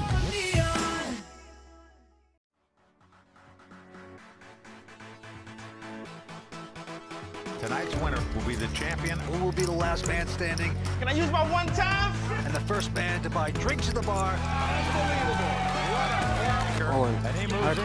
For the first time in 12 seasons, the WPT's championship will be coming here to the Borgata. Tickling the foot of the poker god. Bam, Mike. Hi, everyone. I'm Mike Sexton. I want to invite you to the Season 12 WPT World Championship right here at Borgata.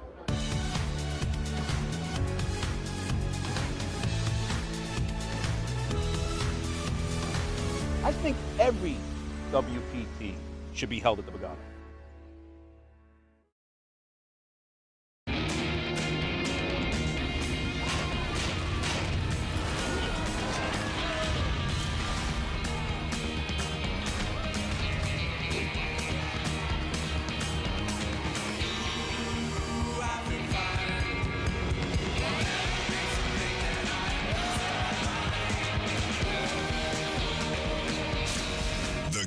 is changing. Experience a new kind of online poker now on partypoker.net.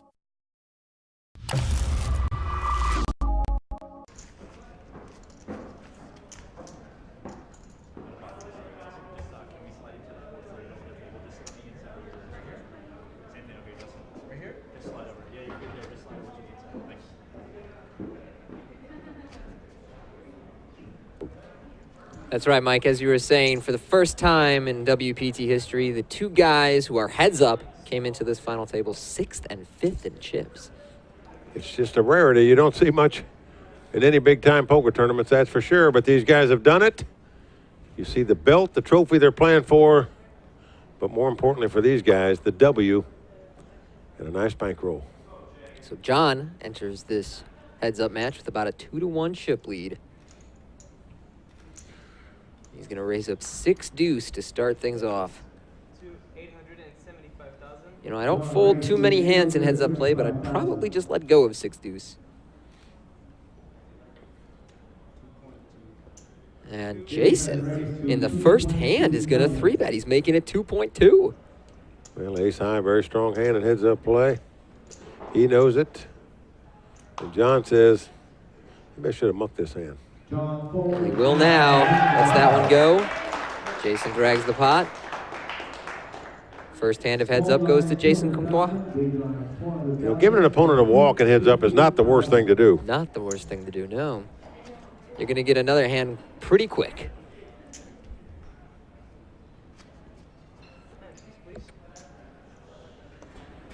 Well, I'm not sure what to expect from this heads-up match. These two have been pretty, you know, passive, conservative through the final table, and it's really worked out for them. As guys dropped off around them, they just continued to accumulate chips. But if the first hand is any indication, Jason's willing to open it up and gamble a little more than he was previously at this final table. Not only were they the two low stacks, Tony, they're the two youngest players at this table. And once again, youth prevails out here on the World Poker Tour. The two youngest guys at the table fighting it out for the title. Here, Jason going to raise Queen 8 to 9.25 on the button. John going to come along with King Deuce in the big.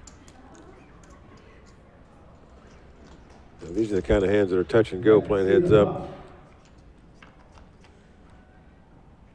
You raise with a King Deuce.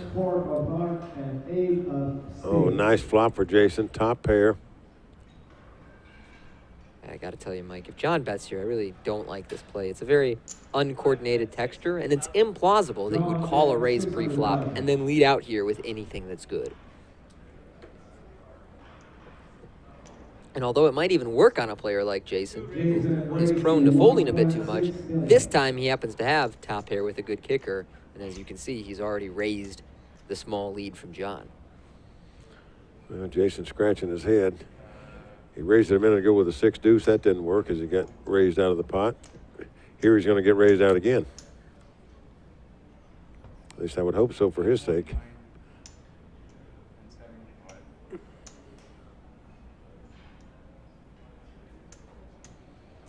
Wow. In a sense, he was thinking about making a move there, but I don't believe that would have worked. So Jason takes the first 2 pots of heads-up play.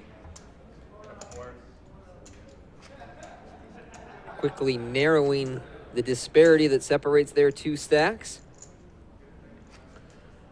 You have to love guys that win tournaments, honestly, like this, that went to trade school, was a carpenter for a few years, now has another job, but to make this kind of money is just massive. Yeah. In somebody like his life. You know, on the sentimental level, I do hope that Jason wins, because for a guy to go from his largest tournament score being 3,000 to winning an event with over $1 million in the prize pool and getting 160 up top, it's just a great story, and so exciting for somebody like him.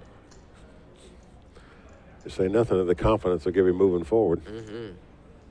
Here, John is elected to just call with Jack-10.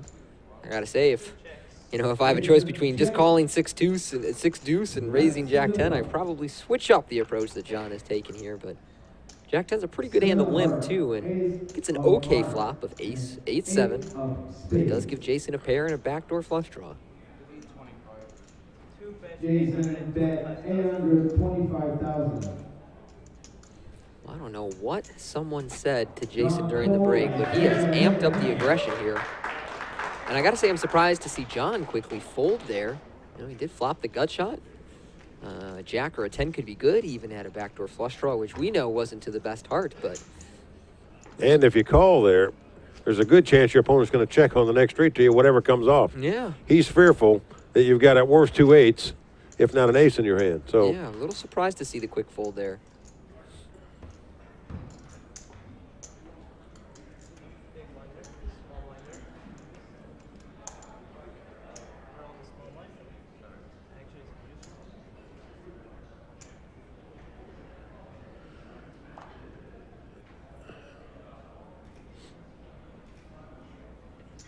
Time, Jason with the button. Got a queen 5. do you raise with this hand on the button? I might. I probably like it more than limping just because it doesn't flop that well, so I'm happier to just see my opponent fold post-flop than to try to go to a flop with him and take it down after. All in, John says. Whoa. Well, it's going to win every time except when you're getting trapped. That's about a 30 big blind shove he just made there. That's a little I like to play with 2 deuces.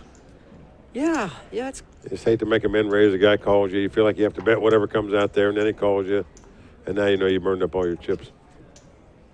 It's going to work very frequently so long as you don't get a sense that Jason's going to limp big hands. And thus far, I don't think there's any reason John should believe that. So I like the deuces shove there as well. Plus, John just wanted to get on the board and win a pot in this heads-up battle.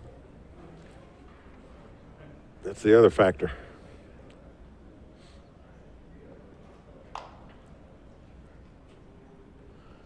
Here you go. These very marginal what-to-do hands. Queen 6 on the button this time. Jason with a king 10 in the big. He could check. He could raise. Both options are pretty reasonable. It figures to be the best hand here when your opponent limps in. Unless the guy's trapping you, this is going to be the best hand. He's going to 1.2 million.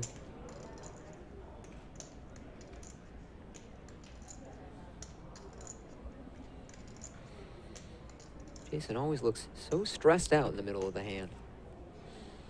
Yeah, John's going to lay it down. Nothing more to stress about.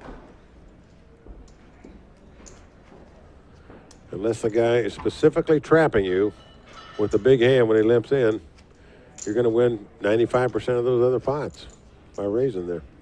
You see, Jason has narrowed that disparity, 18 to 13 now. We started at about 21 to 10. John came to this final table in last chip position, a distant last too. He had 1.3 million. Jason started with 4.7 million, so pretty substantial difference between 6th and 5th in chip count. Jason folds. But he's worked his way into the chip lead. Can he cross the finish line? That's the question.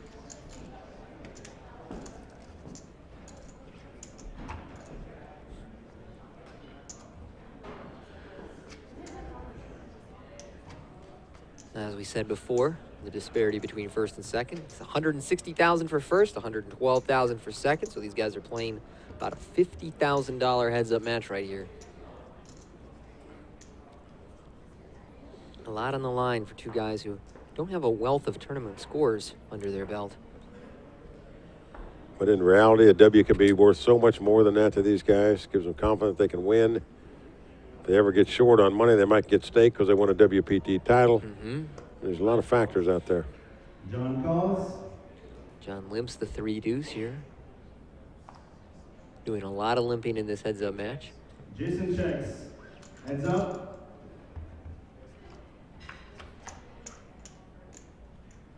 Flop is king of Doesn't clubs, find 10 much of on the clubs, king-10 king of flop, but spade. neither does Jason. No help to either player, so Jason checks. whoever gets the most aggressive is going to win this pot.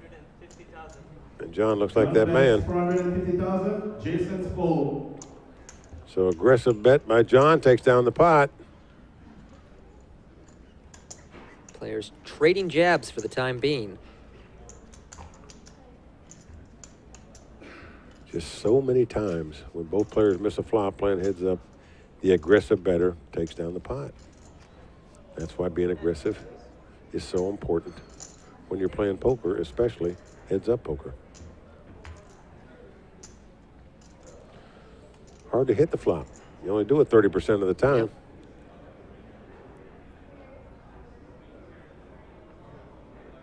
Jason now with the button. He's got queen 5. John's got junk in the big blind, so if Jason elects to raise here, he'll take it down. I don't think we've seen any real premium hands in this heads-up battle yet. Saw the ace-9 suited first hand, and that was it. We saw a pair of deuces get shoved for 30 blinds. And whoa, I think John just re-raised. John raises to 2 million. Wow. You know, Mike, I like the idea, but not the execution here. It's just your opponent's going to raise most hands heads up. He has the button. So you're going to have a lot of opportunities to 3-bet him from the big blind. So I would say at least pick a hand where in the event your opponent flat calls you, you have something that can flop strong enough to continue. 9-3 offsuit is so bad and so uncoordinated that you just need to pray your opponent folds post-flop. Well, I'd say I agree with you, Tony, but it worked for him. It did work for him. Takes down that pot over the queen 5 offsuit. Maybe he's got a read on the guy and a tell on him that his hand's not too strong when he raises. So just move in and take it down. Again, neither player picking up a hand at all. Just junk here. All junk. That makes this fun to watch, though, because you really know that the guy that wins it is going to earn it. Yep. Because hasn't been any hands over hand. Hadn't even been a hand out to either player yet. And I think both these guys are focused more on the flow and the history of the match more than the absolute strength of their hand. You know, we just saw him 3-bet 9-3, but fold 8-4 on the button, and they're essentially equivalent hands. So it seems inconsistent that one is good for a 3-bet and the other should just be folded pre-flop. But I just think that after making that 3-bet, perhaps John sensed, oh, if I raise this time around, it looks less credible. One thing you got to love about these guys is the speed of play. Mm-hmm. You don't need a shot clock for them. It's fun to watch. And for two guys who are playing for way more money than they're used to, they're doing a great job of acting rapidly. Jason calls. Again, 2 junk hands. John checks. Heads up. This is going to be known as the junk heads-up battle. 9 of heart, 10 of heart, jack of heart. John here essentially flopped a straight flush draw. Well, John's got the 8 of hearts. That's a key card here. 2 bets, 650,000. Jason bets 650,000. 5 raises to 2 million. John raises. He to check 2 raised with million. the open-end straight flush draw. Now this one I like. This I like very much. Because he's got outs. He can't, you know, he can't win at showdown if he just calls down. And a heart might not be good. But he could hit the straight, he could hit the heart, he could hit the straight flush. And raising this hand makes a lot of sense to me. So while I criticized the previous re-raise by John, I got to tell him I really like that one. Well played there. Good battle going between these two. Mm-hmm. More aggressive than I thought it would be going into this heads-up match. Both these guys have been very risk-averse during the course of the final table. I'm glad to see they've opened it up. And they've opened it up without catching a hand, either one of them.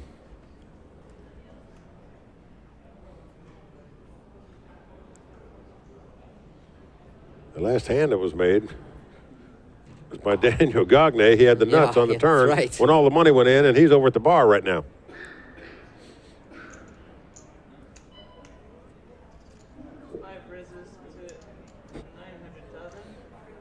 $900 from John here, the ace-9 suited. Jason, looks like he's just going to release 5-4.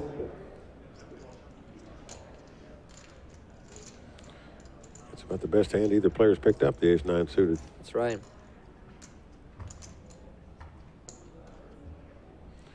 So it seemed like a fair fight. They're both catching junk. Yeah, that's right so far. Nobody with better hands than the other. And John's built his stack back up to a 2-1 chip lead again. Doesn't take much heads up. No, but all it takes is one double up by Jason, and he'll have a 2-1 chip lead over his opponent. That's how quickly things turn in heads-up play.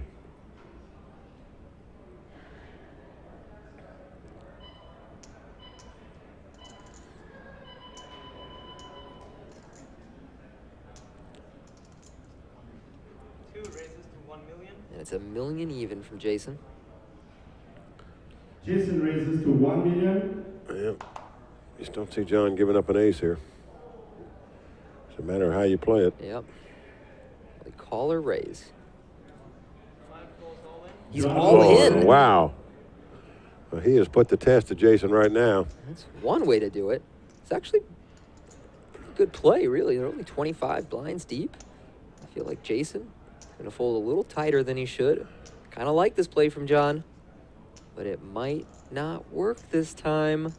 Well, this is a very marginal play. I mean, what to do? It's really a tough decision, I think, for Jason. We can see he's got the best hand, but if you're sitting at that table and the guy moves in on you, it doesn't look like you have much.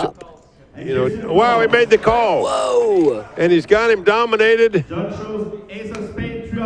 a call that is by Jason. Excellent call. Win or lose this pot.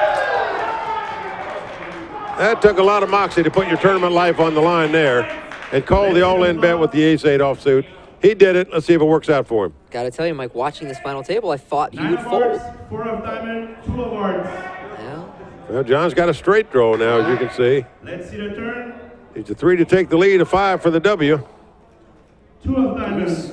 Increases the likelihood this is a chop pot. Well, they would split the pot. If a deuce, a 4 or 9 comes up, the board pairs. 7 of clubs. No, not a 7. Not on the 7. So the ace-8 will double up.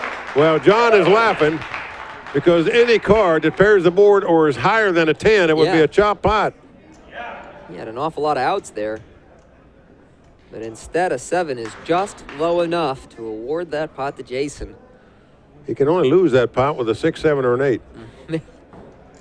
That's the only 3 cards he could lose the pot with. Everything else, you're going to get a win or a tie. Those are always frustrating moments. Got the entire deck to either win or tie. And you see the tournament director taking all your chips and moving them across the table. Well, it's pretty much what the chip counts were a moment ago, but flipped. Now it's Jason with the 2-1 lead, and John trying to come from behind. Well, I think you got to give Jason credit. I mean, I'm not sure I could have pulled the trigger for all my money there with the ace-8 offsuit when the guy moved in on me. Very tough to do. You could be dominated pretty easy.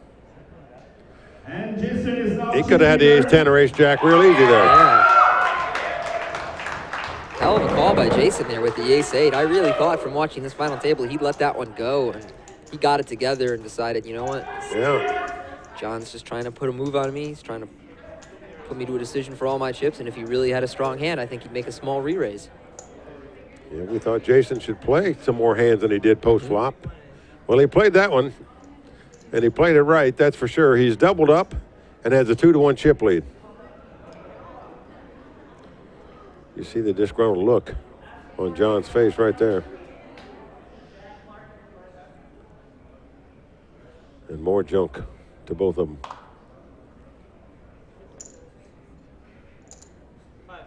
John calls. Well, Jason just happy to get a free flop here. Jason checks. Both players with junk again. And you feel like you're on a free roll. When the guy doesn't raise you, you look down at a 6-3 offsuit.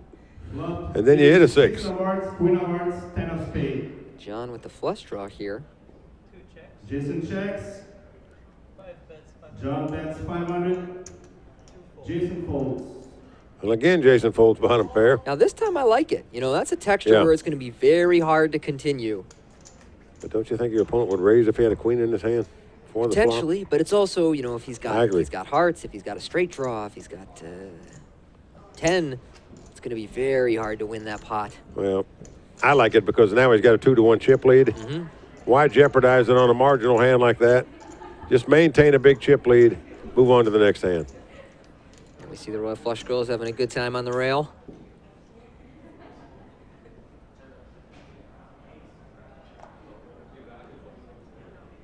Jason with his trademark ace-8 again. And that's the hand he just doubled up on, so I don't see him throwing it away. And John is just going to be so frustrated, the hands he's caught. Just Jason nothing. raises to 950,000. 950 with the ace-8. Looks like John wants to go to a flop. John calls. I don't know if I'm calling the raise with the 9-6 offsuit there. You're out of position. Just looks like a mess to get into. Yeah, it seems like a frustration call. 4 of clubs, 10 of clubs, queen of Neither hearts. player connects on queen 10-4, 2 clubs. Let's see if Jason follows up on another bet or just gives it up and starts Jason checks. checking it down. Yep, Next taking to your the turn. taking the conservative route. Just hoping to check down the ace high. He's got straight outs to the king or the 9 now. John also with an open-ended straight draw.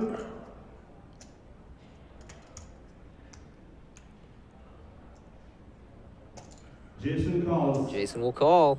John doesn't like that. He knows he's probably got to bluff at it to win it. Nothing comes off here, but do you want to jeopardize your chips when a guy called you on the turn? That's a big and nothing hand as it can happen. He's waving the flag. Jason checks. Jason is going to be thrilled to win this pot with ace high. Yeah. I like that check by John there. You know, the hearts missed, the clubs missed, 9 missed. If your opponent has a pair, he's going to find ways to call you on the river. So I know it 100% it looks like you're going to get paid off. The guy called you on the turn, he's going to call you on the river when the deuce comes off. That's what it looks like. I agree with you there, Tony. So even though we see he's waving the flag when he checks, and it's going to be a tough call for his opponent, you can't blame the guy for checking there when he got called on the turn. This heads-up match spiraling out of control for John Paul DeBago. Meanwhile, Jason keeps stacking. Well, again, another junk hand for John. He has just really made no hands at all in this heads-up battle. But he's trying.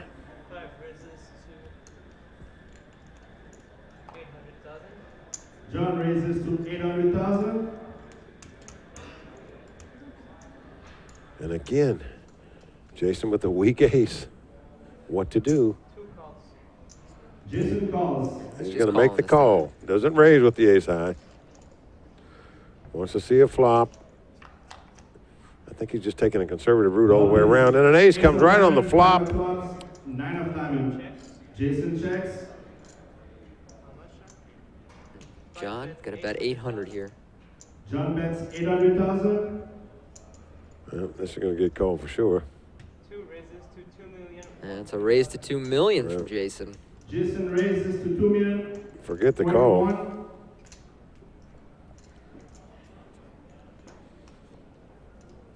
All right, John, the gig is up.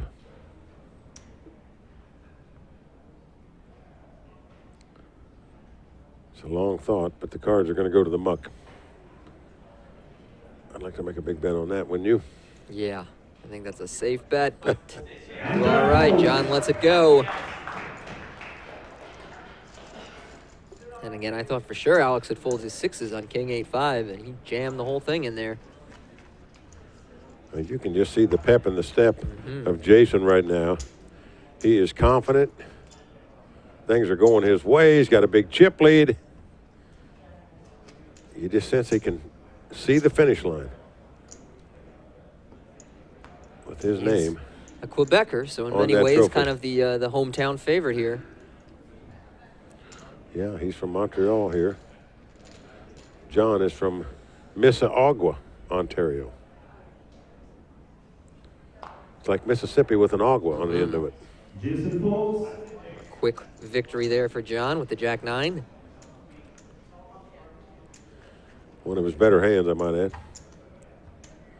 But in fairness, Jason hadn't caught any cards either. I mean, he got the big double up with the ace-8 against the ace-3, but other than that, he hadn't held any hands either.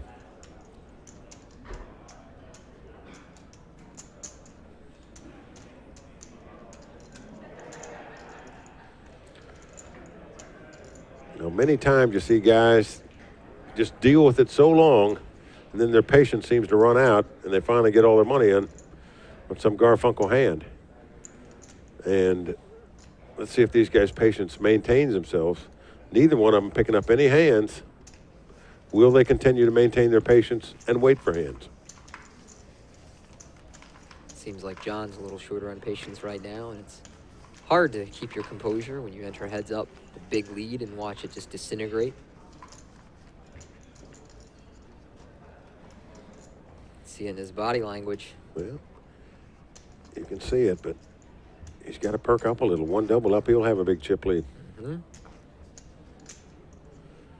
I don't think you should ever get depressed playing heads up if you can win one pot and take the lead.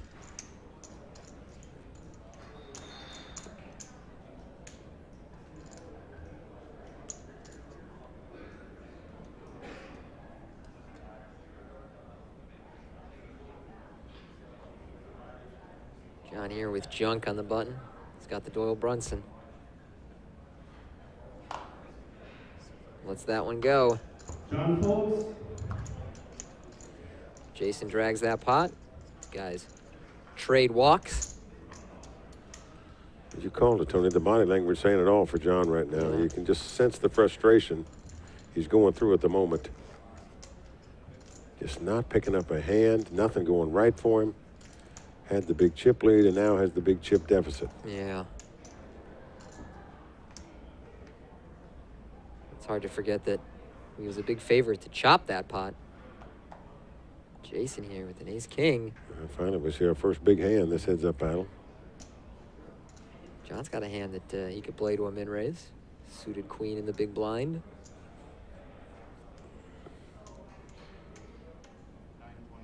It's 9 1/4.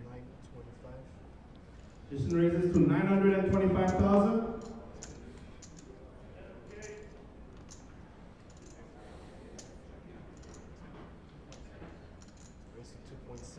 John has made it 2.6 million. That's a third of his chips. Unbelievable. Well, surely Jason's going to move all in here. Yeah. What else can he do? There goes another third of John's chips. Yeah, Jason is all in. Jason raises all in. John, did he say call? John calls. He called. Wow.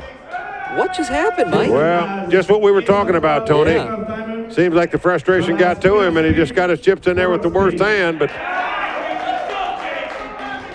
Like you said, we were wondering if he would reach that breaking point, and there it is. well, even with it, he's only not quite a 2-to-1 underdog. And he hits a 4 right on the flop. But the king of Jason puts him in great shape. But Jason hits the king. It's top pair versus middle pair. 7 of hearts. No help with the 7. He needs a Well, queen John or a must 4. catch a queen or a 4. That is all. Let's see the river.